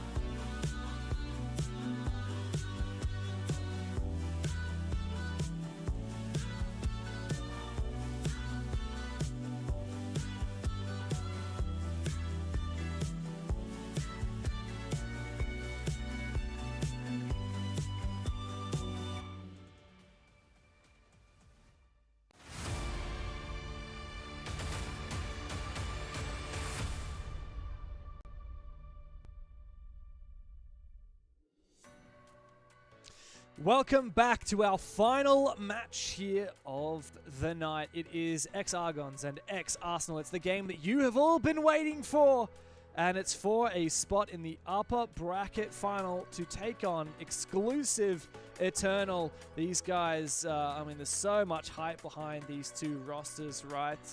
And we've seen them both already play today. We've seen them both have very good wins. I think for one team, a little bit more of a fight than the other. I think Argons really had to earn their win. Arsenal were more just finding their feet with, of course, the roster change that they have Yes. made.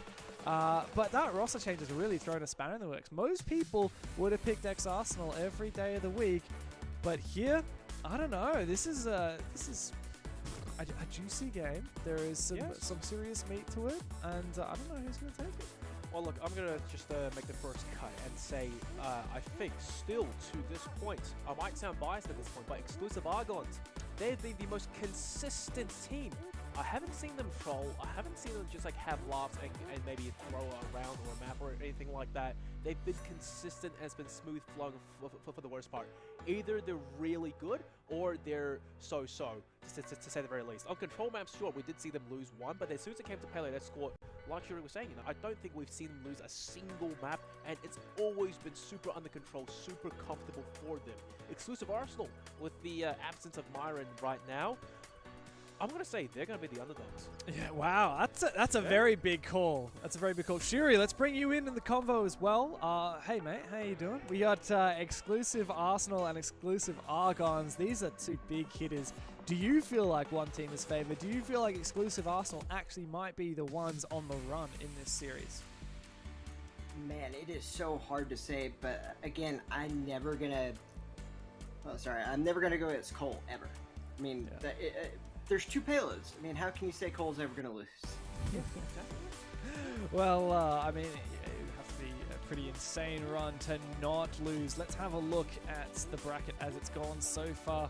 And speaking of winning and losing, we've actually already seen 1-2-1 results. So X-Argons actually did drop a map against Exclusive Easy. That was the control.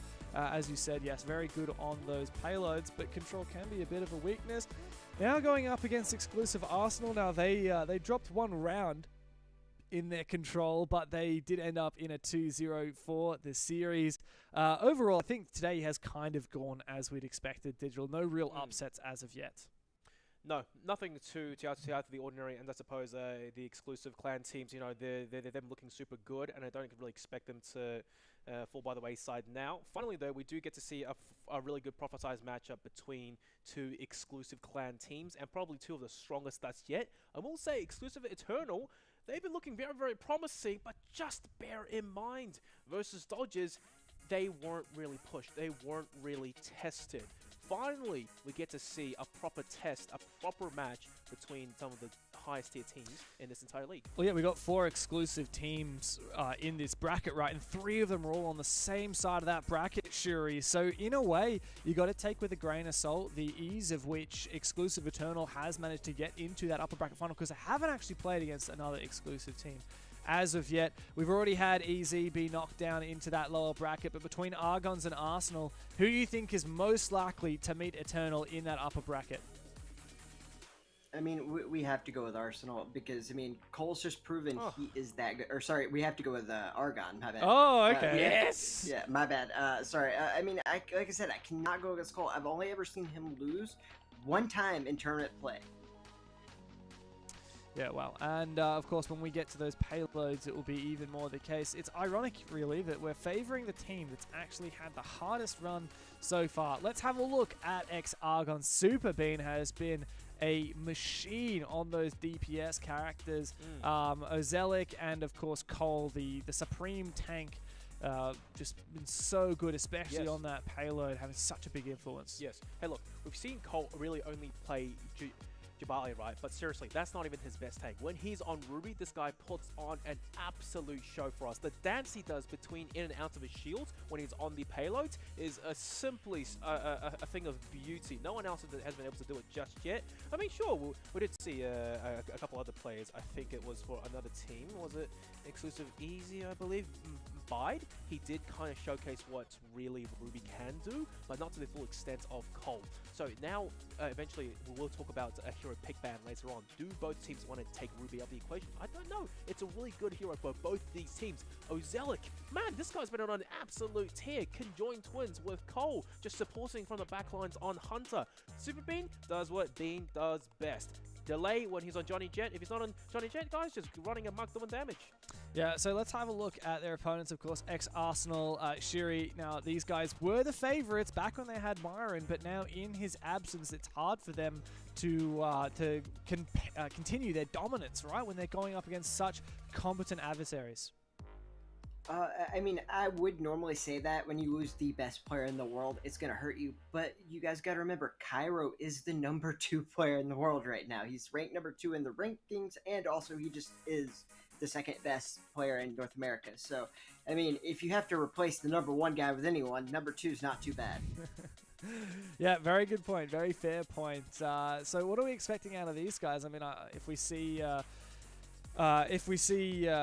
Jizuki really back and firing again. I mean, you look at that KD ratio. I don't know why that's so buffed up, but I mean, ex-Arsenal, yeah, they got their work cut out for them. But like you said, they have some pretty damn good players. Let's talk about our very first game, though. It's going to be on Emmental. It's going to be Control, and we've got the hero bands lined up. Is the Ruby going to sneak through? The Ruby's taken out along with the Shell. Yeah, look, I think the Shell pick, it's interesting. I don't think it will affect both these teams, considering how deep the hero pool is. Ruby being out on Control, I'm not too mad about that. I just really want to see her being played on both these teams to max efficacy on the payload escorts, but for the most part, this is fine. This is fine. You sound like the that meme with the the dog in the house on fire. This is fine. So no Ruby. Is that really fine? Do we think, Shiri? Yeah, I think it will be fine for them, but the Shell's actually a really good pick, and you guys won't know this, but Super Bean's old name used to be Shell. I got him to change it because of casting was so hard when other players would use the hero Shell, and they would have to call him Shell. So I got him to change his name. You know, I gotta say, I reckon Super Bean is a more iconic name because Guy's been putting on an absolute clinic with us with mobility characters. Yeah, well, as we get into the Emmental Control game, who do you think is favored as we go in digital? We know that that Argons are the machines when it comes to payload, but Control can be their weakness. I think Jizuki is all over it. I think he's going to bring those heals, and I really think they're going to bring this one home. I think the most, like, what's going to determine the series, really, is going to be those payloads. All right. Tell you what, I'm going to say Argon. 2-0. Oh, okay, wow, big call here. Let's see if they can finally break the spell of these Control games that have been so elusive for them as they get into it. We're seeing exclusive Arsenal already bring out Bide on the iconic hero, and we're actually seeing the Aletta come through as well from Cairo, so I'm keen to see that. Bit of healing here on the Labula as well as the contest initially starts to come on through. Alright, let's see. Exclusive Argons on the right-hand side, and they're already starting things off with the initial cap, I believe. Dodging around the points, that's going to be the Alessis, poking and prodding. No one really going down just yet, but already off of the initial fight and damage. Exclusive Arsenal, they're on the back foot. They're the first player to go down. Bind is out of the equation. Cairo probably soon to follow. Here's the retreat, and maybe fight another day. The heal's just not effective coming up from Jizuki just yet, and there we go. Right off the bat, that's Argon for the lead. Yeah, wow, very good start here. They're already starting to rack up the points and now starting to take up some positions now that the Control has been gained. Bide's actually going to go for a switch onto the Skadi. Wow. So a complete pivot here. This is very unusual. Yep. No longer on that tank. What is the play here? Starting to take a bit of damage though. Cairo and the Skadi trying to back him up, but going straight into the fray and on to contest the side, but low HP Bide finished off, and well, exclusive Arsenal are having a lot more of a difficult time than perhaps they were expecting. Argon has just completely stolen the show. They're nearing 50%, and there is no contest on the objective.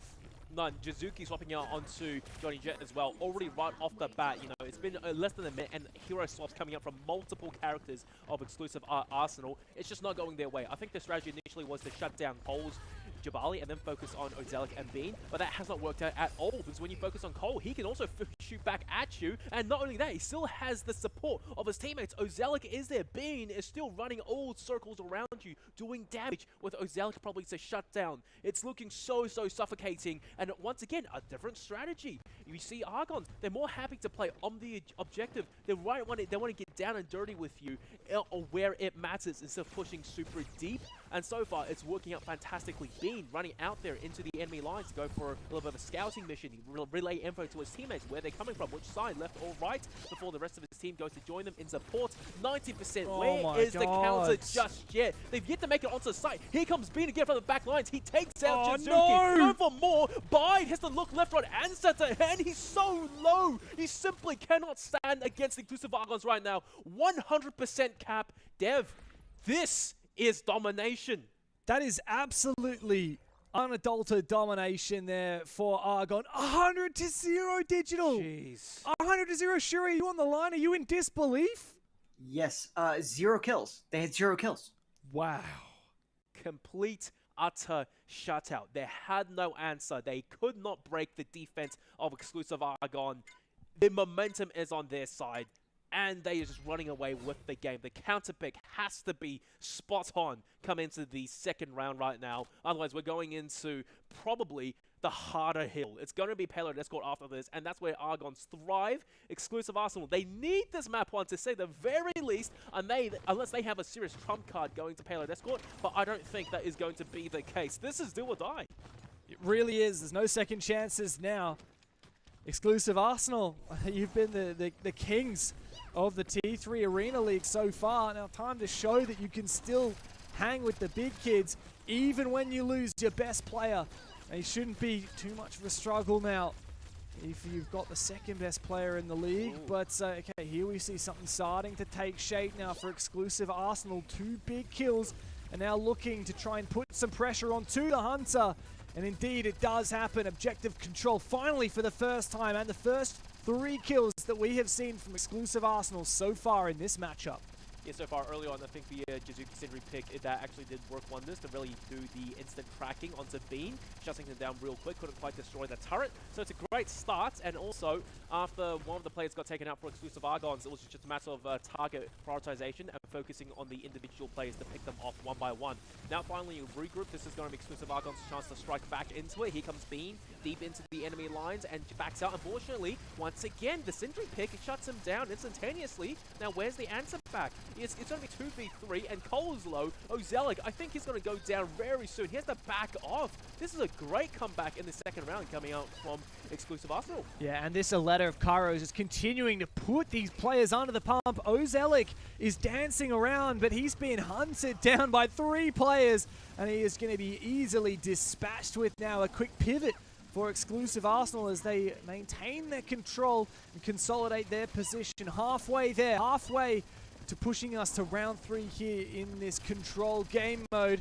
And Cole immediately starts to push on up. 2 players, now Ozelic as well, looking to come and support the rest of Exclusive Argons as ex-Arsenal are beginning to feel that pressure on the side. Bite starts to get a little bit more than he bargained for as that Jabali marches on forward in the team fight. This could well decide whether control can be switched here. Oh my goodness. No answer yet from Exclusive Argon. 80+%. Granted, the contention is good. They just haven't been able to swing it fully over towards their side. It's getting a little bit desperate at this point. They need a crucial first kill. And it's Cole to go down first. No. This could be a sign of things to come. This could potentially be 1-1 on the board. And we have to go into further rounds. I think that is exactly where we're going. And just have a look at that. I mean, the health on Bide got so low and yet was not able to be taken out. Another 100-0 reply from ex-Arsenal. Oh, we are in for an absolute destructive, cracking game here, Digital. This is a massive one. Neither team is holding back. Nobody's taken any prisoners. And we're going to need 3 rounds to settle this control game. Oh, Christ, if not more. And to say at the very least, Jizuki, this Sindri pick, that was the key. Bide as well playing alongside Jizuki, just having that extra heal really managed to bring him across the line. Now the counter picks. Oh dear, dear, dear. I'm not too sure. Being on the Osis, it is quite curious, and also the Skadi being picked out. A slight change up in the Argons' game plan. I don't know how it will play out. I'm just really hoping they can land their shots, to say the very least. But I think the main strategy here is that now they've realized the threat. There's going to be Jizuki, Sindri, Util, and the turrets as well. Focus on that, destroy those with heavy hitting guns, and then that will allow them to basically focus on the individual players when there's less heals on the board. at least on the site. Well, engagement's coming through. As you can see, the turret deployed and soon should get sniped down by Bean's Osis. And this will allow the rest of the team to really get onto the site without having to play, again, essentially a pseudo 3v4. Now that pressure coming on in now as Exclusive Arsenal continuing to try and defend their position. They managed to get quite a bit of headway there, but I mean, it's just back and forth. This fight finally, first blood is drawn. It's Jizuki going down on that. Nice. Syndra Ozelic going massive with the Skadi for 2 openers and completely locking out the objective now for Exclusive Argon. They're back in it. And after losing the second round, it looks like for the first time, this will not be an 100-0 for either team. This is going to be fought tooth and nail to the end. And the kitchen sink and the cats and dogs, everything is on the line now. Pride is on the line for crying out loud. After the initial walloping they got, Exclusive Arsenal, they're willing to go the distance. The counter picks are brilliant, and they will stick with them seeming like till the end of the control maps. Now, once again, another firefight coming through. Ozelic, the sharp shots, hard to land against a fast-moving Aletta, but he should be able to do it. Dives in there with the new passive ability, the reload, and getting the backstab on. Unfortunately, it wasn't long born as well. Jizuki, once again, the Sindri pick has been wonderful for his team, keeping players healed up, and once again, not only the turret is there, she herself can also shoot. Exclusive Argon gonna take a breather, gonna regroup before they give it another crack. But my goodness, that's decent damage off the bat. Bean probably isn't gonna leap onto the site to participate in the team fight, instead opting to provide covering fire. Here they go. It's Cole first in. Yeah, and well, doing a bit of damage, just trying to keep the rest of the team alive. And the objective once again contested. This team fight is so bloody, and Jizuki is the first to fall. That's the critical Sindri for X-Arsenal. And as that falls, it seems like everybody from Exclusive Argon falls as well. And control has now been maintained by X-Arsenal, as Cairo and Bide were able to manage to retain that control despite losing their teammate. Now it's a last-ditch effort for X-Argon, as they must contest now. As we're entering the second half of this game, the second half of this round, time is ticking away.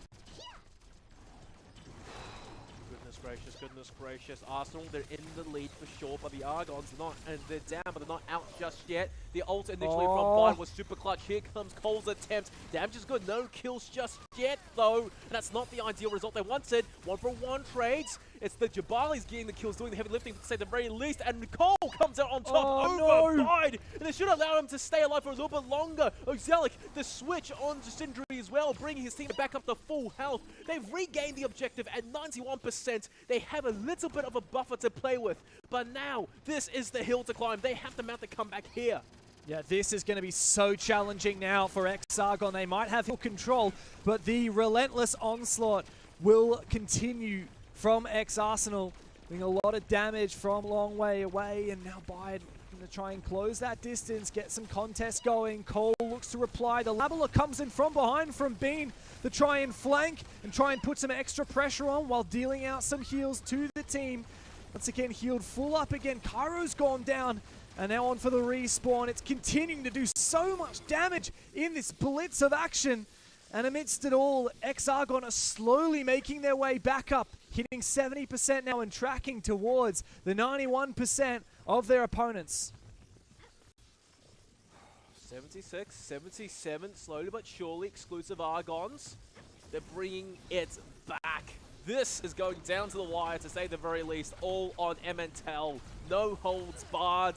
The Gatlin pick as well, the switch by Cairo, just to bust the shield of Cole to swing the advantage into his team's favor. They've overtaken them! They have indeed! This is peak hero swapping, this is peak strategy coming in from both teams to really test the depths of their hero pools. At 98%, 99 overtime, the contest! A minor buffer, this has to be it! 100 on both sides, down to the wire. The Gatlin has to be clutch. Ozelic hiding behind that little pillar, and he goes down. And knee was all they needed. Cole, 1v1. Cole pops the ulti. He gets the kill. That's going to be the recap. That's going to be overtime. It seems Exclusive Argons against the neck-and-neck competition. They take home the dub on control. Oh my goodness, Dev. Holy moly. What on earth did we just watch? Cole just clutched it in the 1v1 99 to 99%. Oh, That is some serious T3. I don't know what to tell you. What a way to kick off. We thought this was going to settle on payload. But man, if we weren't up for a treat on control, I think if we cut the Shuri right now, is he going to be like dead in his of surprise of just unbelief? Once again, it's the White Eyes. Shuri, what on earth are we watching, man? That might have been the best map of control I've ever seen. First off, how do you have 0 kills in the first round and then win the second round 100 to nothing? And then be winning 91 to 30 as well. When it comes to round 3 as well, ex-Arsenal, they had it within their grasp. They even managed to come back when it was 99% against them. 99-99, it came down to this final clutch moment, just seeing who pops the ulti first, who can avoid the ultis, and the timing was pitch perfect. I think that, indeed, Shuri said it, that was probably the best control we've seen just yet, and that was hero picks countering to perfection. Both teams had to leverage whatever heroes they had to counter the other team. The Gatling pick towards the very end kind of proved fruitful, but unfortunately, individual players started to fall apart, and then by that time, it was no longer a team v team fight, it was 1v1s that settled the deal. But still, I will say, I think my prediction is still on course. Exclusive Argons 2-0, they've taken home map 1. It wasn't easy, but they took it home. Yeah, it's true. Exclusive Argons, we knew the toughest fight would be here on control, and my god, they delivered. Shuri, did you see much impressive tech from that game? I mean, round 1 and round 2 were pretty cut and dry, but round 3 we really got to see all the stops pulled out. Oh, certainly. Like around the 51% mark, Bide had hit his ult when it was a 2v1. He was the last alive, and he got a double kill with his Jabali ult. And then at the end, we saw Cole win with his Jabali ult. But the biggest thing I want to say is being switched to that Lobula, and he had the best positioning to always be out of range, so he's not in combat, and he is always healing so much. The switch to that lob is exactly what made them win this game. I mean, this right here, like this round 3, it was a non-stop highlight reel. Like, I think the highlight reel is the entire thing. Just look at that scoreboard and look at all the damage going out. Like, both of the Jabalis just holding on for dear life. Look at how long Bide was holding on there all the way up with 99% on the board for the opposition. Just look at that health going down, and this was the moment when they managed to get it to 99, but as of course you said, the ult from Cole brought Argon across the line, and I mean, there was no chance here. You can see Bide and Jizuki just like running in from the respawn, knowing full well that the game is over. GG has been called. That's unbelievable. And also to finally say, at the very least, that was also an absolute clinic in countering the enemy team's strategies. First, there was a Sindri pick, and that was exactly what won exclusive Arsenal their map 2. And then coming to map 3, the counter was instantaneous. Destroy Sindri, counter her. And then when they swapped off of Sindri, oh my god, we need our own Sindri, because when we can't deal with the DPS, we need some heals in some shape, way, or form. And at the very end there, on points, the Cole map positioning around the hedges, avoiding Gatling, playing into the corner, forcing a close range combat situation using his electric gun. Oh god.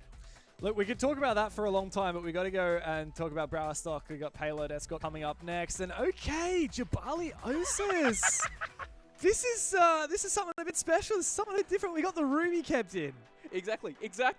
Ruby on Payload Escort. Bind versus Cole on Ruby. This is going to be a match for the ages, potentially. Osis out of the equation. It's quite interesting. What's your take on that one, Shuri? Well, with as many Ruby shields as there's going to be, I don't think anyone wants to play Osis on this one. Yeah, a bit of a... But honestly, I'm excited to see who is the better of the Rubies, because these guys don't really play each other ever, especially not Ruby on Ruby. So finally having one person that can come against Bide and try to take that mantle of best Ruby in the game, I am so excited to see Cole try. Yeah, well, we saw it in the first game with the Jabali game, right? Like, I mean, Cole did prove to be the better Jabali, even though Bide had some massively impactful moments, that big 1v2 clutch moment that you already mentioned, Shuri. But, of course, Cole got the last laugh on that 99-99 overtime. Here we go to Browerstock for Payload Escort with exclusive Argon. The match point in their grasp. If they can win here on Payload Escort, then, well, the series is done and they will progress up into the upper bracket final. But of course, there is a massive task ahead of them first, and that is getting the better of X-Arsenal here. I'm going to say right now, Exclusive Argon on defense, that composition, that is so much firepower. Cole on Ruby, I mean, sure, fair enough. You can contest the objective, and he can just do what he does best, just lock it down. On the flip side, Ozelic and Bean, Hunter, and Skadi expect some serious shots coming through. Super fast TTK on that side. Exclusive Arsenal, the Labula pick, and Gatlin to push the payload along with Bide on Ruby. Let's see them execute their strategy. I'll hold my thoughts reserved. I'm keen to see what's going to go with this Gatlin, if it's going to do a good job of clearing up these shields from the Ruby. As we say that, the first shield goes down here, and Cole looking down from above with his own Ruby.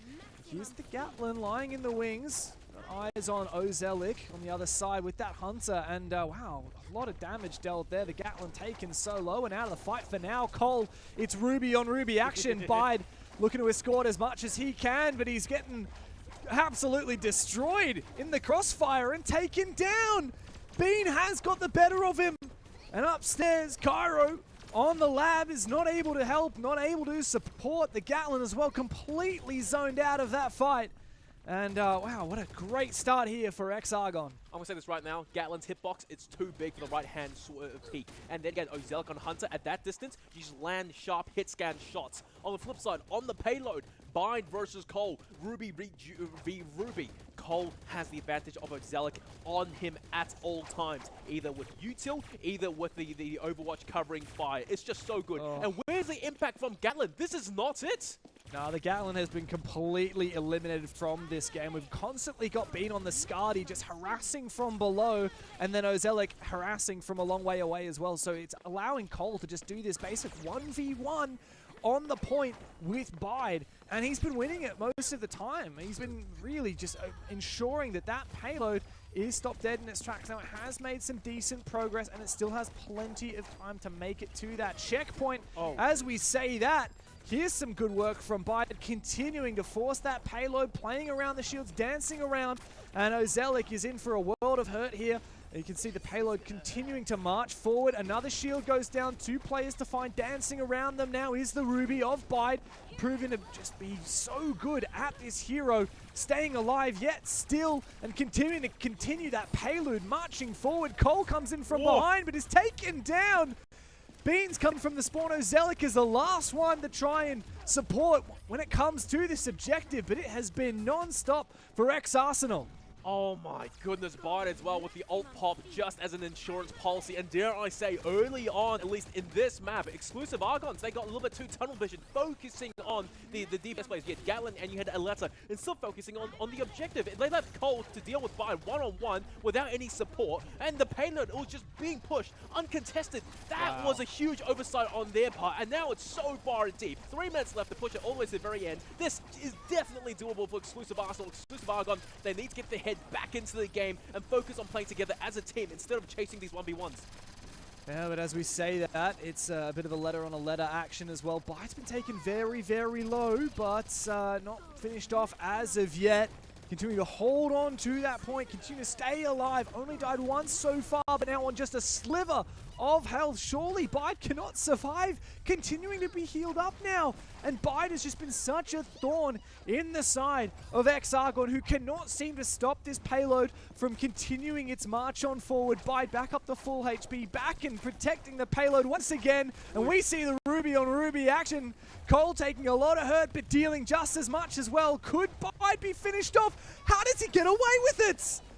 Oh my god, that kill was so delayed to say the very least. And I will say this, currently in this matchup of Ruby, it's rather neck and neck. Maybe slightly Bide has the upper hand, but bear in mind, I think for the most part, whoever can land that stun will win the engagement at the end of the day. But the shield is so much trouble for both these teams to deal with. The payload finally does get stopped though. It does seem Exclusive Argon, they managed to stem the bleeding. That's all about fixing the original wound.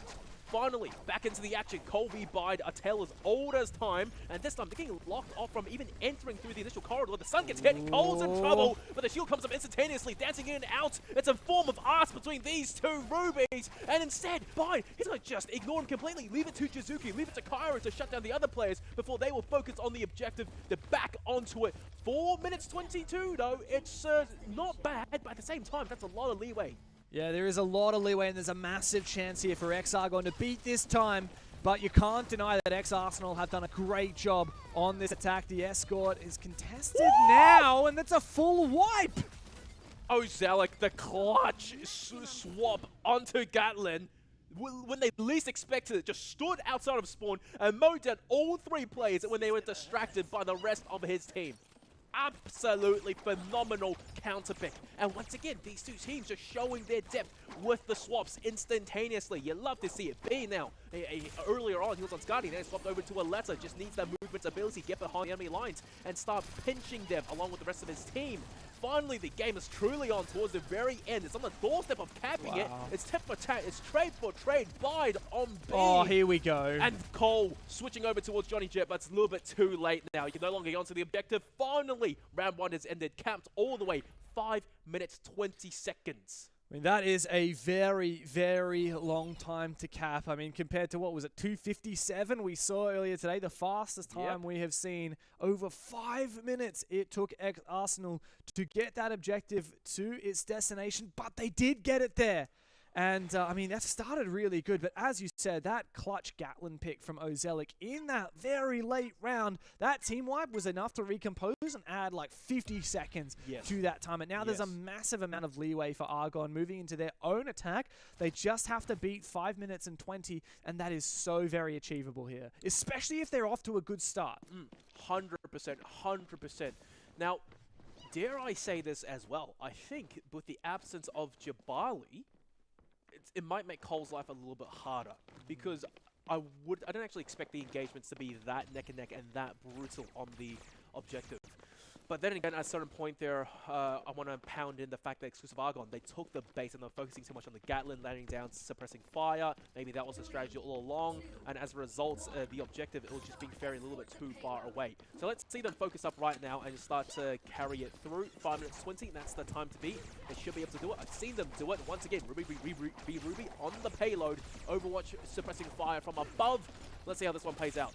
Yeah, I mean, good work here on this right-hand peek from the Hunter of Jizuki, but, I mean, also kind of zoned out a little bit, being on that long-range character and doing a lot of damage, but also forced back again. This has allowed Cole a lot of freedom to just escort here, using the Ruby, once again dancing around the shields.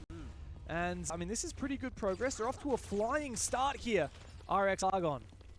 Yeah, you know, and this does seem to be perhaps the strategy coming into this, especially when you have Ruby. Just let the Rubies contest onto the side, provide assisting firepower when you can, but for the most part, the long distance hit scan players are going to be challenging each other. 1v1s on the payload, and Bide, he's going to go down yet again. Cole, when he's on the attack, turns into a different beast entirely. Kylo bites him by himself, not to live for much longer, I would like to think. The payload being left alone for just a little bit longer. I think Cole going for maybe a health pack here or there inside one of the side rooms, but finally back onto his main job, his main priority. Kyro, close distance as Alessa, trying to dance in and out of the opponents. Finally, his teammates will join the battle, giving him some breathing room to work with. The stun was good, the shield was also mega clutch. Bide is there to once again counter Cole, but this is decent progress, and it's still toe-to-toe, neck-and-neck, face-to-face, exchanging blows, and no one's going down just yet. Such a prolonged firefight, Dev. Yeah, and the Letters are once again dealing their damage. In comes Bean, and he's looking to try and finish off what's left of Kazuki. He finally gets it, and with that, there's a little bit of leeway here afforded as the payload can continue to be forced forward. The stun comes out, it's good for Bide, but doesn't save his life. And continuing to hold down the fort is Bean. He's been such a nuisance on this Aletta, but Kairo's got his own Aletta, and they're, well, falling down. This is a massive opportunity now for X-Argon. They've made some massive progress. It's been almost a minute and a half left on the timer as they're approaching this first checkpoint, but as we can see, you know, they've got 3 minutes left in order to achieve a better score than their opponent as the contest continued going down. But Ozelic once again is holding the fort. This has been a massive showing from these Argon players to continue that play, the cart marching on forward as it is eventually stopped. Cairo on the Aletta continuing to deal damage, but fallen now. My God, who even needs Johnny Jet when you have Alexas of the caliber of Cairo or even B? They just dancing around the payload for crying out loud, pushing it, defending it.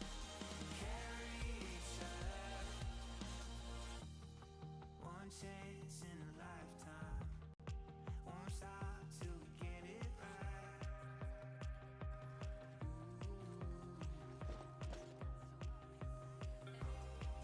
When all is said and done, standing on the bright side, can't believe how far we've come. We've only just begun. See the world through new eyes, taking us to great heights. Anything is possible, everything is new, and we'll carry each other, running wild into the night, and take me.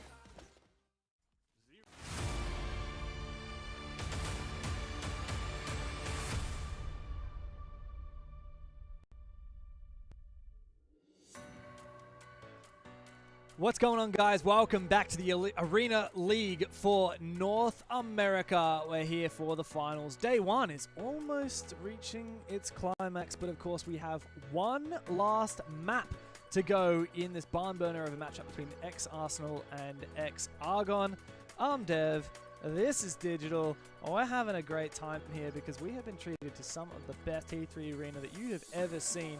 That control map at the start of this match was absolutely insane. 99 to 99. Overtime. The comeback, the denial, unreal. We've seen the payload as well, with ex-Arsenal actually getting the better of ex-Argon, and now it all comes down to Giga Cave for the final map, for the decider, for a spot in the upper bracket final. Man, this is probably by far one of the best matchups we have seen all Arena League long, and I expect nothing less coming out of the final map. And, you know, we kind of were talking about it previously. It just really does come down to what the bans are going to be, which I think we may have brushed up on. I think it was Hunter and... I can't remember if we saw Hunter it. and Scotty out. Well, let's have a look at it right now. Also, Shuri, can you hear us on the line right now? What do you think? Okay, there we go. The Scotty and the Hunter have been taken out. Shuri, we got you on the line. Yes, we do, and I think this is a great idea. While Ozelic is an insane hunter and has been killing it, which is why I said we should probably ban the hunter for Ozelic, Jizuki, his favorite character before the update was Hunter, and it just got better, so it's actually good to get rid of his hunter as well. And what do you think about this Scotty ban as well? I mean, we didn't see a lot of... I mean, we saw a decent amount of Scotty last time, but I think it was more a letter, right, on the previous payload game. So Mostly. do you think the Scotty is going to be impactful as well, Shuri? It seems to me, I said before we got disconnected, I don't know if they heard or not, but basically there's two ways to play this. You can either play the tank way or have a lot of aggro characters. And banning the Scotty makes me think maybe they're going the aggro route. Okay, well, we do have, of course, the Ruby sticking on through. Now, we saw Bide really asserted himself as the superior Ruby on that payload game. And just before that, when we're talking about tanks, right, in terms of the Jabali game, Cole was the clear better Jabali in that first match, in that first map, rather, in the control game mode, and he demonstrated that he was better. Now, both are in. We're probably expecting to see a lot more Ruby from Bide. Yeah, probably, and you know, I was theorizing as well that perhaps on Giga Cave Mine, we're going to see tank swaps either between Jabali and Ruby, depending on which part of the map they're on. Maybe within the first payload close combat, you would want to stick probably with Jabali, especially when it pops the ulti, just being that dominating force upon them. But when you go into open space, maybe it will be wise to switch over towards Ruby, just be able to join the firefight along with the automatic moving shields as they progress and slowly you know, chug towards the final checkpoint. But once again, I think just as with the first control map, I think we really do have to focus and talk about not the tanks. No longer it's about Cole and Bide. It has to be about the supporting cast. How well do they play against each other? How well do they prioritize? And Shuri, we talked a lot about in the previous match, in the previous map, rather, on that escort, choosing the right time to make that switch up, right? Like when we saw that Gatlin brought out from X-Arsenal, it turned the tide, it stalled that payload enough, and it made the difference there. What are you expecting in terms of those mid-game picks, dependent on the architecture of the map and where we end up reaching? Is there a choke point where one hero is going to be better? What are you thinking for these teams? I expect for the defensive team probably just keep the same thing the whole time, and then the attacking team really just switch based on, can I get through this corner with a Gatlin there? Do I need to switch to an Osis or maybe a Judex? Or am I going to have a Ruby that can stun from long range and kill the Gatlin? That way, that might be the biggest thing that's going to cause changes, is if there's just a corner you can't get around because of Gatlin. You know what, that does actually bring up a really good point, especially on the earlier payload escort map when we had that one moment. I think, who was it? We had the Gatlin, I think, for exclusive Arsenal. I forgot who was playing it. Either way, they were on high grounds and they were raining down Hellfire. Instead of a counter pick, they stuck with the Alessa. Why didn't they maybe switch to Skadi? Why didn't they switch to Judix? That's another really good hero at taking down Gatlin from long range. Do you think it was just in the heat of the moment and they just were overthinking it? Actually, Bean, I think, did that very strategically, and the reason that he did that was he ran in there and actually got behind the Gatlin and used his ult to drop the bomb on the Gatlin, and the Gatlin has no mobility, so that's how he actually got the kill on the Gatlin, and it did work, but he got really close to dying, and I think he ended up dying to the next guy. Yeah. So I would have definitely chose something more long range, but the Gatlin may have had his ult up at the time, so the long range stuff might not work because you get that shield dome, and so if you go in with something like an Aletta up close, he can hit the bomb, and you can't really do anything against it. Now, we've seen quite a few impactful Gatlin moments, but I got to admit, Gatlin hasn't been as much of a mainstay in the comps as I would have expected so far. Like, it's been so much Ruby and Jabali. I mean, obviously, very different role, but like the ones that we've seen just so consistently are Ruby and Jabali, and then we're seeing like Skadi kind of be reasonably consistent. We've seen Lab, depending on which team, right? A lot of Lab. But the Gatlin seems to be more like for a specific scenario in a lot of these cases, right? I reckon it has to be like specific choke points in which you know that the enemy has to be funneled in through, and you know that old saying in 300 Leonidas, tight spaces negate superior numbers, and you know it's just easy to shoot when you're stationary and at a very little area to have to focus on. Well, it is all coming down to this moment right now for a spot in the upper bracket final here. It's going to be X-Arsenal taking on X-Argon here on Giga Cave Mind for the payload escort.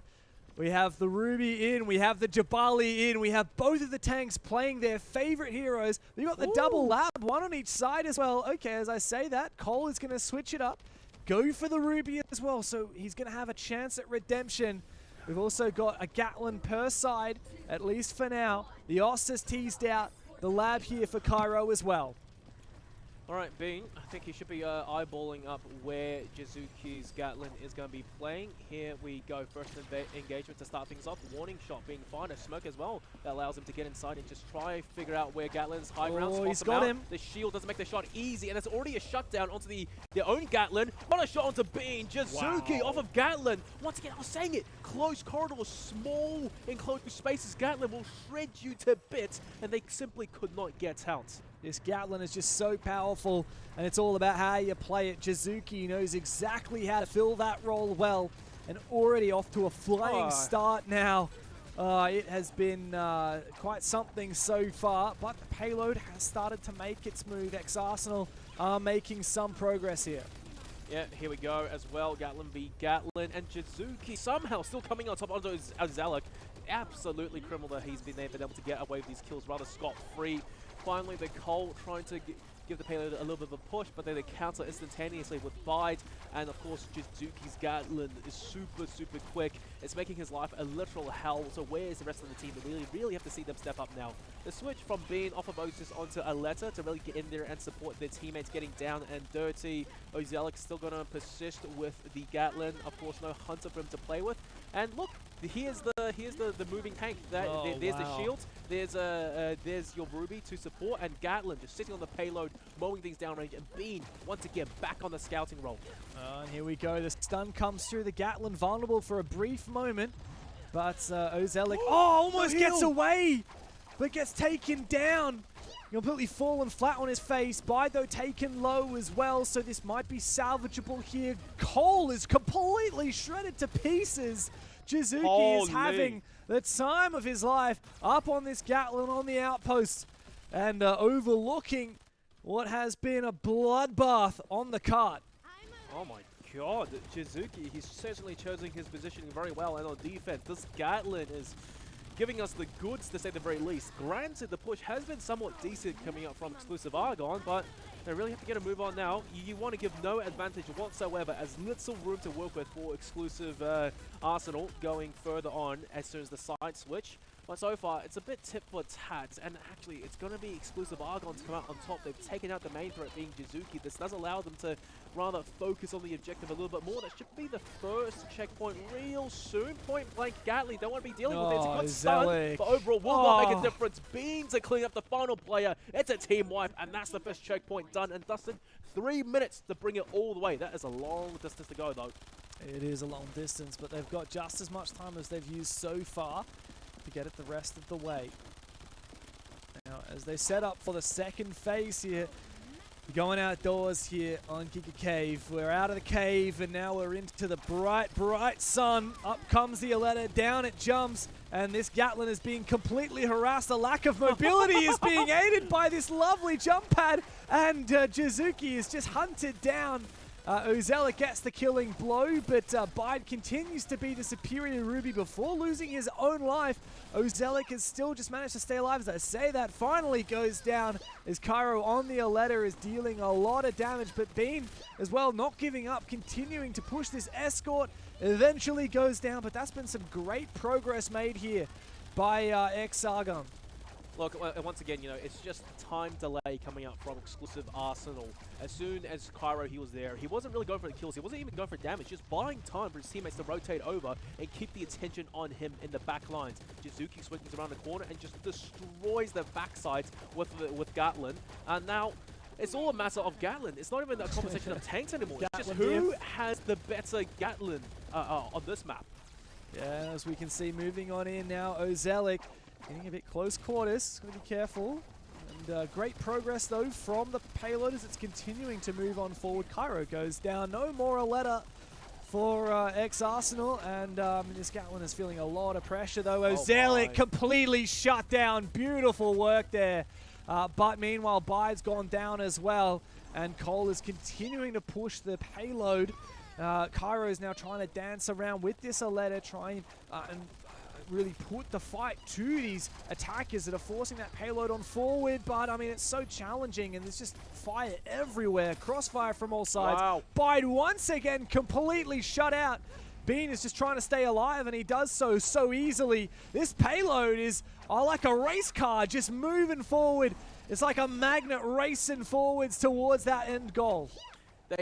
They are aware of what the issue is. It's Gatlin. That's why Cairo, he's going in deep to deal with it initially. But unfortunately, they simply cannot get the kill onto Ozelic. It finally came. It took a little bit of time, though, but still 1-for-1 trades. Jizuki's been shut down. It's always the Gatlin to go down first. They're the center of attention. Meanwhile, the rest of the team just continues playing the objective. Bear in mind, this is only the attack. It's the first half of this round. And exclusive Argons, they basically pushed it all the way. One final go at things is all they need. And Bide hanging on for dear life. And this is going to be enough damage from Bean. Could not quite escape to safety. He gets shut down, and I do think with 20 seconds left, I don't think they have time to regroup to go for one other push. They have to just go at it with whoever they have. I mean, they're going to have to just go for it, really. There's no second chances now, as X-Arsenal may be able to deny the payload, but here comes the final push. 5 seconds to get on that point and start pushing on forward. We're going to have to hit overtime here. As they do start contesting, overtime is within reach. But X-Arsenal, all they've got to do is defend this cart. And as we can see, all of the X-Argon players are dropping like flies, desperately moving on forward. Bean, he's got to be the impact player, and he's made mincemeat of his opposition, but it might not be enough. Continuing to go on forward, they do barely just eventually get it to the end. Jeez. 6 minutes and 19 seconds it took, but X-Argon, well, they do push it all the way to the end. They do, and I have to say, you said Bean. He was a standout player towards the end there, making mincemeat of his opponents. But seriously, this time it's Bean and Cole. Those stuns from Cole were mega clutch. It happened twice. I think it was initially on Gatlin, or initially it was on Bide. And then towards the final situation there, he finally caught Jizuki as it came out of spawn with Bean to finish. My goodness, teamwork between the two of them to bring it all the way. That's all it took in overtime at the very least. Now, second half, sides are switched. Exclusive Argon, what is your defensive strategy? It seems like it's going to be Sentry. So essentially, this is going to be a 4v3 of sorts. You have a turret and you have Gatlin in tow, close range, inside the caves. This should be deadly. And honestly, I don't actually think that's Exclusive Arsenal. They're ready for this. Destroying that Sentry turret has to be a priority, and you still have to worry about Gatlin. That said, we've actually seen a switch off here. They're going for more of a sneaky time delay with the Johnny Jet. It seems. I mean, the Johnny is so bloody frustrating to deal with on that payload, isn't it? And here we go. He just jumps straight on it. Bean's Johnny is probably the best I've seen, and he's doing what he does best. 6 minutes and 19 seconds. I think playing the objective is their entire goal. That's all they want to do. Just buy time. To be a nuisance in their backsides. And so far, so good. But then again, let's see who can get the first blood. And Jizuki and Bide are so low. Here comes Johnny. Pushes deep. Yes. Damage is good, but unfortunately couldn't finish the job, and that's why they're going to run back into the spawns to get that instant free heal. Cairo, he was the first one to go down, so a regroup might be in order. Yeah, I mean, lucky there that ex-Arsenal didn't actually lose a player. No KOs so far, but this Johnny Jet is still so frustrating to find and to deal with. But here we go, the initial start from Cole. Kazuki, though, is able to reply. Kyra's gone down nice and early on that Aletta, but these Gatlins have once again just been so damaging. So Zelik is back up and ready to jump back in the fight, and here comes the progress from the payload. Thanks to the lovely Ruby, this is going to start marching its way forward. Yep, and like only progress starting now 1 minute in, so they basically have about what I think it was 5.5 minutes roughly. Yeah, and it takes what 2.5 minutes to get to the end goal. Yeah, exactly. So obviously the first checkpoint is the barrier to deal with, and bear in mind, best of 3 series, this is it, map 3, got to do it here and now. So far though, it's looking very promising, not much contention coming up from the defense, and this is getting a little bit concerning for the side of Exclusive Argon. Yeah, I mean, ex-Arsenal have been doing their damn well best, and ex-Argon are going to have to keep on pushing. Here comes another big pick. Ozelik with the Gatlin is just a machine. Bide, though, one of the best Rubies known, and still managed to stay alive for a bit longer. Bide low HP now, but continuing to be a nuisance, eventually finished off by Bean. Yep. And that Johnny Jet is just so frustrating to deal with on that payload. I'm going to say right now, Bide and Cole, their Rubies are neck and neck. They are equal. I'm not going to say who was better, who was worse. I just haven't seen Bide play as much Jabali as Cole, but we can safely say that Cole's Jabali is slightly superior. And also one thing to point out as well, when Bean, he's on the site contesting as Johnny Jet, it's that ability, the new ability, the auto spray can. It's such a nuisance to deal with. It's so small, and as soon as you see the attackers get onto the payload, what's blasting them from behind, doing all the extra chip damage? They don't even know, and before they know, they've been completely melted, either from Bean coming out from his invisibility, or it's the rest of the team coming in clutch. So far, about 50 seconds to go for a first checkpoint. This defense, it's rock solid. Yeah, we're actually seeing the Johnny Jet come in reply as well from Caro, but it's not quite the same story, is it? Like, very different when you're on the attack compared to when you're on the defense. Finally, Bean has gone down, but Bide has been in a constant battle just to survive when pushing this payload. And now here it comes from behind, Bean on that Johnny Jet, and once again, looking down from above. It's Ozelik on this Gatlin and continuing to look for opportunities to deal some damage to prevent that payload from being captured here. But also knows just how vulnerable he can be. He looks for this right-hand peek, gets a bit of information. 10 seconds. Yeah, the time is ticking away. I can't believe it. I didn't even realize 10 seconds left. And this payload has barely made any progress at all. It's got to keep on moving. They've got to go into overtime and push it to that objective. And it's just not looking great at all. 0, we hit overtime now. And as they're pushing, they need to continue marching on forward. Cole doing his best to be a damn nuisance, but a lot of good kills here from ex-Arsenal. They might be able to make it towards the checkpoint. That is massive. What a huge clutch moment. They get it to the checkpoint. They extend that timer. But now there are no second chances. They have to keep on pushing. They need some more consistency because that timer is going scarily close to 6 minutes. Holy moly, 4 minutes already, 2 minutes 19. That is all they have to push it all the way. And from what we saw earlier on, Exclusive Argon, the defense has been so good. They've bought enough time being on the Johnny Jet as well. I guess the counter coming out from Pyro, it's proving to be a miracle in on itself. But is it enough? I'm not too sure. We might need a second pick. There you go, Pyro onto the shell to get up close and personal to melt some of the players. And for the most part, Exclusive Argon, they're happy where they are. There's the shell. Damage isn't good enough though. The shutdown coming up from Cole. It's not looking great. They've got the first checkpoint, but they've so far to go. And they've yet to make it through the doorway. This is looking awful, James. Oh no, and Bide goes down as well. Cole once again being this immovable object, the Ruby that just cannot be finished off. The timer is continuing to march on up. And this card just isn't going anywhere right now. Kyra looking for a big flank, but I mean, it needs to be everything now, and he's completely shut out of the game. Jizuki and Bide, it's all desperate now.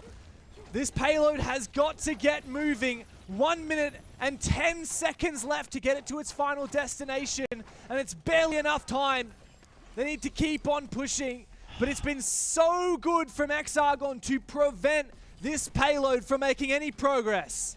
Oh, the Yar pick from Cairo as well. If that doesn't scream panic and desperation, I don't know what does. This has to be a full-blown Ferrari at this point to go all the way. And I'll gotta be honest, James, I don't actually think they have the time. A little bit of contention, a little bit of time bought from Bean is all they need to basically seal the deal here and now. Exclusive Argon, they're on their ways to dethrone potentially Exclusive Arsenal, the team that people have favored to take home the entire tournament. And it's not looking great with the absence of Myron. This team, they made a deep run, but simply not good enough towards the very end. Exclusive Argon once again, consistency, superiority, it's coming through, and the payload is getting pushed back. X-Arsenal are one of the best teams to ever do it, and they got some of the best players. The best Ruby, Bide, is he going to be able to make them enough to get through to that upper bracket final? X-Argon have made amazing progress as it marches on forward, and we hit overtime. There's no second chances. Have a look at that timer. It has elapsed 6:19. And X-Argon are on the cusp of greatness, on the verge of going forward into the upper bracket final. They just need to contest and delay and prevent this payload from reaching its destination. Bide has once again been taken out. It's all over. This series is done. And X-Argon are going up to the upper bracket final. Yes, they are, baby. I was right all along. It took a while to get there. It wasn't a 2-0, it was a 2-1, but I was still right. X-Argon, I'm telling you, these guys are the real deal. They have what it takes. It's consistency. They've stuck together as a team. No one is absent. Everyone is on point, on form to bring home this ridiculous stub over X-Arsenal. Easily a crowd favorite. And look, towards the very end there, I have to say, the switches on point. Everyone knew what their job was. Their roles were so defined. They played it to perfection. Shuri, what a game. So we were wondering, how in the heck, after what Ozelic just did, could you ever ban Hunter? And through the attack round, it didn't make any sense at all. And then all of a sudden, when they go to defense and Bean goes to that Johnny Jet, we figured it out. Yeah, that Johnny Jet was massive, and there was just no reply, was there, whatsoever? I mean, it was desperation from X-Arsenal the whole game. I mean, even when we saw that first round, 6 minutes and 19 seconds, we thought, hey, this is looking all fine and dandy for X-Arsenal. They can absolutely beat that time.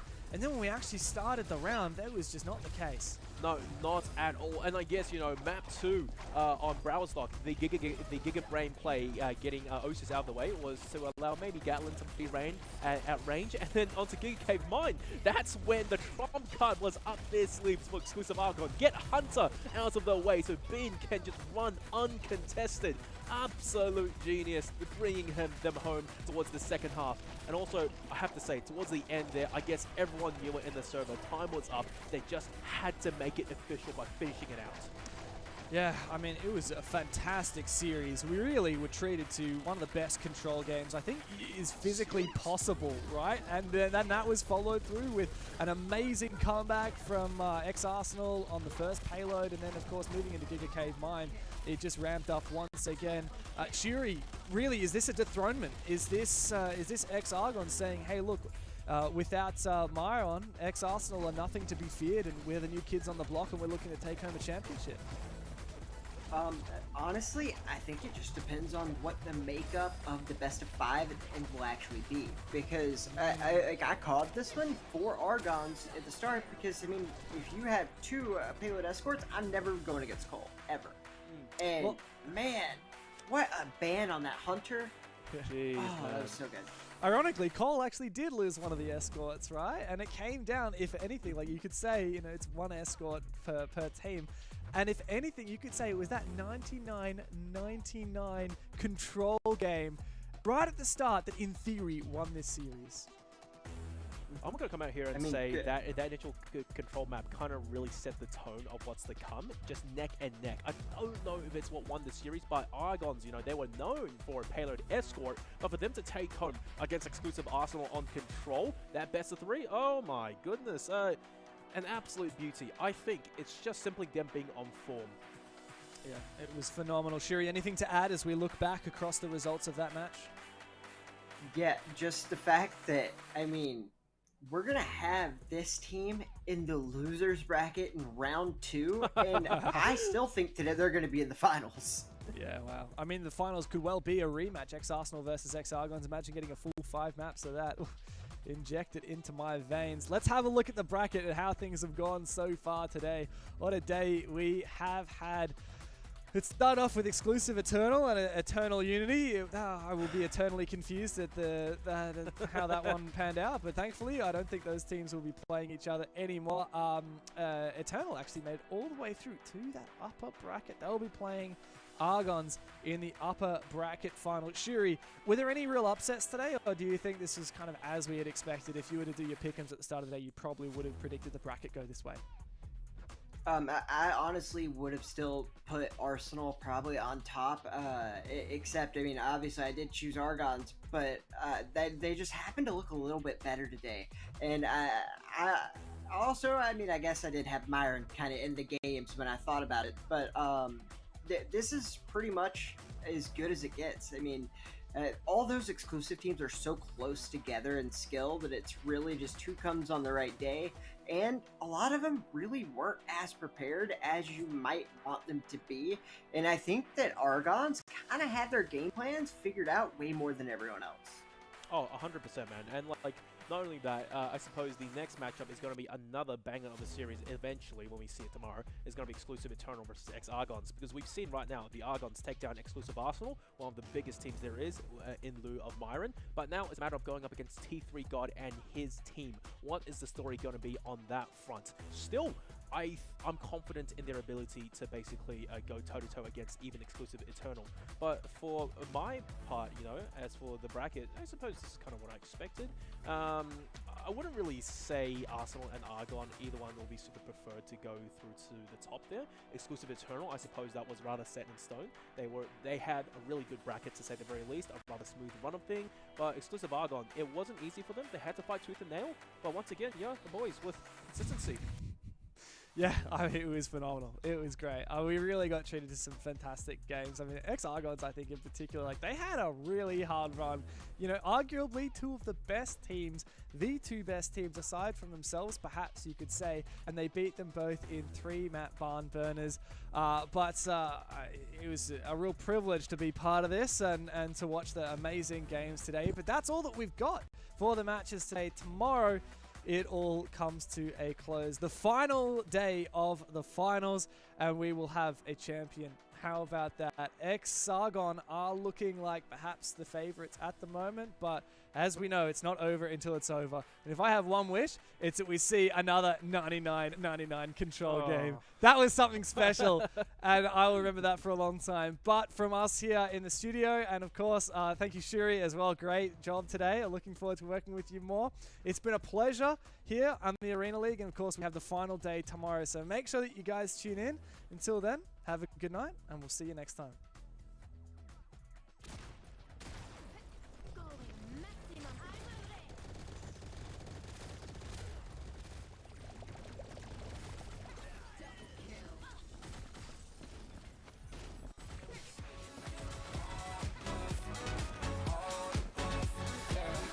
From the bottom of the ocean, shooting up above.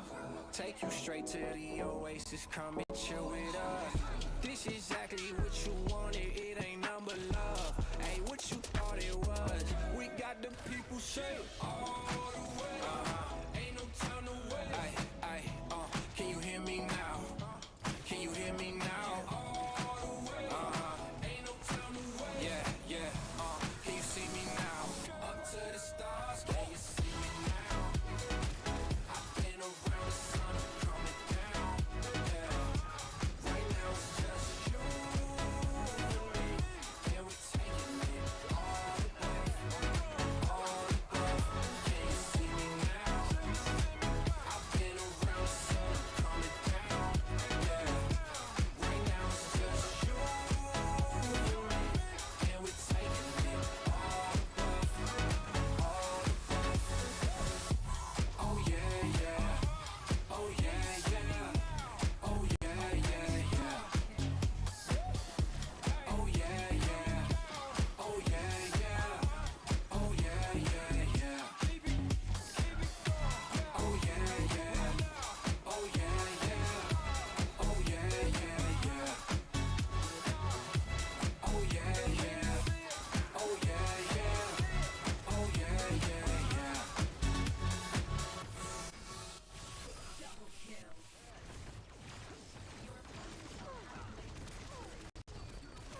Burgundy's on the oaks, greasy air every Sunday morning, Maplewood in the smoke, like a spirit, we feel it, it's taking us under. Any fire will stoke up, find the answers that had their meaning. Windy was like the roads, if we dream it, believe it, we'll fall into wonder. Walk with me, talk with me for a little bit. Let's get into it. Walk with me, high times, low key, a minute down. Lay back afternoon chills. Eastside guys getting lost in stories. Sunbathe watches and stills. It's for freedom, a kingdom, so wait, listen tender. Chase the eye at our own pace. Cast the cat, it will be okay. Give and take, never hesitate. One by